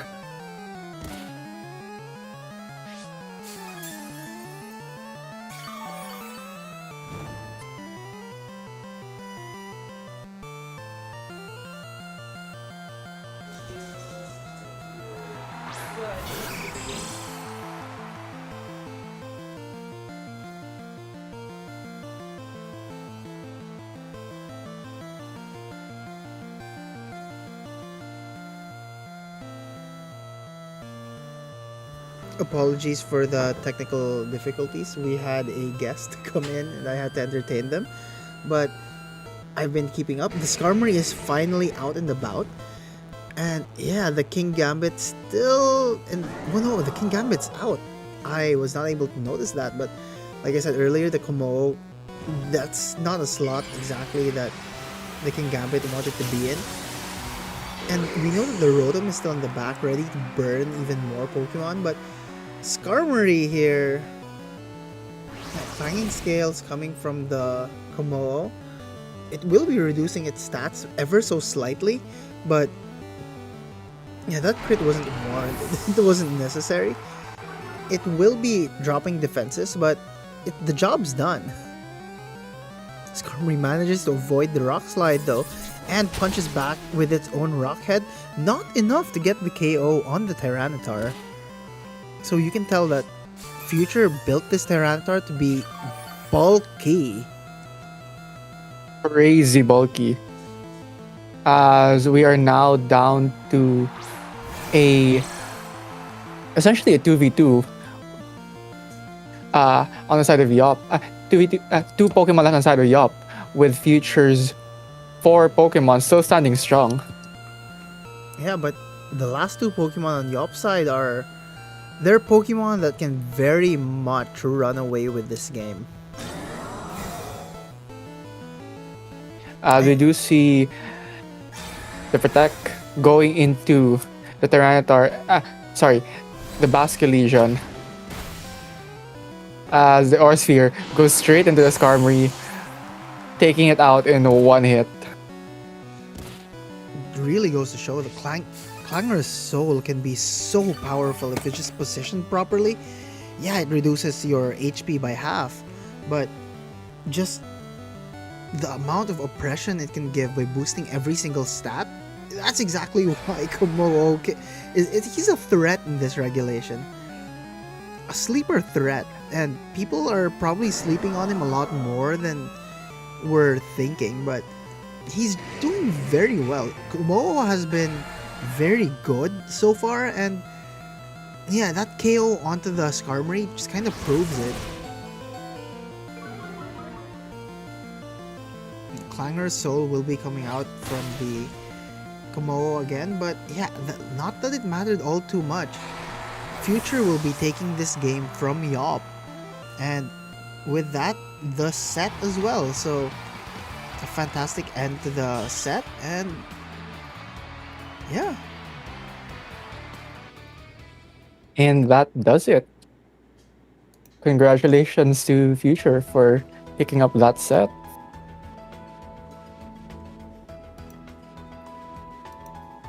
okay. Let's review who's done and who isn't as we enter top cut.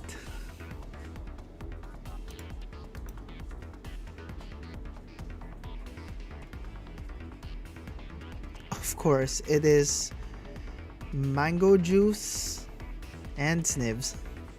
They should be finishing their game 3 any minute now, actually. Yeah. If anything, this might be a good time for us to take a quick recess. About 10 to 15 minutes. Yeah, for sure. Yeah. So we'll be right back in about 10 to 15 minutes. And yeah.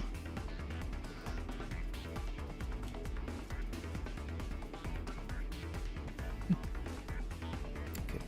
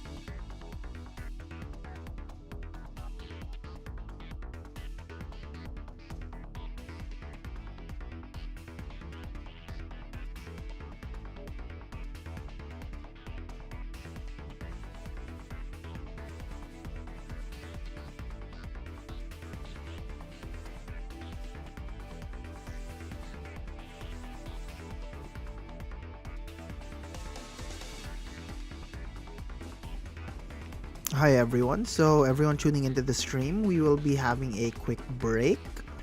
Again, we're gonna have a quick break.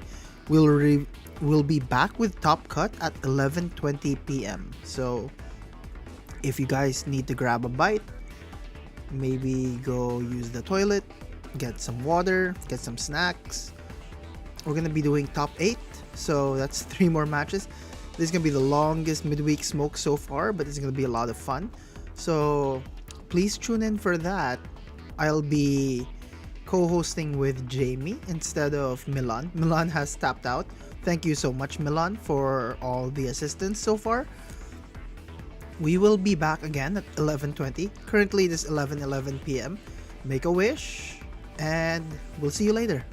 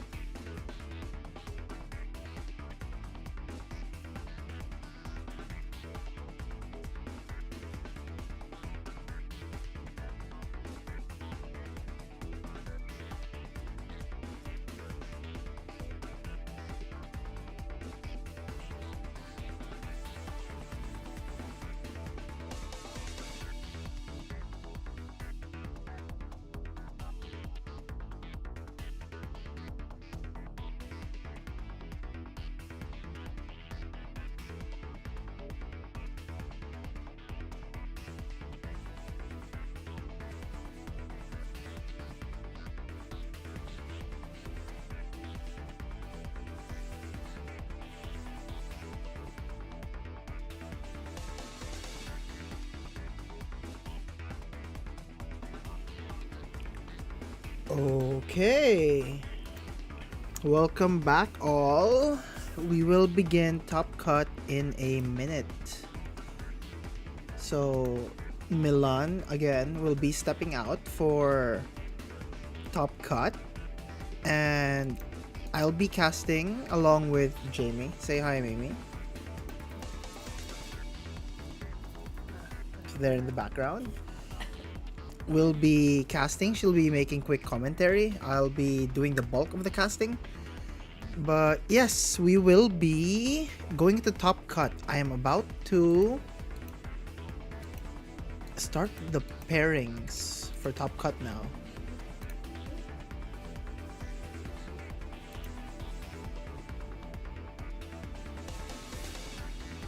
Okay, so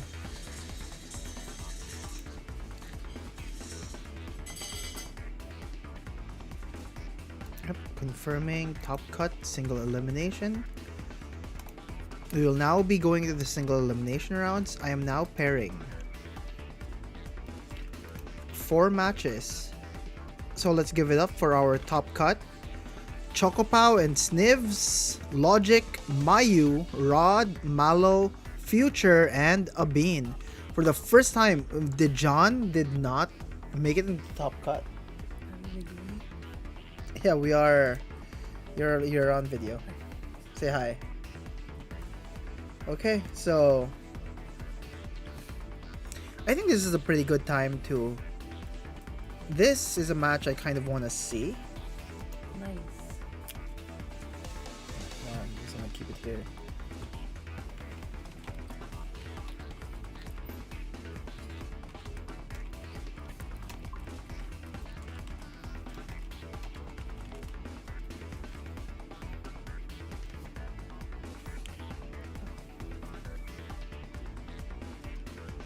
So Snivs made the Top Cut. We'll be streaming his match. It'll be Chocopow and Snivs. Shout out Chocopow and Snivs.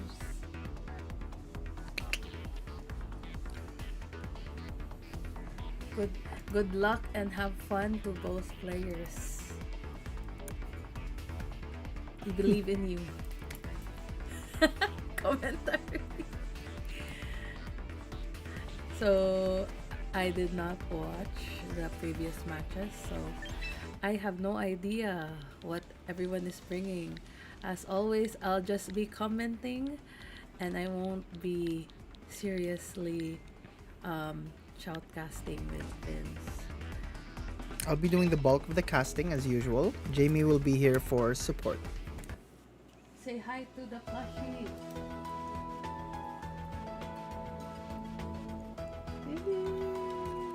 Okay, so we're gonna get right into it. I'm going to start this. Start na? They are preparing.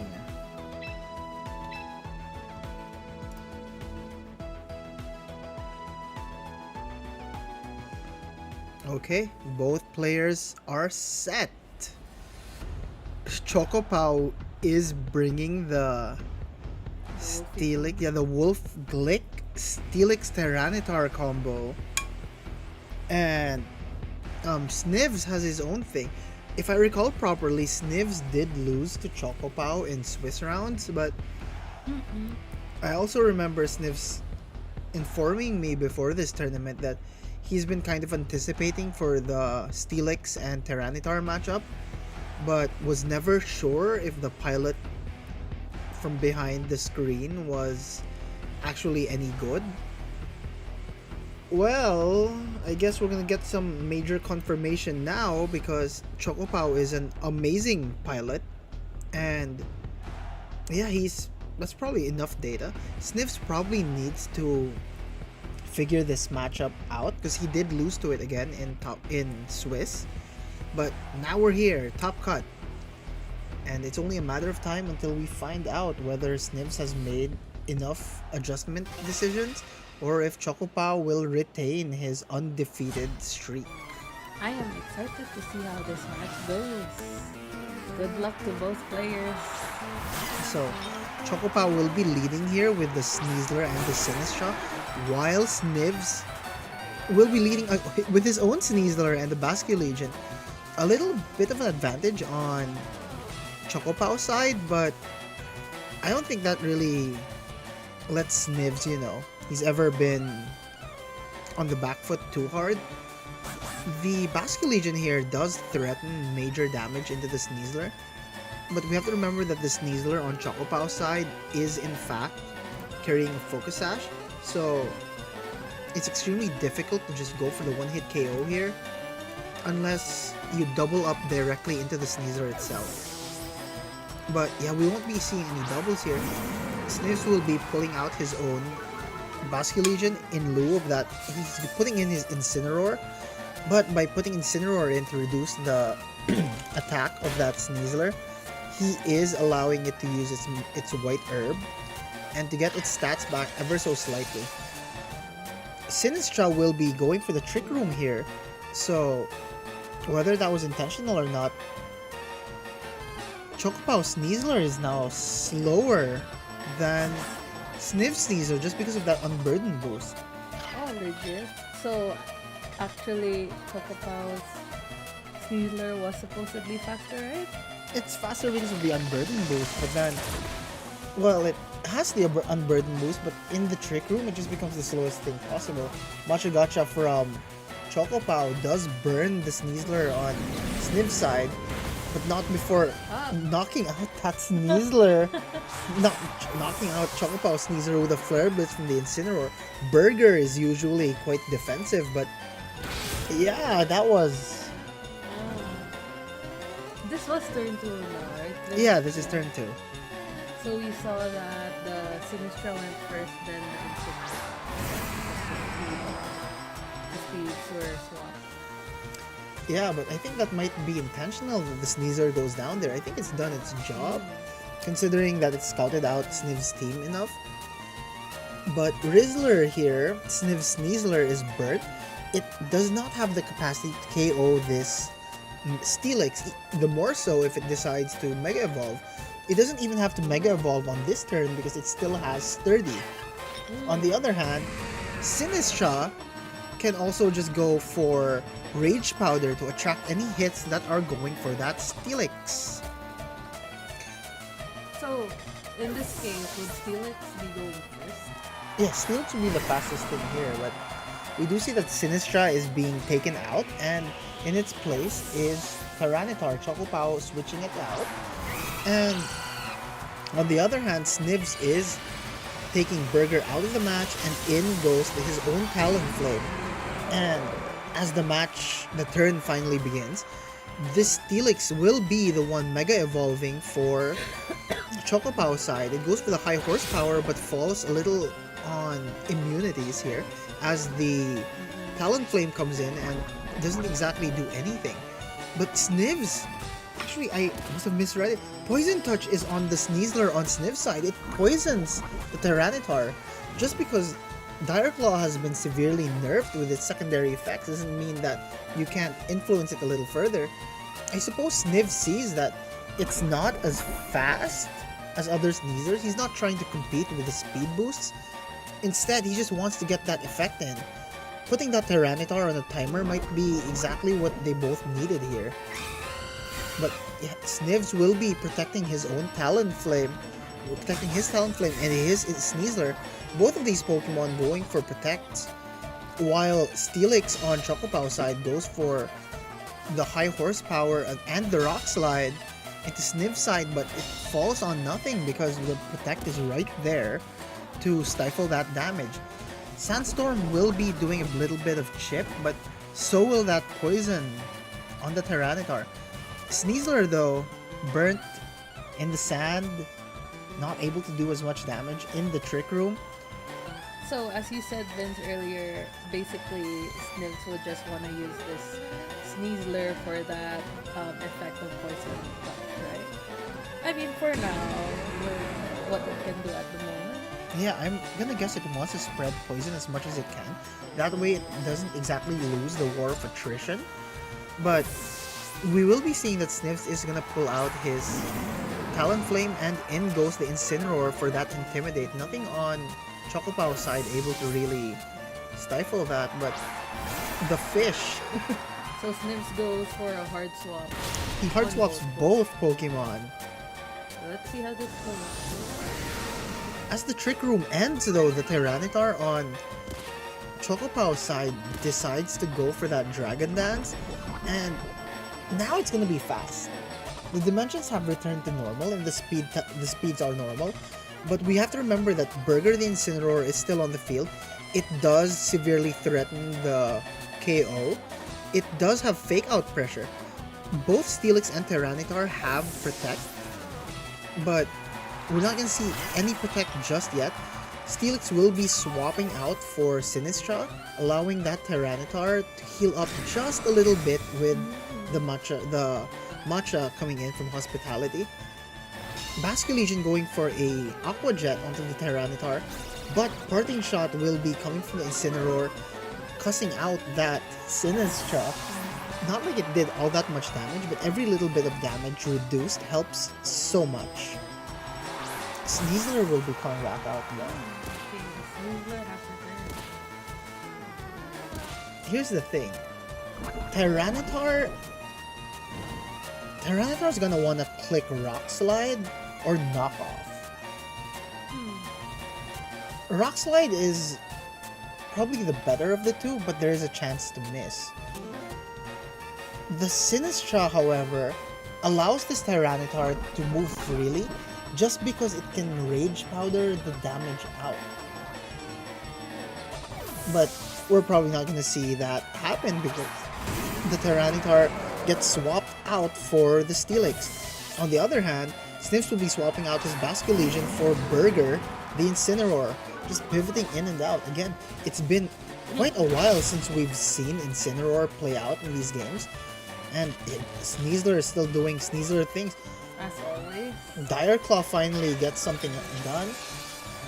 Trick Room will be coming back up from the Sinistra.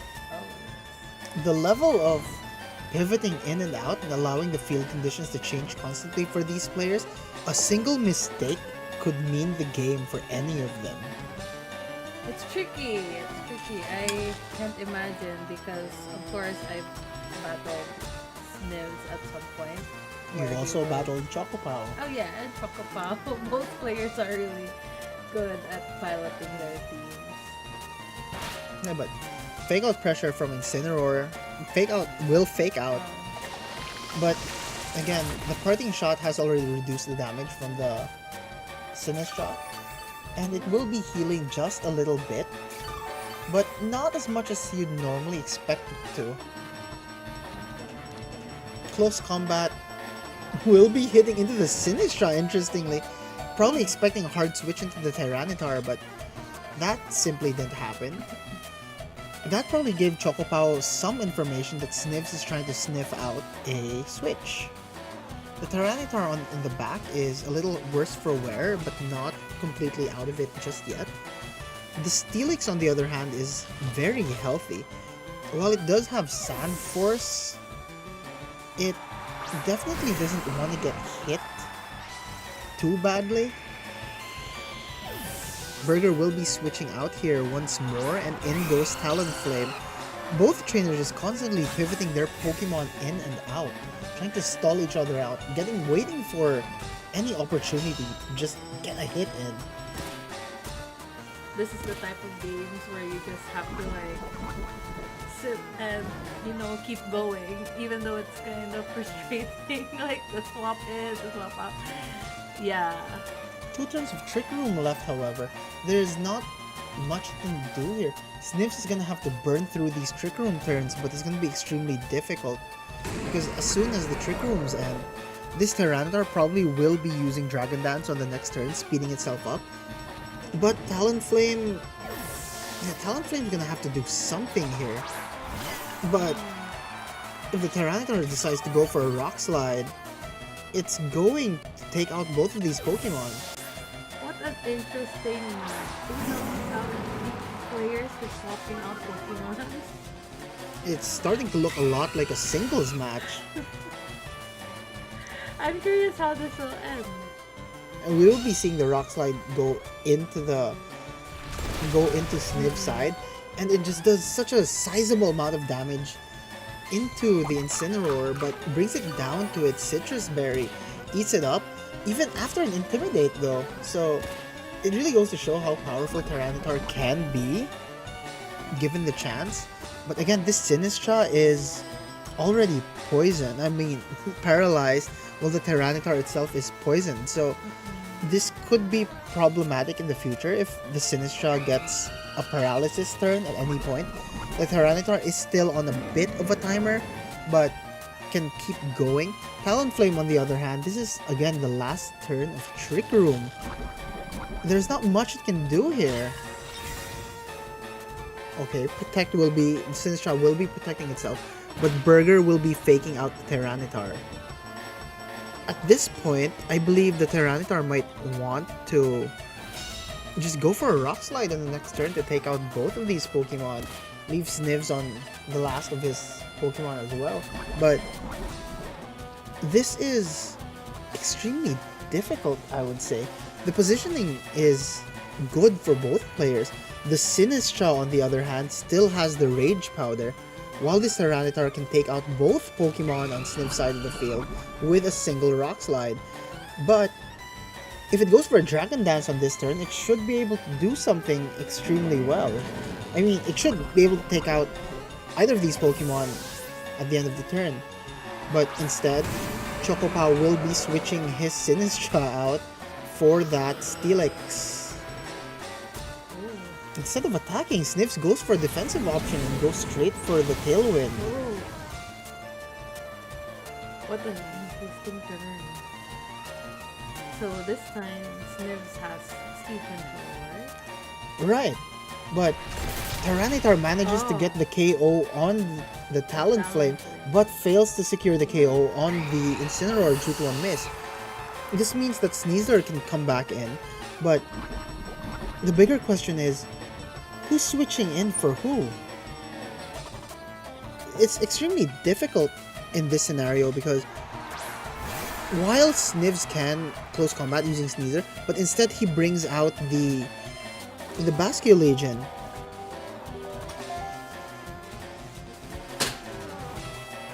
The Basculegion, though, will be able to threaten both of these Pokemon, but will not be able to threaten the Sinistra. So it's kind of a bit of a conundrum. If he goes for the last respects here, he hurts the Steelix and the Sinistra, but might fail to get the KO on the Tyranitar. However, if he goes for the Wave Crash, he runs the risk of KOing himself, but also might not do anything into the Sinistra a little later on.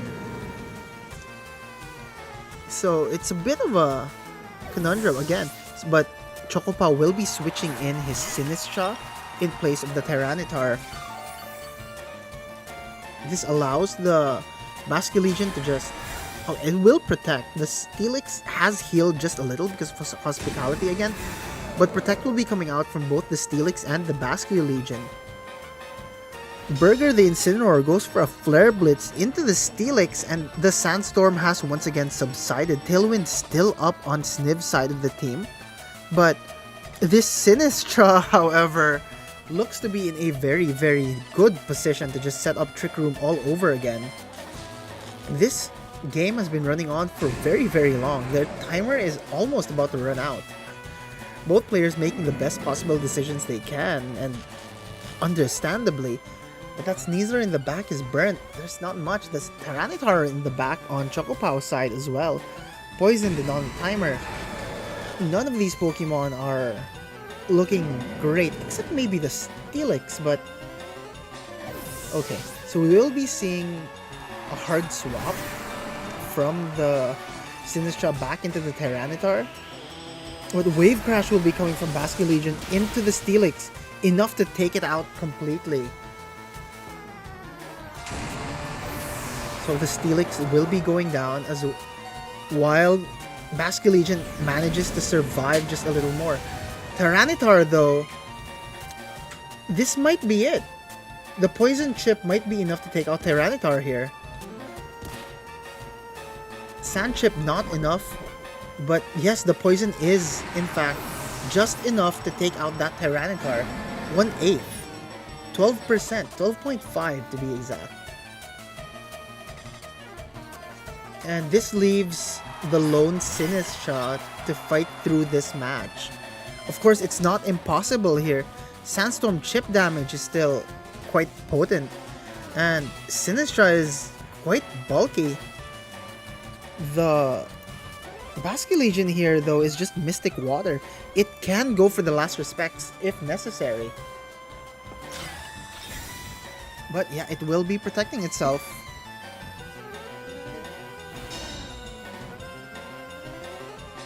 Chocopao has been known to be pretty darn lucky. If he goes for the double protect here, this might win him the game. Sand chip damage might just be enough to win him this game.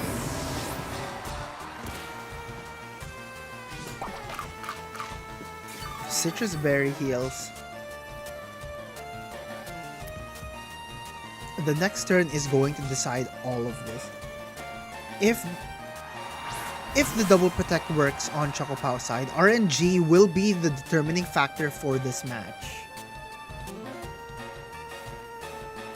If at any point, if this double protect works in the favor of Chocopao, he wins. But if Snivs manages to, ignore the double protect, or rather, the double protect does not come in, then Snivs is probably going to win this game. And double protect does not happen. The question is, will this last respects be enough to take out the Sinistra? A critical hit, that might have been enough to bring it down to KO range. Last respects will be coming from the Basculegion, and it is in fact enough to take out the Sinistra, securing Snivs game 1. 3 minutes remaining on the timer. That was so interesting. Both players, managed to sit through the swaps, and this is what we can expect actually, because the thing is, it was interesting to see how the Tyranitar would hold up with all the poison, right? Yeah. So I guess he was not able to keep up the pace. So as you said, Vince, it would have been a double protect that would have helped.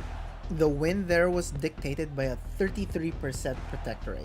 So let's say if Chocopao did manage to go for the double protect, both would that have helped? It would have secured the KO on the Basculegion.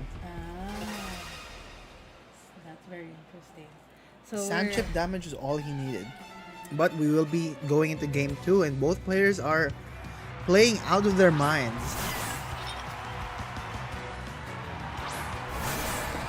Chocopa will be leading once again with Sneasler and Sinistra, while Snivs does the exact same thing as game 1. They are leading once again with... They're making the exact same leads. I don't think that's a bad thing at all. This worked out very well for both of them. It turned out to an RNG match by the end of it.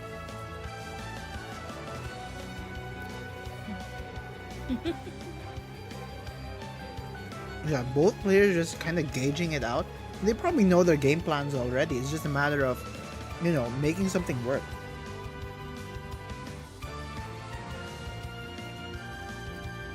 Genuinely curious how either of them are gonna play this out.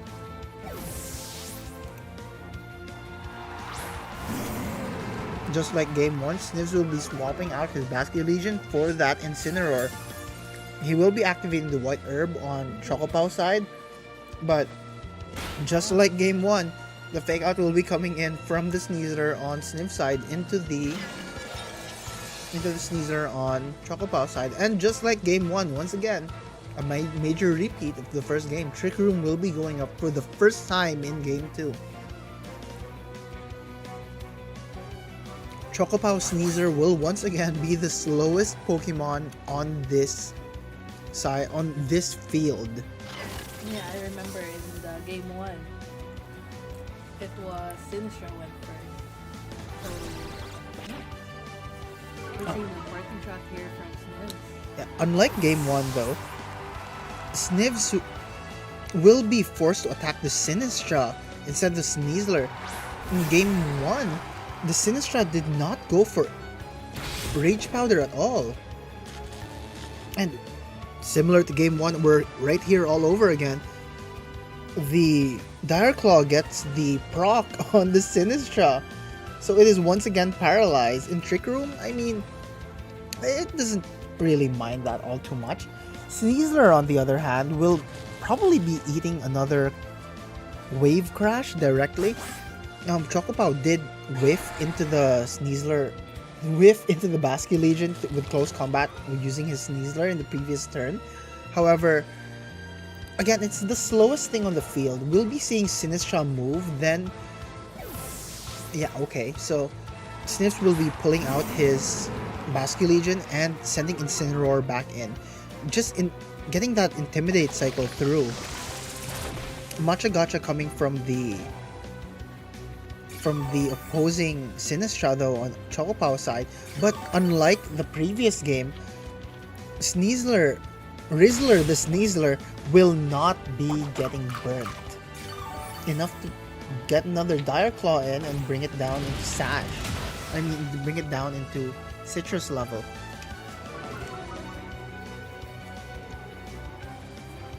So Sneasler on Chocopow side has used close combat into Sniffs' Sneasler, and God, say Sneasler so much. They're just kind of trying to punch through each other. Incineroar here, we did see it take out the Sneasler in the previous game using Flare Blitz. Will it be doing the same thing? So, Sinistra will be pulled out, and in comes Tyranitar kicking up that Sandstream. The bigger question is, will that be the Mega Evolution of the day?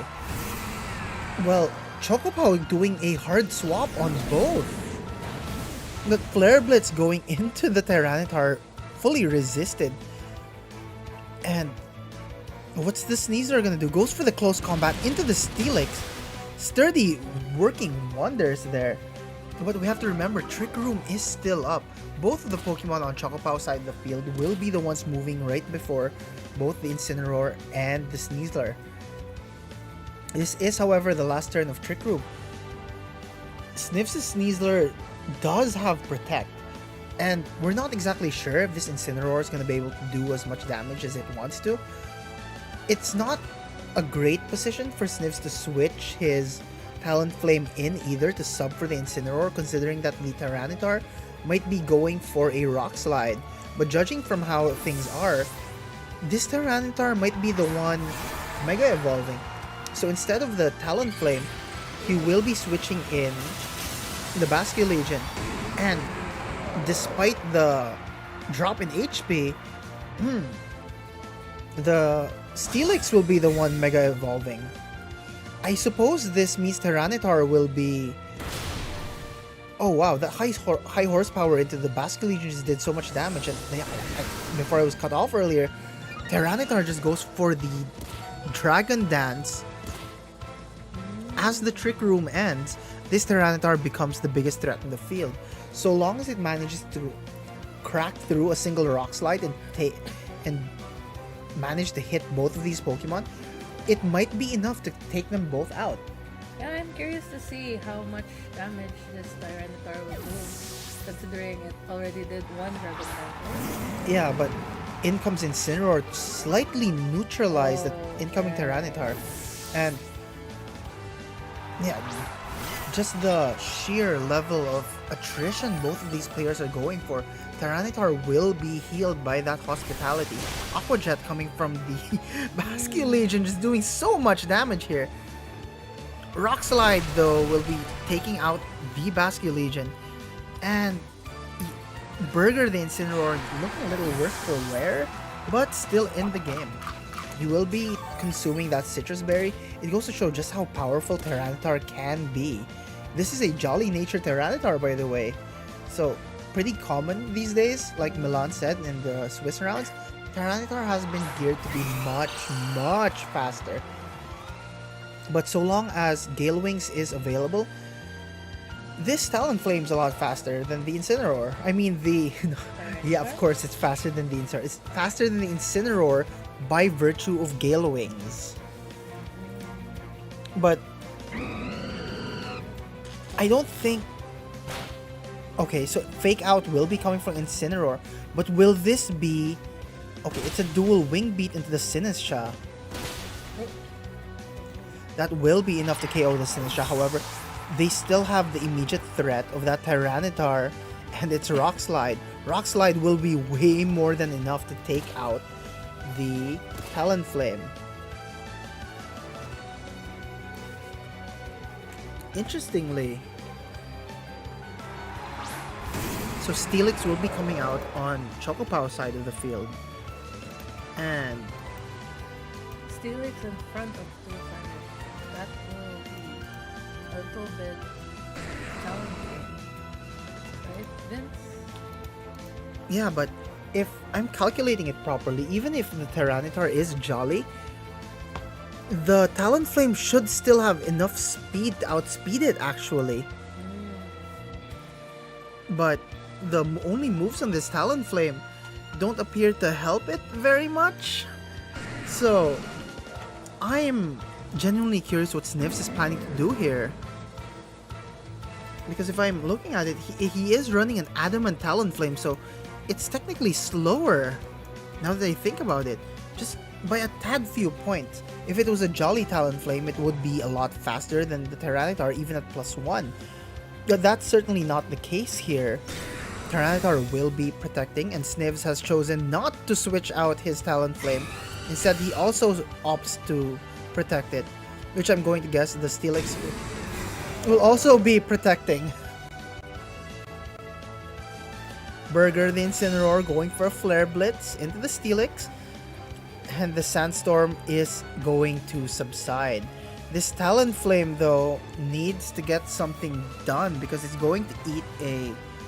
Well, it's not a boosted...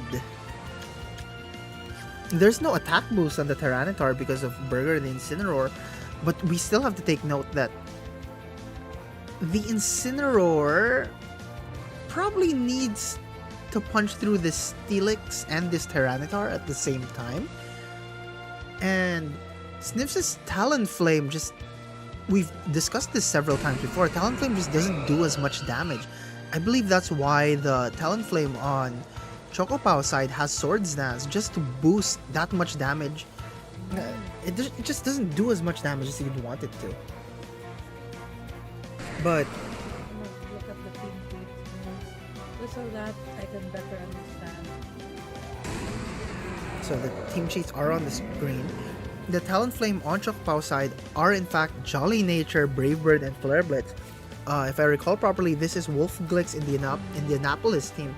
But yeah, Snivs Incineroar Burger is a Careful Nature, not all that much help into this matchup, considering none of these are special attackers. But it's looking very difficult for either player. There's less pivoting in this game, but it's just as high intensity and difficult.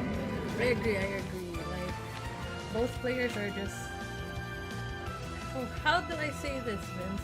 It seems like it's a really tough decision to position your Pokemons, considering Snivs has these fire types and working on it.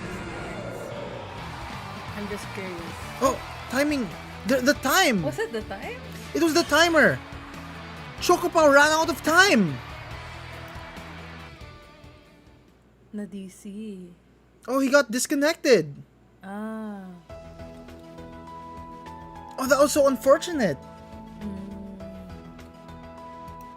Yeah, but I guess it is what it is. You live and die by RNG sometimes. Except this one was real life RNG, it seems. unfortunate, but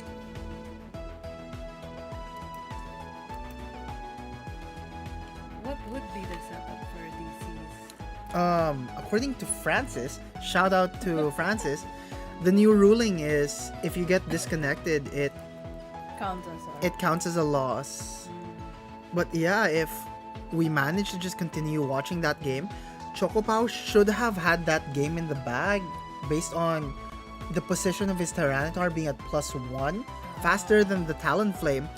And if he clicked into Rock Slide, which I believe he did, it should have taken out both Talonflame and Incineroar. And as Sneasler comes in, there's virtually nothing the Sneasler can do in that position, given it's still gonna be slightly slower, sadly. So But yeah, I was like on the edge of my seat there. Unfortunate that we couldn't watch a game 3. yeah, ever. I was hoping for a game 3 so badly there. That was a fantastic match. Some of the best positioning work. Yeah, crazy positioning. I wouldn't be able to put myself in there and wait for I personally would not have the patience. Snibs knows this, that when these happen, the switch ins and switch out, it just tips me over, and I'm like, what's happening? But yeah, Oh, it was a fun match between both players. Also, is it midnight? Not yet. it's not yet. We're gonna have a midnight match. Of course, we're gonna have a midnight match. Midnight match, and we're also eating Pizza. We're having a pizza. pizza party. We're having a quick pizza party over here. We do have one last match, and it is a Bean and Future. Ooh, Interesting matches we have. I believe they just technically started their game 3, but I don't wanna go into it. How Okay. about we will take a break and eat a pizza so that You wanna talk to the chat? anything Open up the chat. as a chat. Okay. Yeah, let's see what the chat's saying. Sige, while we wait for the next match, so that we can also have a break, as you saw, Vince and Zenith Milan did their best throughout the whole round, 5 rounds. This is the 6th. So, of course, we'll deserve break and chill mode before we get into the midnight match. Kinsay magpa-shoutout ni Joe. Sabi nagbasaya na noon. Mapa. There's the chat. So, Oops. yeah, what's happening to the chats? It's because you... There we go. Let's expand this. There you go. Okay. What's the chat saying? Yeah, it was Chocopaw saying the DC siya. Yeah. No, it's so unfortunate. Yeah. If Chocopao hit that rock slide, that would have been game 3. Live and die by RNG, even if it's real life RNG, it looks like. Somebody bring back Dondozo. It seemed... I really did want to see how that game would end in game 3, but again, unfortunately,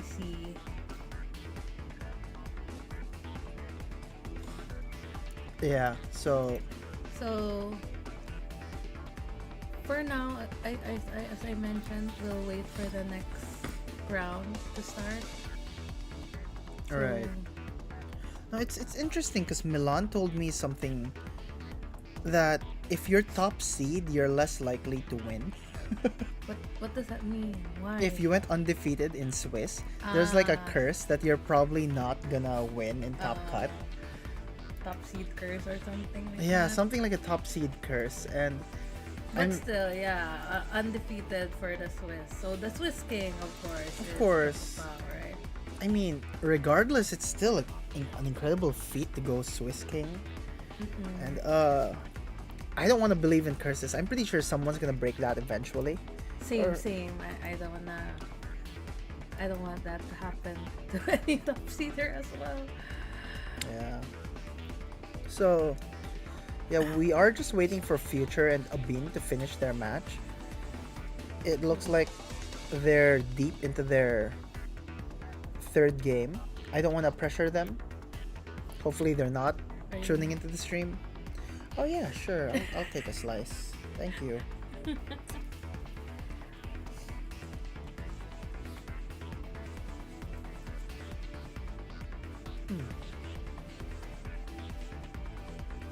At game one was, I still can't get over that. The game one, as I said, Vince, if I were in either player's position, I'd be frustrated and I just wanna click, that hitting move. It won't do much, so I'll have to sit through that match anyway. It goes to show how much willpower both of these players have. All True. of them. I mean, I personally would not have had the patience, but I understood everything they were doing. And welcome back, Incineroar. It's been a while. Incineroar dropped in usage severely, and he's back. I legit will always remember Sniv's Incineroar burger. He legit always Pizza. brings that. And I was on top of pizza. I remember having a conversation with Snivs as Champions was coming out. I asked him if the Incineroar he brought into Champions was the exact same burger he brought into every match. Is it right? It is right? It's the exact same burger that he brings into every single match. And he felt heartbroken when he found out that MBL was SV, but he already moved Burger into Champions. So I believe his second burger was named Burger exclamation point question mark burger. Snips, if you're in the chat, please confirm. I remember us talking about, yeah, burger. I asked him if it was the same burger. He said the burger he left in SV is an imposter. Hindi lucky. So, Vince, is the round done? No, not yet. Not yet. Not yet.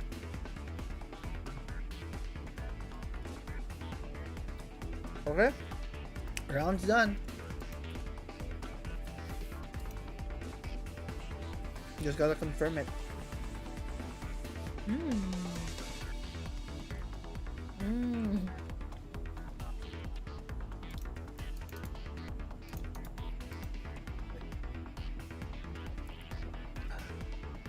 Well, we're now going into our midnight match. The next round has been paired. Okay. Last 4 players. Logic and Rod, Snivs and Future. Oh. I see only one I think we should be That's viewing. so interesting. I'm so curious to see how the matches will go. These are very strong players. Logic and Rod, Snivs and Future. So we will be spectating Logic and Rod. I hope everyone's excited to see that. Vince will be doing the main casting and I'll be commenting as best as I can. Please bear with me, guys. I'm here to help Vince so that it's not too heavy of a load, but gamay sad akong ma-help. If anybody out there wants to assist with casting or stream operations, please hit me up. I'm more than happy to accept any help. Yes. Shout out to Milan. Shout out to Milan for helping and reaching out. Again, we are open for any assistance for this chill gaming for our midweek smoke. I'm transitioning the screens, right? Good luck to our players.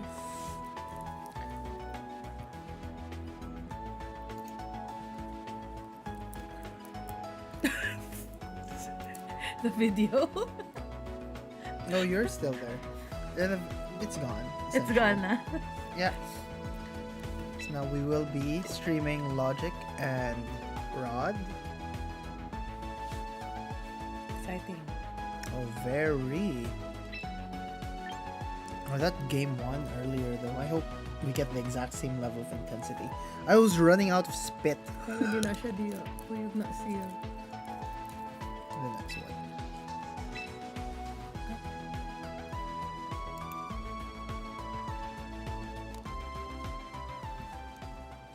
Hindi mo klaro. Okay, so we did see these players play earlier. Oh man, it's Rod with his Mega Aggron and Mega Agron. I have not seen, or yeah, I have not seen how that Pokemon plays.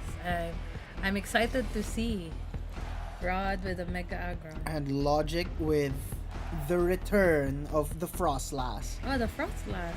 Okay, very nice. Frostlass and top cut. Frostlass in top cut. And before you know, both players are now just playing. They've begun the match. Let's see who the leads will be. Rod will be leading with Floette and Aerodactyl here, while Logic will be leading with Sneasler and Frostlass. Sorry, I choked there looking at the screen. Right, it's still a Frostlass. Okay. So, Frostlass and Sneasler, as well as Aerodactyl and the other one.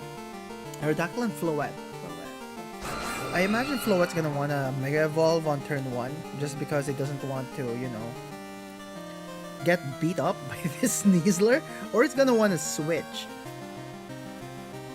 Well, I would imagine the Floette would protect or switch here. But it will be Mega Evolving right before protecting? Question mark? Will this be a protect? Will this be an attack? The Fairy Aura just goes there, and just like the Floette, the Frostlass will be also Mega Evolving here. But the bigger question is what these Mega Evolutions are gonna do.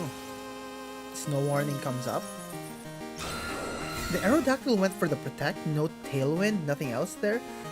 And yeah, the Floette goes for Protect, scouting out both of them. I mean, yes, the Fake Out pressure was existent, but I guess it didn't matter all too much. Aurora Veil will be going up on Logic's side of the field just to try and mitigate any damage that might come up. I'm booting the team sheets right now on the screen on my end so I can go through them real quick as I cast this match. So a fairly defensive turn 1 for both players. Snow and Aurora Veil are still up on Logic's side of the field. Snow for everyone.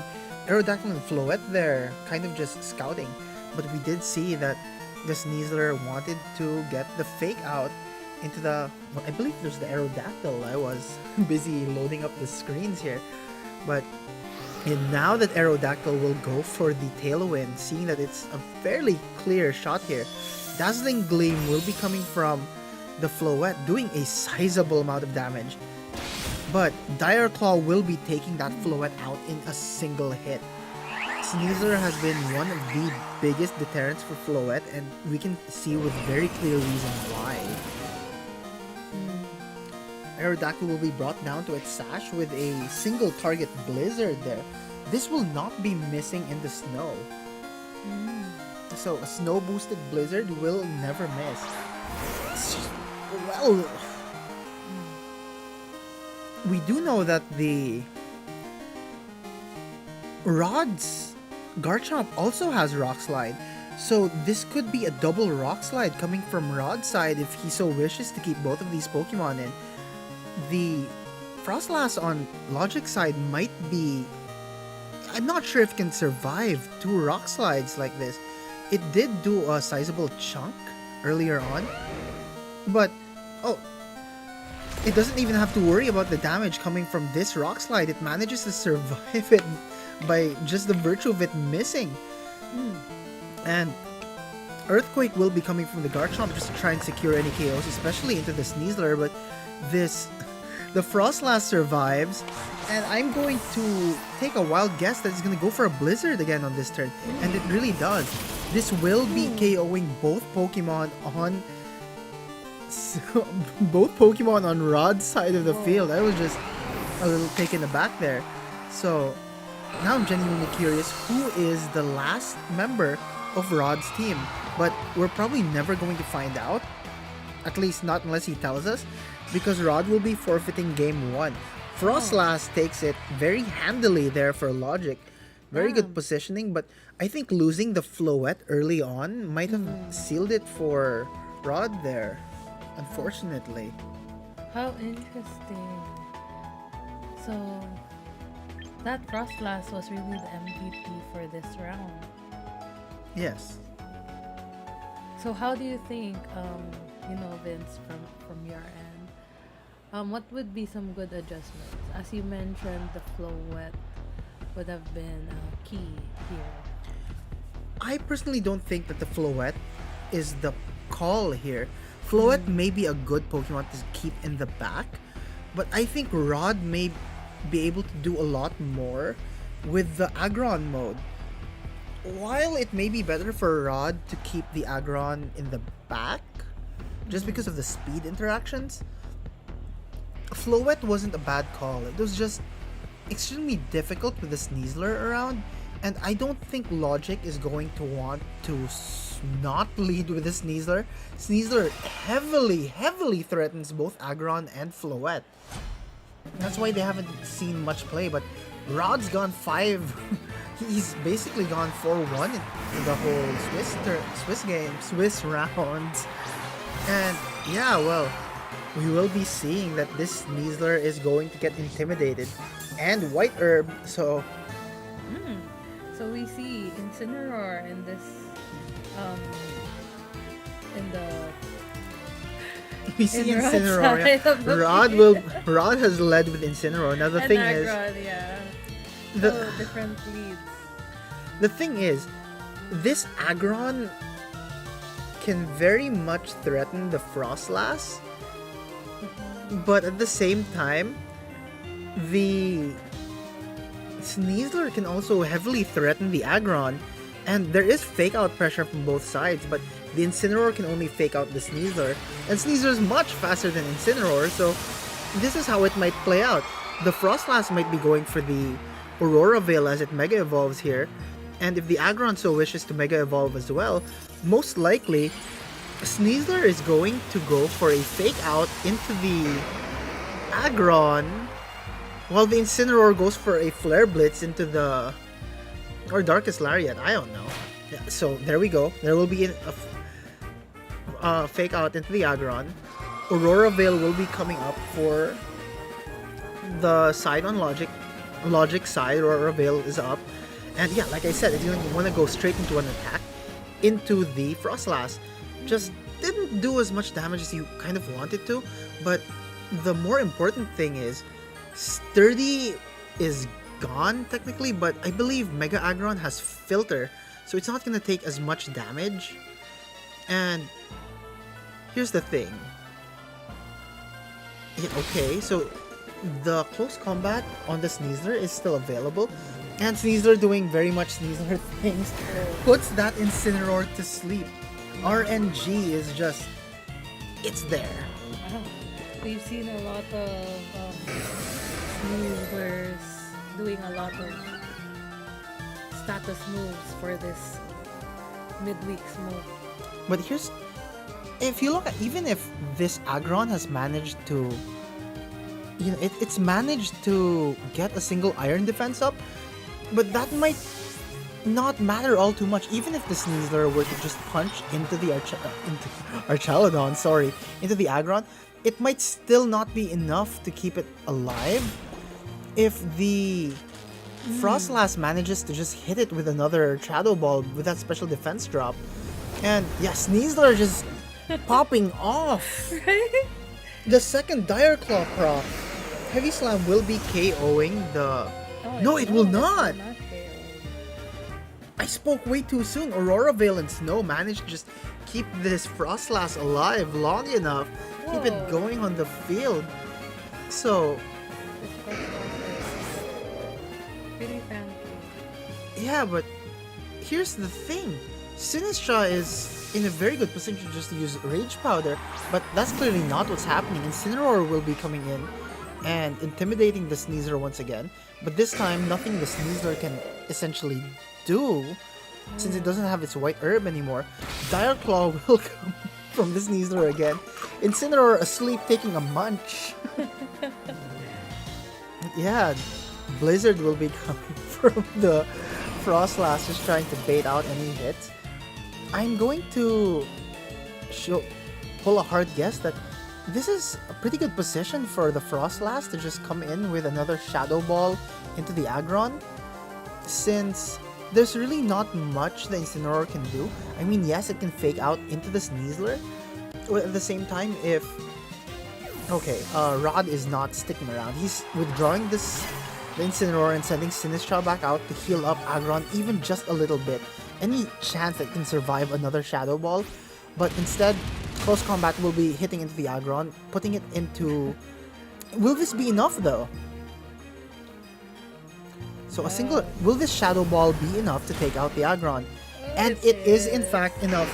The Close Combat probably tipped it just enough, put it in a range wherein it can be KO'd effectively. The Snow and the Aurora Veil wear off, but on Rod's side, it's looking not great, honestly. You have a sleeping Incineroar in the back. You have a Sinistcha that looks worse for wear, paralyzed. There's possibility on some turns it just won't be able to play the game. So I'm genuinely curious who he has as a fourth Pokemon slot. I'm going to wager it might be the Garchomp, but I don't think the Garchomp would want to come and play around as long as this Frostlass is still up. Logic, on the other hand, might want to preserve this Frostlass for a little later. Maybe protect on this turn and swap out a little later on. But Eddie the Sneasler, such interesting names our players have for their Pokemon.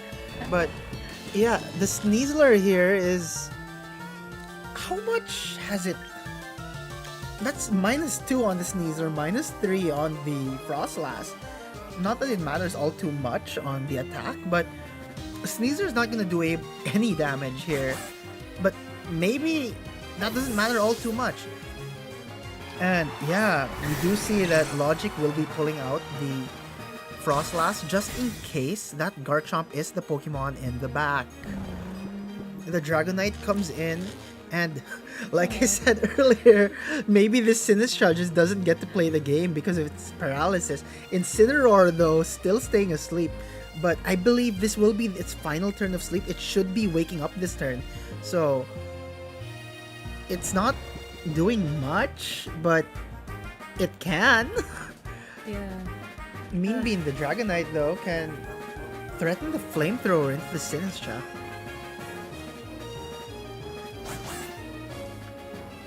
Threatening the Flamethrower into the Sinistcha. And yeah, the Sneasler will be leaving the field and the Snow will be coming back up.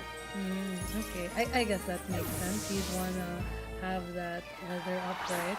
Yeah. Oh, and you were... And yeah, the Garchomp is the one in the back. Ooh. Incineroar should be waking up here. And if it targeted into the Sneasler slot, and it did target into the Sneasler slot, it will be taking out the Frostlass. So there will no longer be any threat to this Garchomp. Well, I mean, Dragonite is a threat.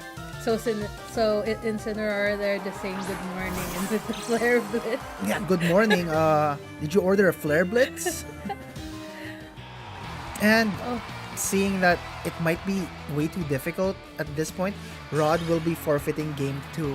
Logic will be taking the set and will be moving on to Grand Finals. Oh my, what an interesting match. Good job to both players. Both players played incredibly, and I'm... Oh, wow, that was a lot of RNG. I'm sorry, Rod.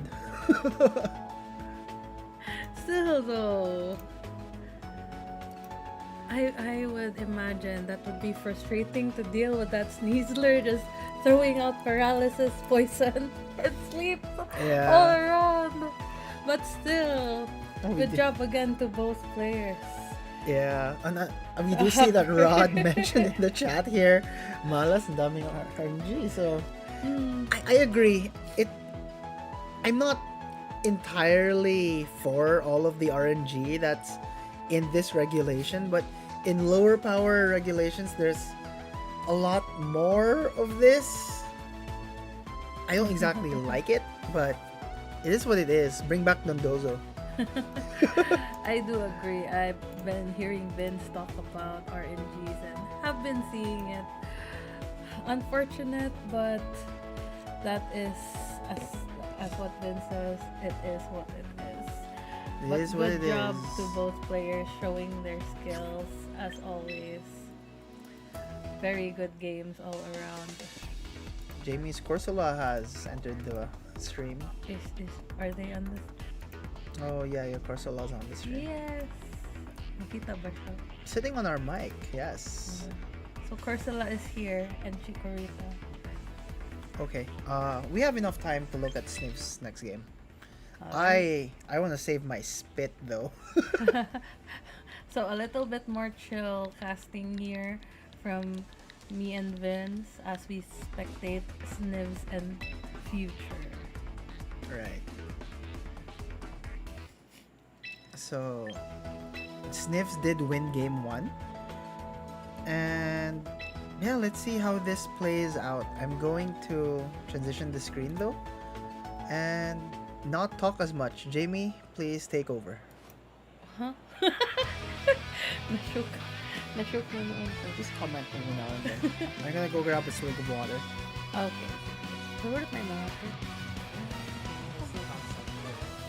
You mean pizza? I don't know, pizza and Okay, so what will I outcast for?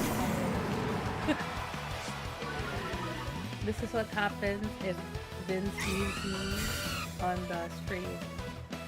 I am confused. Ano man? Modul ko?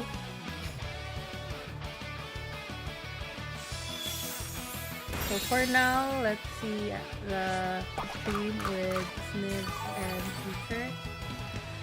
I'm not sure what is happening, so let's just spectate for a while. So Snivs with a Talon, Flame, and Floette. What is that naming? Snivs, what is that naming? So, of course, on the other side, we have Incineroar and Rotom.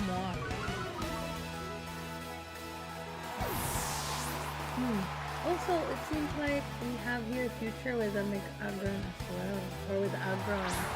So, excited to see how Future will be navigating an Agron team.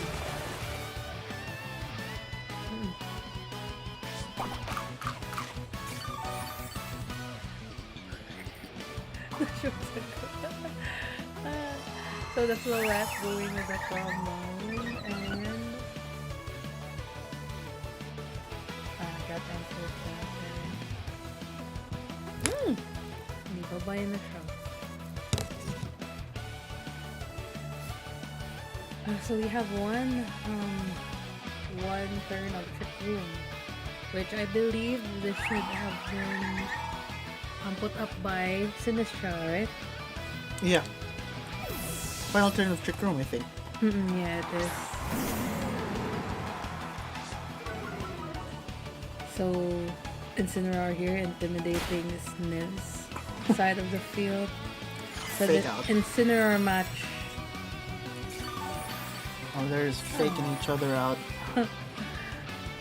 Okay, so this Floette has combined again. I'm not sure how much boost this Floette has. Oh, That's a lot. Oh, wow. Well, so is that -5? yeah, -5 attack, but special attack was +3, right? It's 1. +1. So like, oh my gosh. +3 special defense, though. Oh, right. Okay, so that's what was mixed up. So, what is the name? Well, it's not gonna care all too much for getting hit, I suppose, with Matcha Gacha, but I don't think it's going to appreciate getting smacked by Heavy Slam from the Aggron. But I'm going to assume Aggron is not in this match. Of course, I could be wrong. I guess we will see. Because we do not know whose future sport Pokemon. And there you have it. I was wrong. It happens. Oh, okay. Ooh. Wrong Incineroar. Wrong kind. Okay. More wrong comment. Okay. Hmm. Bird. So the Talon Flame coming in. And the Dazzling Gleam from the Floette. Critical hit on the Aggron. Ooh, the light screen has worn off, but there's still 3 turns of Trick Room. On whose side of the field was the... What? What the dog is in here? Ang buto. Piinto na niya ni Sud. Yusud, ha? Well, yeah, Floette's probably not gonna want to stick around with the Aggron right there. But Burger is back. What's up, Burger? Yeah, Mega Aggron will be showing up here. A better question is, who is Sniv's final Pokemon? But actually, yeah. This is... It's just a party shot party. It's this match again. Of course, the Sinistcha comes back in to heal up the Aggron ever so slightly. Will-O-Wisp will be whiffing into the protected Aggron though. Talonflame still doing pretty well. It should be able to resist anything this Aggron throws at it, as well as anything the Sinistcha does. So I would imagine that the Talonflame is going to go for another Will-O-Wisp into the Aggron all over again. Whereas Burger the Incineroar might... I don't know if Snivs wants to put the pedal to the metal. Oh, RNG! Where you at?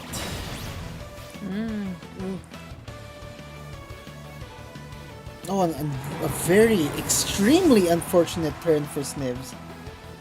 No more swapping snake. Well, he won't be able to swap anymore.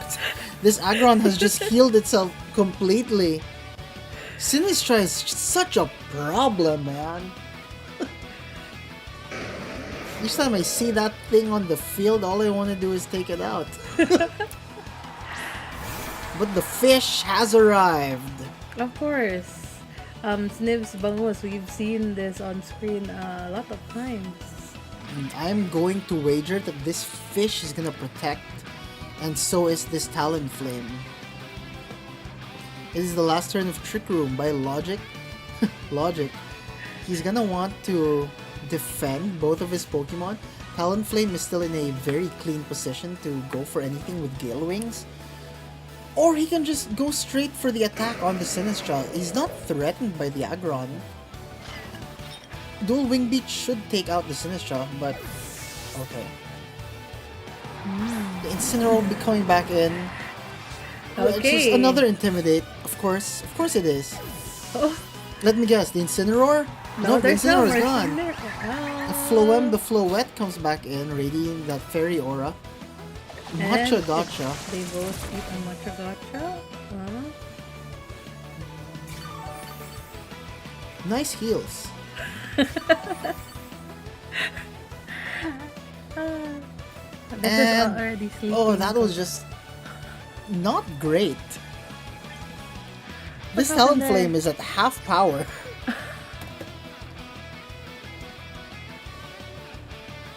Yikes. Well, the Incineroar here does have fake out pressure. Probably going to fake out into the Floette to allow the Sinistcha to... yeah, to allow the Sinistcha to pin it with another Matcha Gotcha, but Dual Wing Beat will definitely not do as much at 50% power. Interesting. And Trick Room might be coming back up. But Floem Flint. Okay. We did see the Trick Room come up.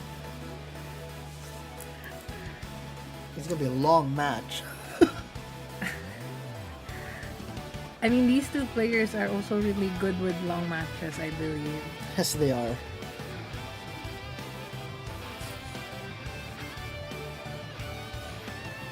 Is this the game 3? Game 2? I don't even... That's what I wanted to check, but I'm not quite sure as well. Game 2. It's game 2.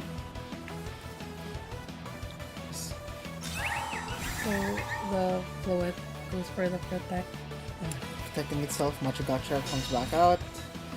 This Talonflame, however, just vibing. Alright. Throw chop into the Floet. And still going for another dual wing beat. Just doing so little damage. Do what you can, right? Do whatever damage Every you can. amount of chip helps. And every turn the Trick Room is up is another turn that Snips is not able to do much. Oh, Trick Room can be so oppressive. You'd know. Yeah.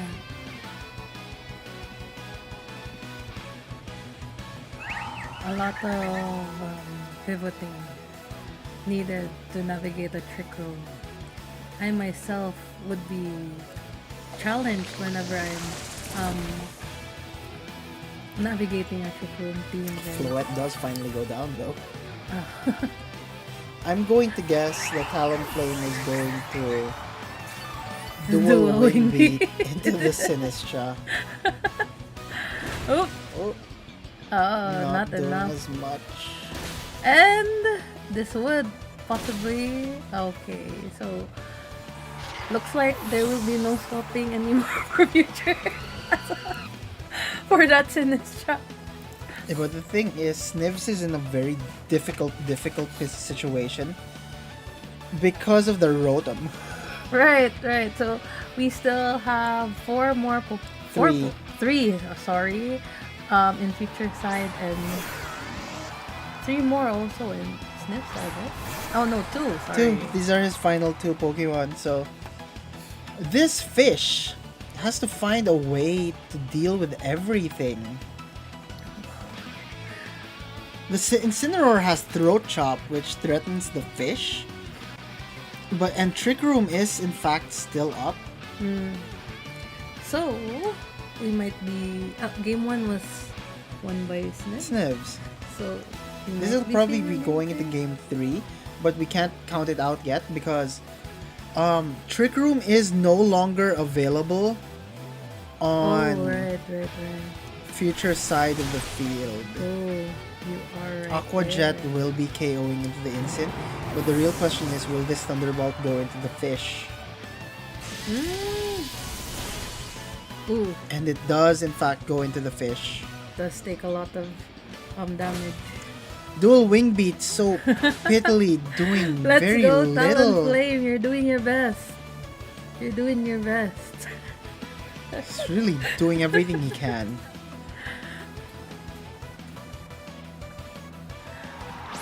It is so fun to see a Rotom.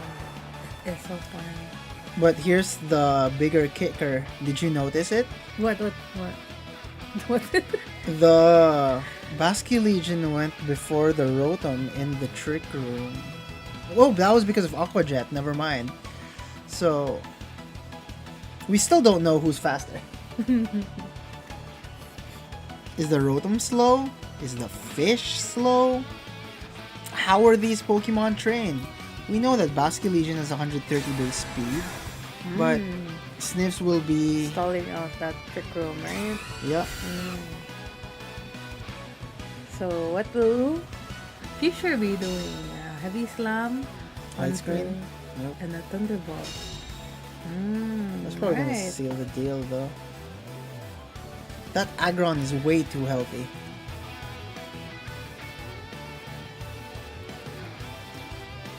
I Sniffs is... he'll take his time.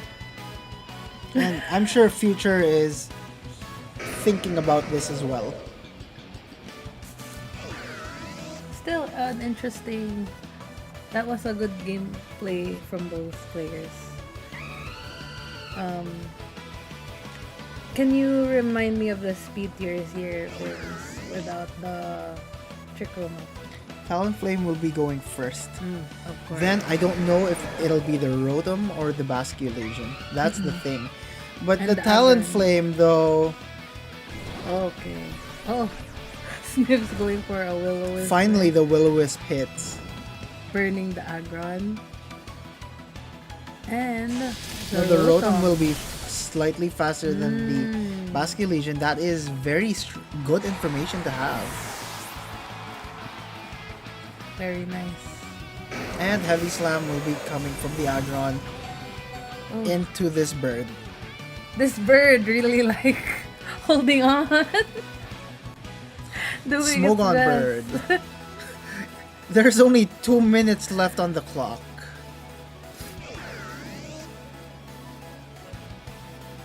Wow. Well, knowing Snivs, he's probably burning through the timer. He'll probably force the game to keep going, allowing his Talonflame to play while he's making notes. Future, on the other hand, probably thinking of possible adjustments as well. Again, none of these players are bad by any means, and they'll do everything they can to win, including take as many good notes as they can.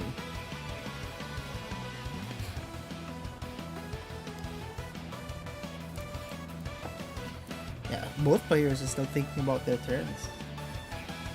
Taking their time. And of course, Snips goes for a protect here. Trying to stall one more turn. One more turn. A lot of people would see this and think, wow, he's just stalling for time. What's he stalling for? Get the game over with. But more skilled players will actually see this as, I need more time to think about a game plan for game 2. So Sniffs is probably thinking about this a lot. We weren't here for game 1, but I'm pretty sure he's thinking about it. And this going to game 3. Yeah, just to comment, Future's team is interesting. I don't think I've seen that Aggron again from the last midweek smoke. So it's very fun to see a different team being brought. Okay. So we'll be waiting. For the protect Okay. once again. I thought the RNG would give that double protect there. But Can you now imagine? we see the Talonflame go down here from the Rotom's Thunderball. And Future takes game 2, bringing us to Game 3. So I'm gonna set this pizza aside. We are done with our pizza party. Yes, we have breakfast. Nanay nag-work sa yung pizza.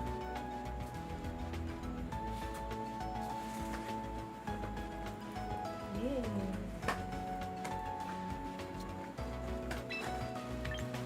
I always love watching matches. I have not played since Champions. I am not sure when I am gonna play, but hopefully in regulation M-B.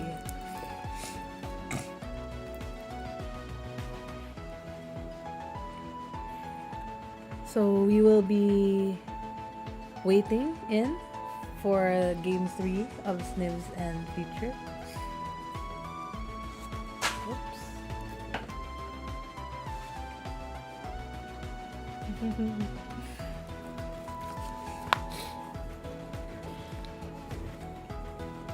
So, fun fact, I did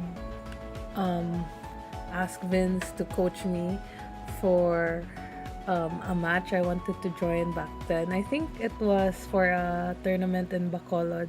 But unfortunately, we couldn't go because that was the same time where a lot of earthquakes and storms were happening. So we had to, postpone that. Hopefully this year we can go to other places along with the community to community here in Cebu so that we can also join tournaments around maybe Manila, Bacolod, Iloilo. But yeah, this is my notebook that I use, and it has a lot of Ditto stickers. Let me switch it so they can see. Wala di. Wala, now you can show them. There, I'ma show. Uy, that is the notebook. And shout out to Vince and Coach Mark. Vince and Mark for helping me during that time. Walang random chika. While Can't wait waiting for the match. So I guess we're waiting for future. Oh no. Naka-comment na to. Oh, ugmaan daw taan eh. Ugmaan Yes. naman. So according to Snivs, maabtan daw tag-ugma. So this will basically the matches are so long that it will reach to the next day, which is yeah, we've already reached a new day. And it is 12:41 a.m. Yun na guys, joke. Yun na guys, let's go to sleep soon. Joke. I'm kidding. Let's continue the matches and wait for our two players to get ready. Apparently, Future has to take a call. Oh, okay. So, I hope they have enough time. After this, we're going to the grand Grand finals, yeah. finals.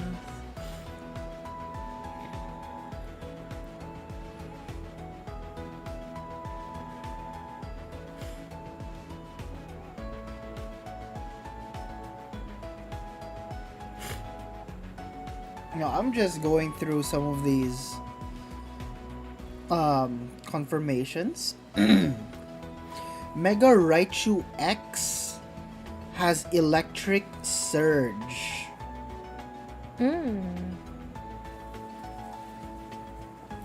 Mega Raichu Y has No Guard. I imagine they wanted the abilities swapped, but if you look at Raichu's moveset, I believe Raichu learns Zap Cannon, and Zap Cannon is not accurate.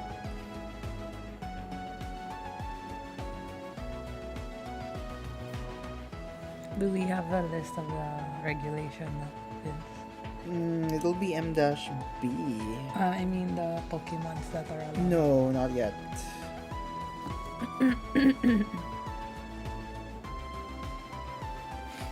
Okay, Raichu learns Zap Cannon, right? Somebody confirm that in the chat. Volt Tackle, Thunder Punch,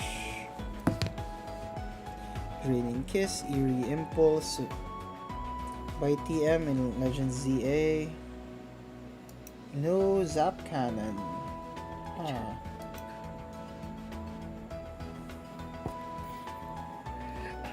Scarlet and Violet though, do you learn Zap Cannon?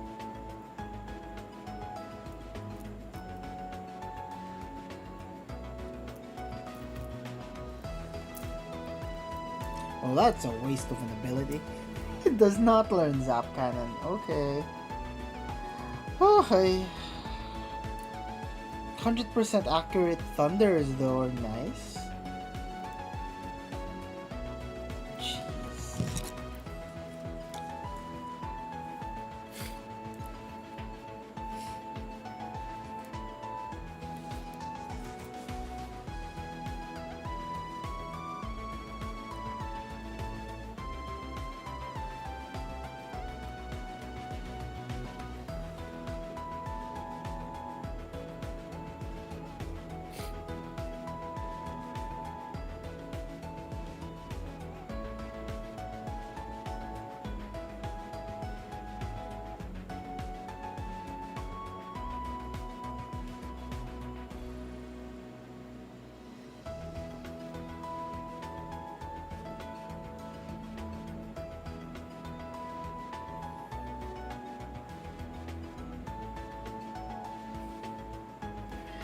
All that 30 minutes though for what?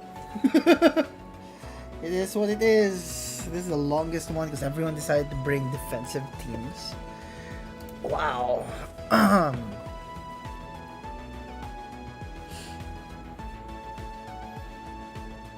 Will Future be coming back anytime soon?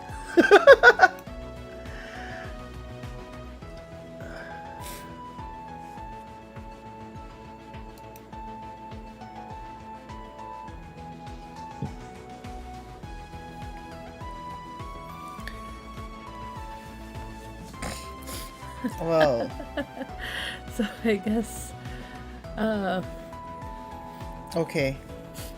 I believe our rule set is a 15-minute recess timer, but I'll leave it to Snivs. is it already 15 minutes? No. It will be at 12:53. I'll just comment on it. Okay. I have so many chickoritas. Guys.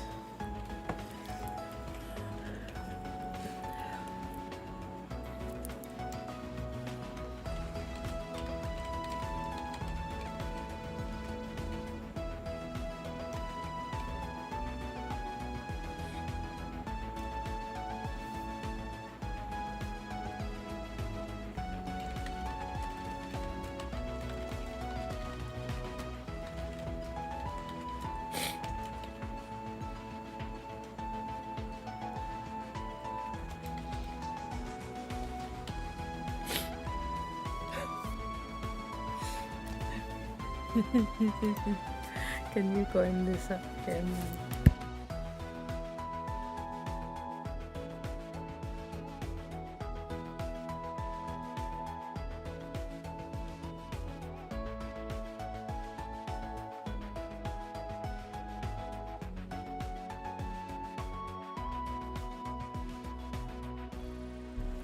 Me? I'm gonna go pee. Oh, okay. Sige, go.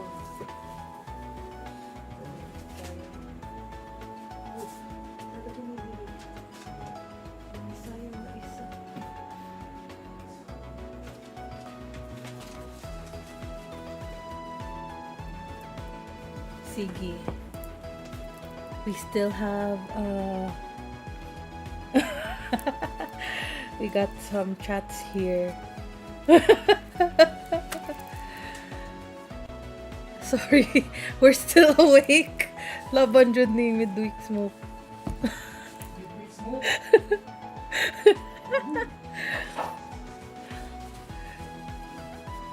But of course, it's always fun to just spectate matches. So Tyrant here saying he fell asleep at 10:30 and just woke up and the tournament still isn't finished. Yes. And we're still moving. We're still doing game 3 for Snivs and Future before we move on to Grand Finals. So I am not sure what time this will finish. Also, Gio here saying natapos na trabaho ko and still isn't finished. Yeah, laban lang. This is the first midweek smoke that I think reached this long. So, yeah. It's like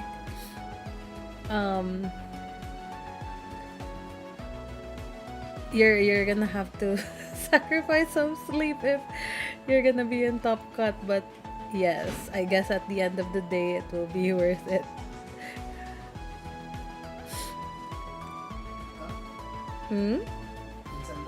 Walang, may comment there eh. What's up? Hey. I fell asleep at 10:30 and just woke up. Yeah. We're almost there. We shouted you out earlier. Thank you. So Gio was watching the tourney during the last half of my night shift. I guess uh, a good way to end the workday, the night shift. Fun Hopefully. fact, whenever we do midweek smoke, I sleep all afternoon. Yes, because last time Vince woke up 1 hour before and we had to rush a few of the preparations. I was like, Vince, di ba mag-midweek ka? Yes. It's I was like, 1 what hour time na is lang. it? 1 hour na lang. You woke me up like 6:20. Not your job, but thank you. Oh, What is future ba? yes, yes. Okay, fight. Sige, so wag nang kayong mag... Oh, joke. It's okay, it's okay. We're probably gonna extend just because of the nature of this match. I was gonna say, wag na kayong mag-swap-swap, pero joke lang yun. Okay, so let's get into the match between Future and Snivs. Game 3. So this one will dictate who will go to the grand finals. Chill casting po manino. Yeah, chill casting. So chill casting. Chill ass casting. Laban sa'yo to.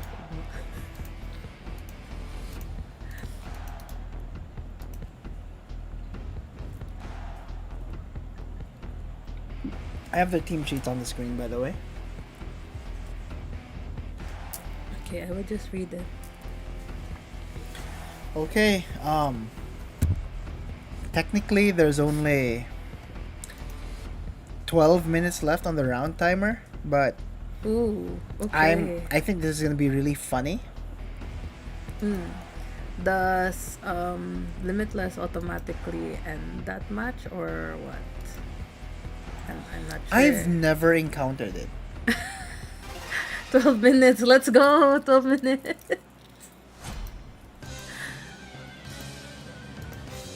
Okay. Okay, so Snivs versus Future. So Rotom Wash and Incineroar coming in from Future, and Incineroar and Floette in Sniv's side. It's probably gonna be another long game.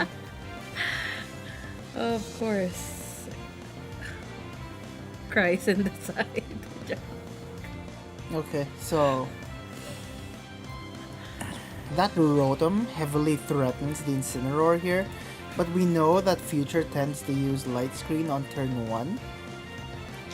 Well, Fake Out looks like a fun little... Sims will be Mega Evolving into Floette turn 1. Ooh. Okay. So... Okay, so as you said, Vince, we got a fake out here from Incineroar and a fake out. It's another Fake Out situation. It will be a long match indeed. Oh yeah.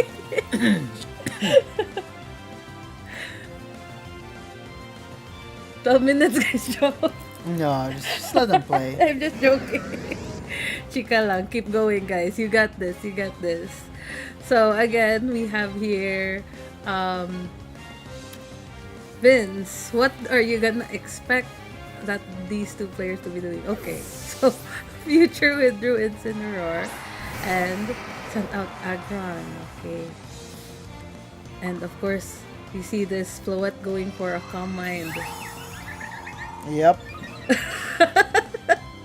And the Rotom's gonna use Light Screen. It's like, I know how this is gonna go. Throat Chop into the Aggron. Oof. So it's true then, just joking. What the- I mean, This is already that was to sleepy prevent mode. the parting shot. But Another Light Screen? Right? a Light Screen is in fact up for Future side. He sends in, not the Incineroar but the Sinistra back in, which is Ooh. going to heal this Aggron. Okay. And I'm going to guess the Aggron is going to. It did not Mega Evolve. That's a double hard switch. Oh. All right. So, oh, Protect coming from Sniff's side, but and the parting parting shot, shot. into the Sinistra just to weaken it a little.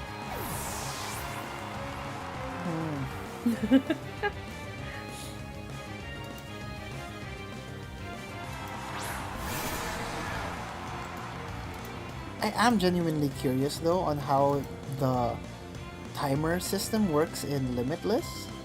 You know, search it. No, I'm looking at it right now.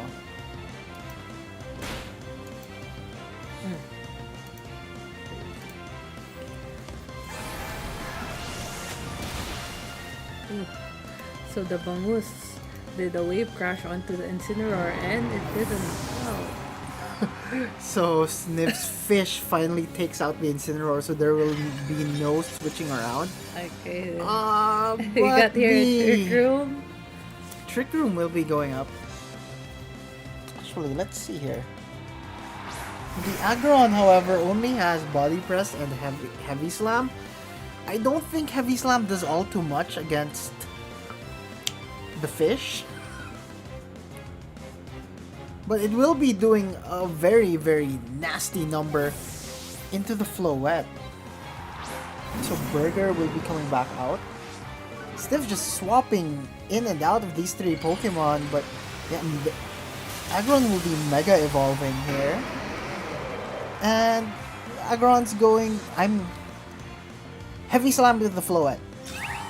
For 50 pesos. On the board.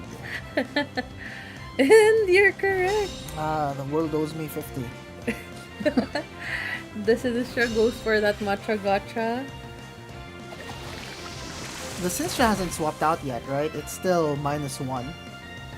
With the special attack from the parting shot earlier. Oh yeah.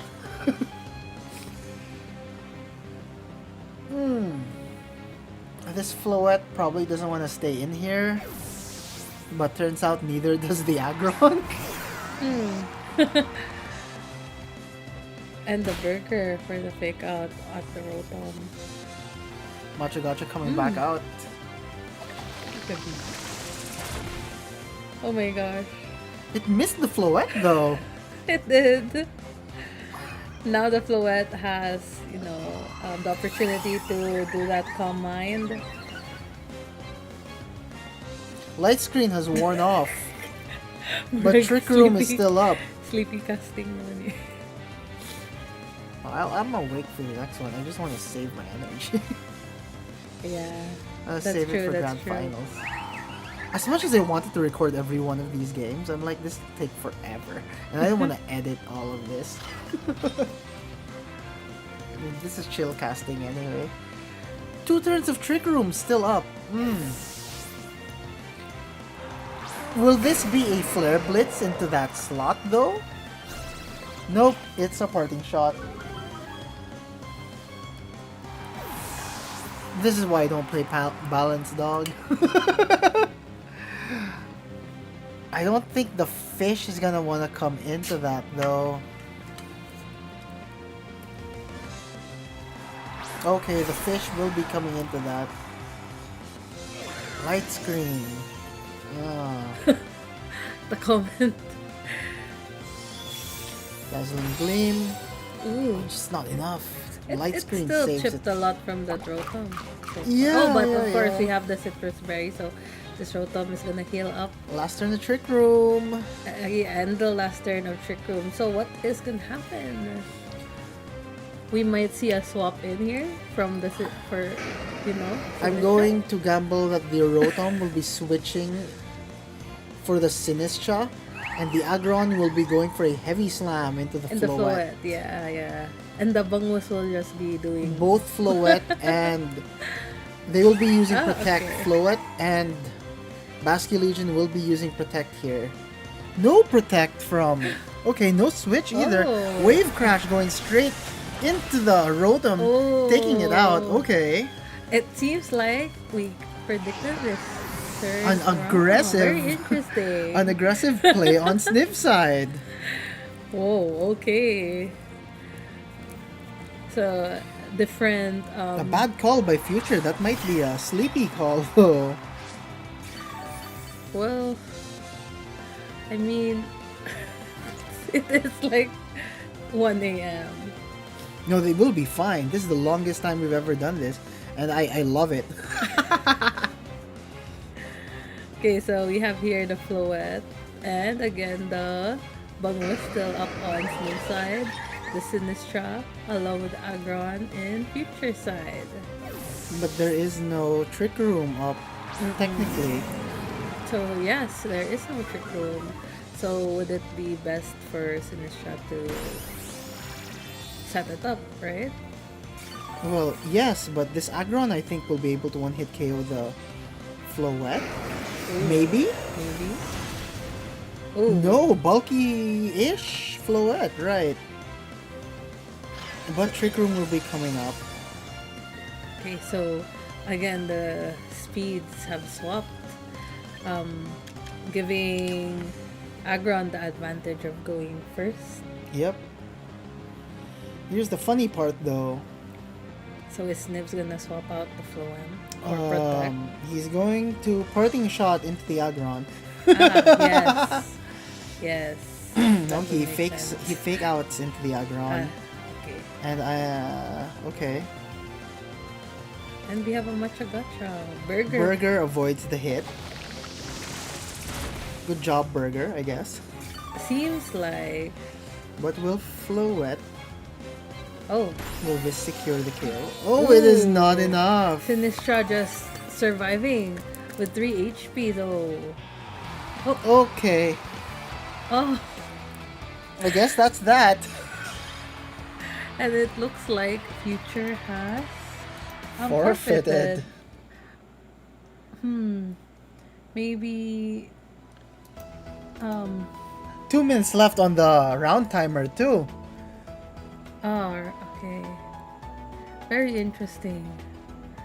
I hope that was not because of the sleepy, but I I guess yeah. We have here Okay, so Snivs winning the match between Snivs and Future. it's So- now the final game. So, good job. Good job both players. Good endurance. You guys can do this one last game. One last. Snips is once again here for grand finals, just like the Once very again. first midweek smoke. Siya ba dito? He didn't beat Rod though. Ah, yeah. Okay, now I remember. But the thing is, in a lot of the practice matches, Snivs and Logic tend to fight, go even, but Logic tends to outplay Snivs a few times. Sige. So, one last match. Grand finals here at Midweek Smoke. Snivs, one last rock slide though.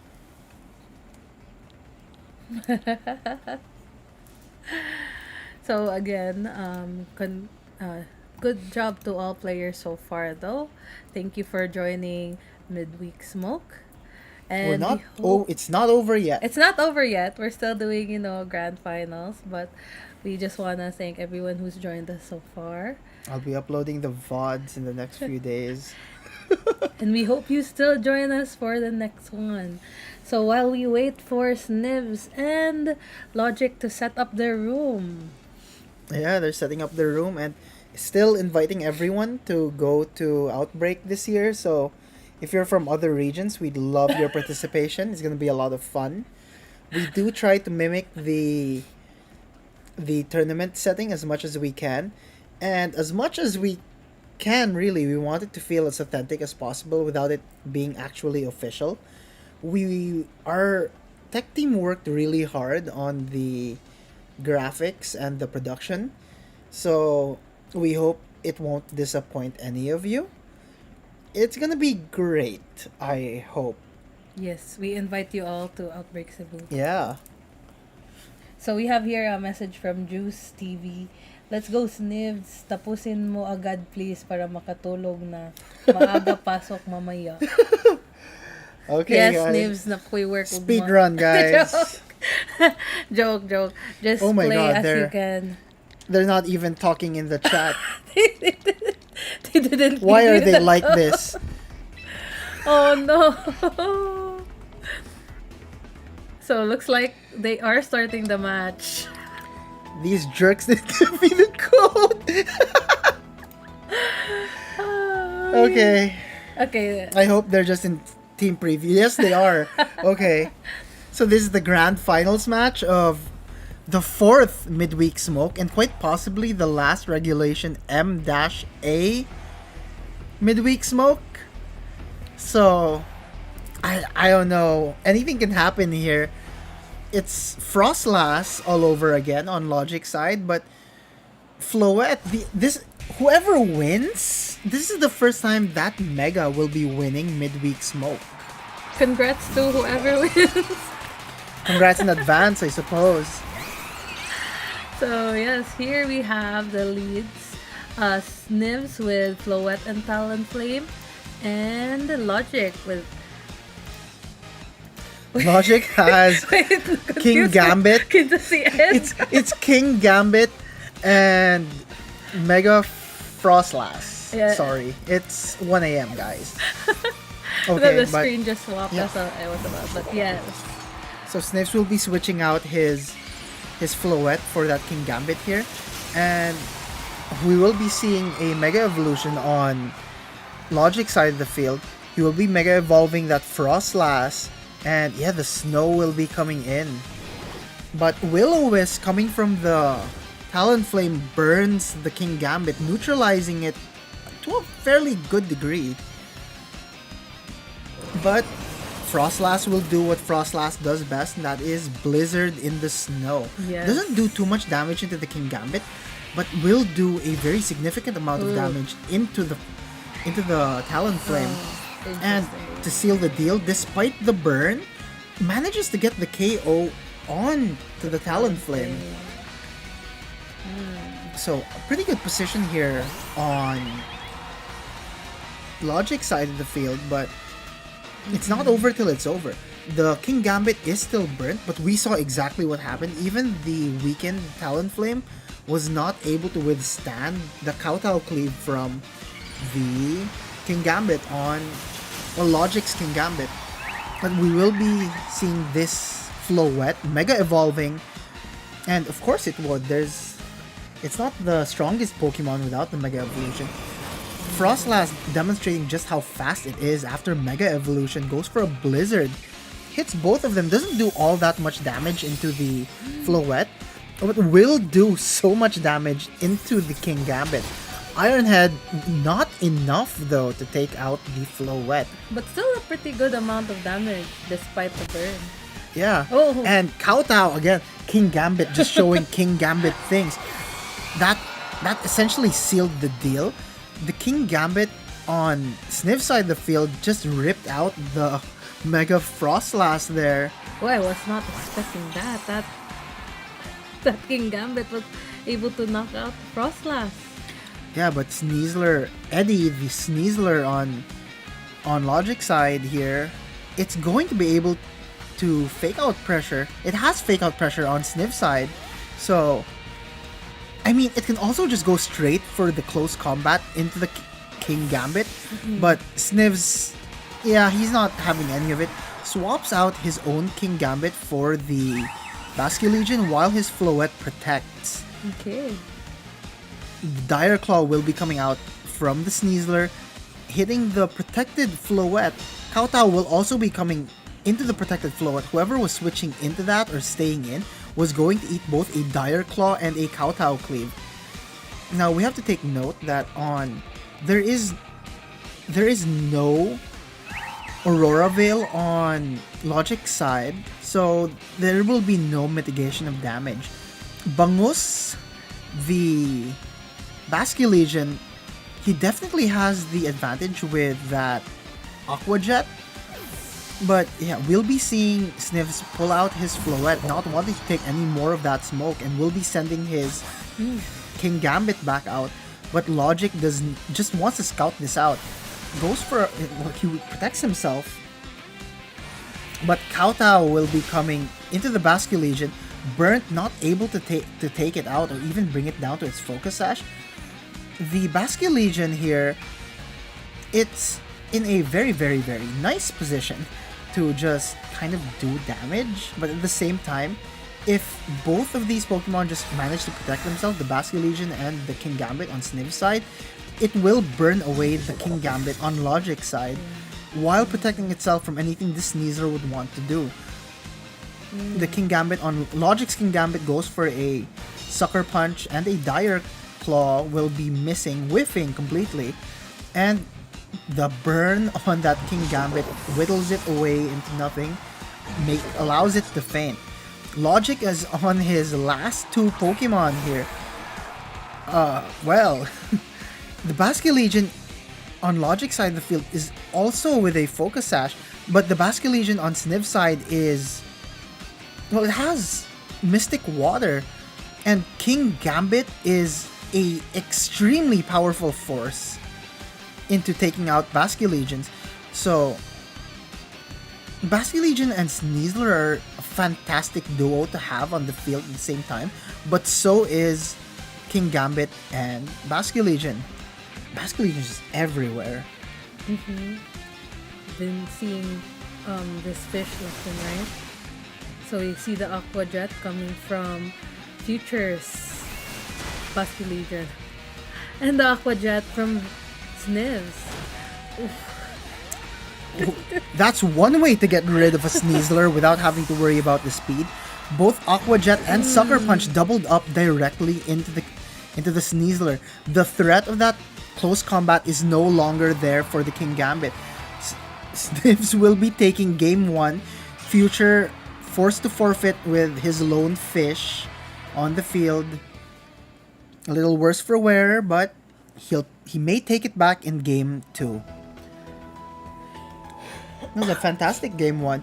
Not as long as the usual ones. We are not seeing any Agrons or Steelixes here, so this is a lot faster, but at the same time, it's a lot more aggressive. The momentum can fall and rise depending on the positioning of the entire team itself. I don't think Logic positioned himself wrongly either. It's just kind of how it went. The dice falls where they fall. It just so happened it fell fairly well on Sniv's side this time. Maybe for game 2 we will be seeing a resurgence, but we will be seeing the Sneasler and Frostlass come out on Logic's side of the field as leads. Bit of an adjustment, I believe, because he brought the Kingambit in last time with the Frostlass. On the other hand, Snivs is committing to a whole new lead with that Talonflame. And, well, the Float was there earlier, but it was paired with, I believe, the Sneasler. Or was it also the Kingambit? I'm not sure, but the Talonflame, however, is definitely new on the field here as a lead. It can 100% go for a Tailwind, or it can just threaten the opposing Sneasler immediately with a dual Wing Beat. Frostlass will Mega Evolve and will most probably go for a Aurora Veil or a Blizzard. It's one or the other. It's never anything else. Very rarely will it do anything. There's no advantage to not going for either Blizzard or Aurora Veil. But I'm going to guess that the Talonflame is protecting itself. Not going for the dual Wing Beat, probably because of the Fake Out possibility coming from the Sneasler.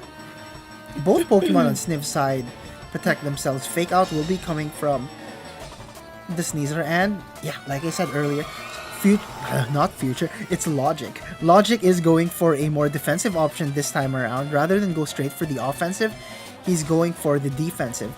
Now there will be 4 turns of Aurora Veil, I believe. Yeah, 4 turns. So long as the snow is still up, that Aurora Veil will also be up. Now Snivs has the chance to just constantly switch in and out here, like he did with all of those Aggron matches in the previous games. But at the same time, he can also threaten... I don't think he's gonna have enough damage to get a KO onto either of these. Talonflame has fairly low damage. But let's see, Dual Wing Beat just barely does enough. Just barely takes out the Sneasler here. But catches the switch. Damn. Nice call there from Nice call Logic out there. from Logic. Probably going. I don't think you're gonna stick in here with that, with whatever The you just Floette, did. Yeah, right? the Floette. So I'm just gonna go for it. Blizzard smacking the Talonflame, leaving it really, really low.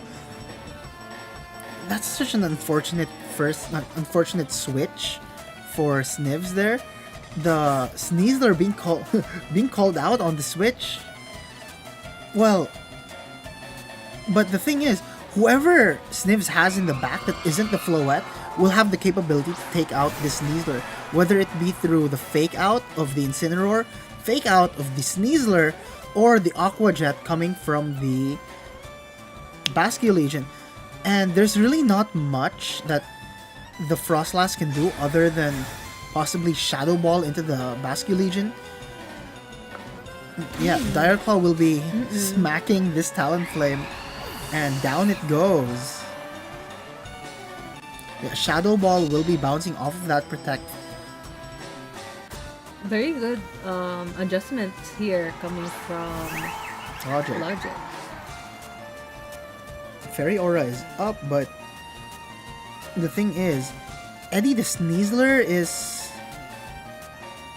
I'm going to guess that Logic might want to switch out the Sneasler, but at the same time, he really can't risk all too much because of this Frostlass. Now, Last Respects should be able to KO this Frostlass, but we don't know. It's snowing, and it's also Aurora Veil. The Aurora Veil is up, Oh, but yeah, not thinking about it, go for the Aqua Jet. And Shadow Ball will be going into the Basque Legion. leaving Barely some in. It's bulky actually. But the damage is just not there from the Floette. Oh. So this Frostlass managed to survive. Right. And we do see the return of Ed. Ed the King Gambit. Floette not in the best position right now. Huh. Both seem not in a good position, but I believe Bagos would be the first to move this turn. If he goes for a Aqua An Jet, Aqua yes. Jet. Just to avoid the Sucker Punch from the King Gambit. But Aqua Jet just does so little damage. But Sniffs looks will like- be protecting though, trying to buy time.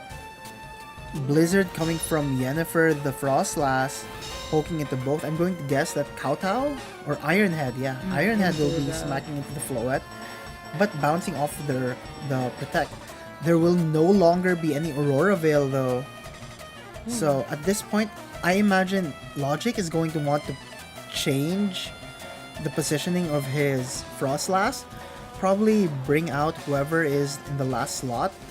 But he has to be wary because if the Floette and the Basque Legion manage to pin it, well, Snivs doesn't have Moonblast on his Floette. The best he can do is Draining Kiss. But yeah, he's opting to just stay in. Hits Bangus, the Basque Legion, with a Shadow Ball and manages to. I'm gonna guess that a Dazzling Gleam comes out here and it just doesn't do all that much.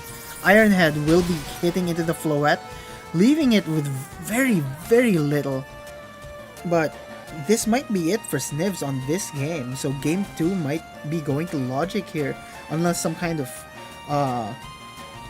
magical throw happens. I can't see Snivs coming back from this. Sucker Punch will be... There's literally no other way there. Yeah. And with that, we are going into game 3. Yeah, so as you said earlier, Vince, the dynamic of these teams compared to if you're facing off against an Agron is very different. Extremely. So yeah, it's very amazing to see how these two players manage and navigate through that. I personally really am amazed by how Logic carries the Frostlass. So far from the other games we've seen Logic um, go through today, that Frostlass has been a real big MVP with all those blizzards. The the thing you have to take note of though is that incredible predict with the switch. Sneasler could have smacked into nothing with that Floette, but instead catches the King Gambit on the switch. That's true. That's true. An extremely intense commitment there. Yeah. I would want to ask Logic later on. Was he expecting that or just going for it?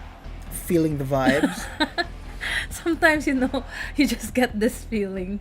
Maybe I should just do this joke. But yeah, it would be very interesting to know how Logic thought of that. And we're going into game three. The final game of the fourth midweek smoke. So let's see how these two players choose their leads for the last game. It's the same. Is it the same? So, yes, we see the same leads. Sneasler and Frostlass and Talonflame and Floette. I imagine the Sneaser's gonna wanna fake out into someone. I don't recall who the Sneasler faked out into in the previous game, but I imagine it's gonna be the same. If anything, the Talonflame's gonna wanna poke the Sneasler here. But yeah, Sniv's making a hard call. Swapping out the Floette, banking that Sneasler is probably going to go for a fake out directly into the Floette slot. Actually, Yeah. Vince. Talonflame will be protecting itself though. And yeah, fake Oh. out does not go into the Floette slot. Instead, it goes into the Talonflame slot. And right now, this Talonflame is in a very, very nice position to just take out Eddie the Sneasler. I think that's the one thing that Snivs has been thinking about this whole game. This Sneasler has been a pain in his side, able to take out half his team without problem. Okay. With close combat and Dire Claw, Sneasler is just so good at doing these things. But Logic probably sees the exact same thing and goes, okay, you know what? I'm not gonna have my win condition go down this early, and decides, yeah, okay, I'm just swapping him out. But Aurora Veil showing exactly why Aurora Veil is so good. I'm going to guess Shadow Ball will be, yeah, Shadow Ball goes into the Basque Legion and just takes it out right there and then. But you have to take note that now the Floette is in a very clean spot to just come back in, Mega Evolve, and go for a Dazzling Gleam. Talonflame, on the other hand, still has not lost any HP. It has its Gale Wings still up. I imagine that Snivs is going to want to keep the Gale Wings up much longer. He's probably going to Dazzling Gleam here, do a little chip damage onto the Floette, while threatening the Garchomp heavily. And yeah, we will see that Snivs is trying to keep his Talonflame's Gale Wings still active for as long as he possibly can. And yeah, the Roselli Berry from the Garchomp, not enough to keep it up though. Critical hit. I'm not sure if the crit mattered all that much, but regardless, it still did the job taking out that Garchomp. Blizzard does come from the Mega Frostlass, but the question is, will it be freezing this Floette? And it does not fish for the freeze. The 10% chance does not proc. And I imagine the Sneasler is gonna want to come back out here. The Talonflame did just protect itself, so it's going to be a very difficult position for Snivs. This Sneasler can either take out the Floette on this turn quite easily, but then it might lose out because it gets hit by the dual wing beat, or Snivs might want to switch out his Talonflame, but he's not doing any of that. Instead, he just allows it to get hit. Ooh. And yeah, that was a crit. Ooh, very painful crit, might I add. This is intense. Very. Looks like the Floette was able to take a lot of damage as well. The I believe would it have been better if Sneasler went for, well, it would be a close combat towards the Well, Tailwind is still up on Sniv's side, so this Floette will be moving first. But the thing is, that even if the Sneasler manages to protect, Blizzard was not able to do that much damage into the Floette. So, Snivs is probably banking on the idea that his Floette is going to survive another Blizzard. And like I said earlier, it just wasn't enough. Observing the damage numbers there and the rolls, this Floette had enough in its tank to just keep going. Aurora Veil is finally off, but so is the Tailwind on Sniv's side. Everyone's now at their base levels. This King Gambit, however, can very, very easily go for several sucker punches just to avoid the attacks. And it might be its only way out. Of course, the Talonflame is still in the back, and Floette is a little worse for wear, but I'm going to imagine that attacking into the King Gambit, attacking into the Sneasler slot is definitely what Snivs wants to do. And yeah, Floette will be protecting here. But yeah, a Sucker Punch did come out, and unfortunately did not do anything. Now it is in a very good position to just go for a Kowtow. Either a Kowtow or an Iron Head. Iron Head might be the safer option into the Frostlass here, but you really can't underestimate the power of Basculegion. Adaptability Focus Sash? That's gonna take a hit or two. I'm going to guess that it's gonna wanna use Aqua Jet into the Floette. But Floette will be getting that second protect. Yeah, right, the double hit. Everyone's just protecting themselves here. Okay. Oh my gosh.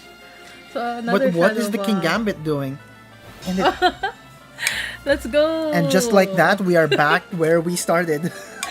So, that is very intense. Actually, me and Vince talked about if I would cast. Sometimes I get too engrossed in the match, and this is one of those moments, Vince, where I'm just glued, and I have no words. No, the positioning here is key because Logic wants to get that Sneasler in nice and cleanly, but A third protect. the third protect doesn't come out. I think Sniffs is just waiting for this Floette to go down, just so he can smack straight into this Frostlass or into the Basculegion.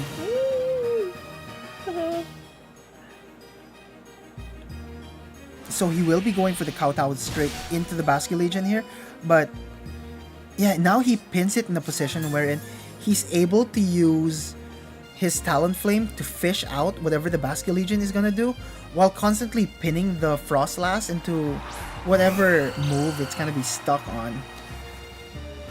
Everyone's kind of weakened here, but we have to remember that the Sneasler's still in the back. Ed Double D still in the back, and this Basculegion on Logic side has the capability to Aqua Jet into the Talonflame or the... Oh, okay. So they're just...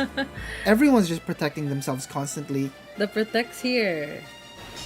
Blizzard will be pinging off of the Talonflame, but will be hitting into the King Gambit.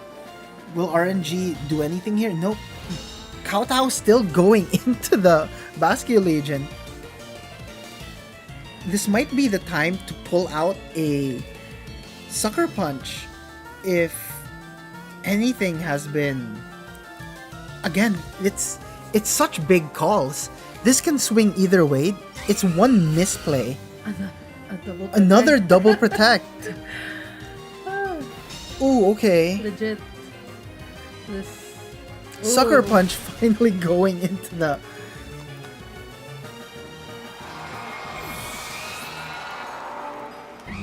So here's the thing. The King Gambit might be able to just take out Eddie the Sneasler here with another sucker punch, while Talonflame pokes Ed the fish, the Basculegion, with a dual wing beat. At the same time, Ed the fish should be able to poke the Talonflame with an Aqua Jet, and so long as Eddie the King Gambit fakes out into the King Eddie the Sneezer fakes out into the King Gambit, it should allow for this endgame here on logic side. But if the King Gambit manages to survive anything other than an Aqua Jet, Oh my gosh. This is where you have to make that decision. if I were logic here, I just click protect on the Sneasler and Aqua Jet constantly into the Basculegion. But that's not what's happening here. I'm going to guess that the Basculegion is going to go for liquidation, and we'll probably seal the deal here. Yeah, that's it. Logic Whoa. will be the winner of the fourth midweek smoke. Very good games. No, that was incredible. The level of predictions in that match, top tier. The matches we've been watching for midweek smoke, the fourth one, I don't care if we're sleeping at 2 a.m. That was hype as hell. So Good. GG's wala na nag-work ako. now we're still pretty hype. You can put your Corsola back on the mic. Okay. Good game. That was very well played. I'm warming up. I'm still warm. Ooh, that was incredible. Congratulations, Logic, for winning. Ooh.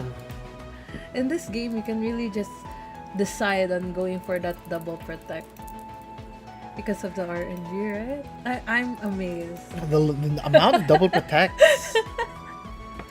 I guess me going into VGC for champions, just expect that double protect to happen more percentage of the time, right?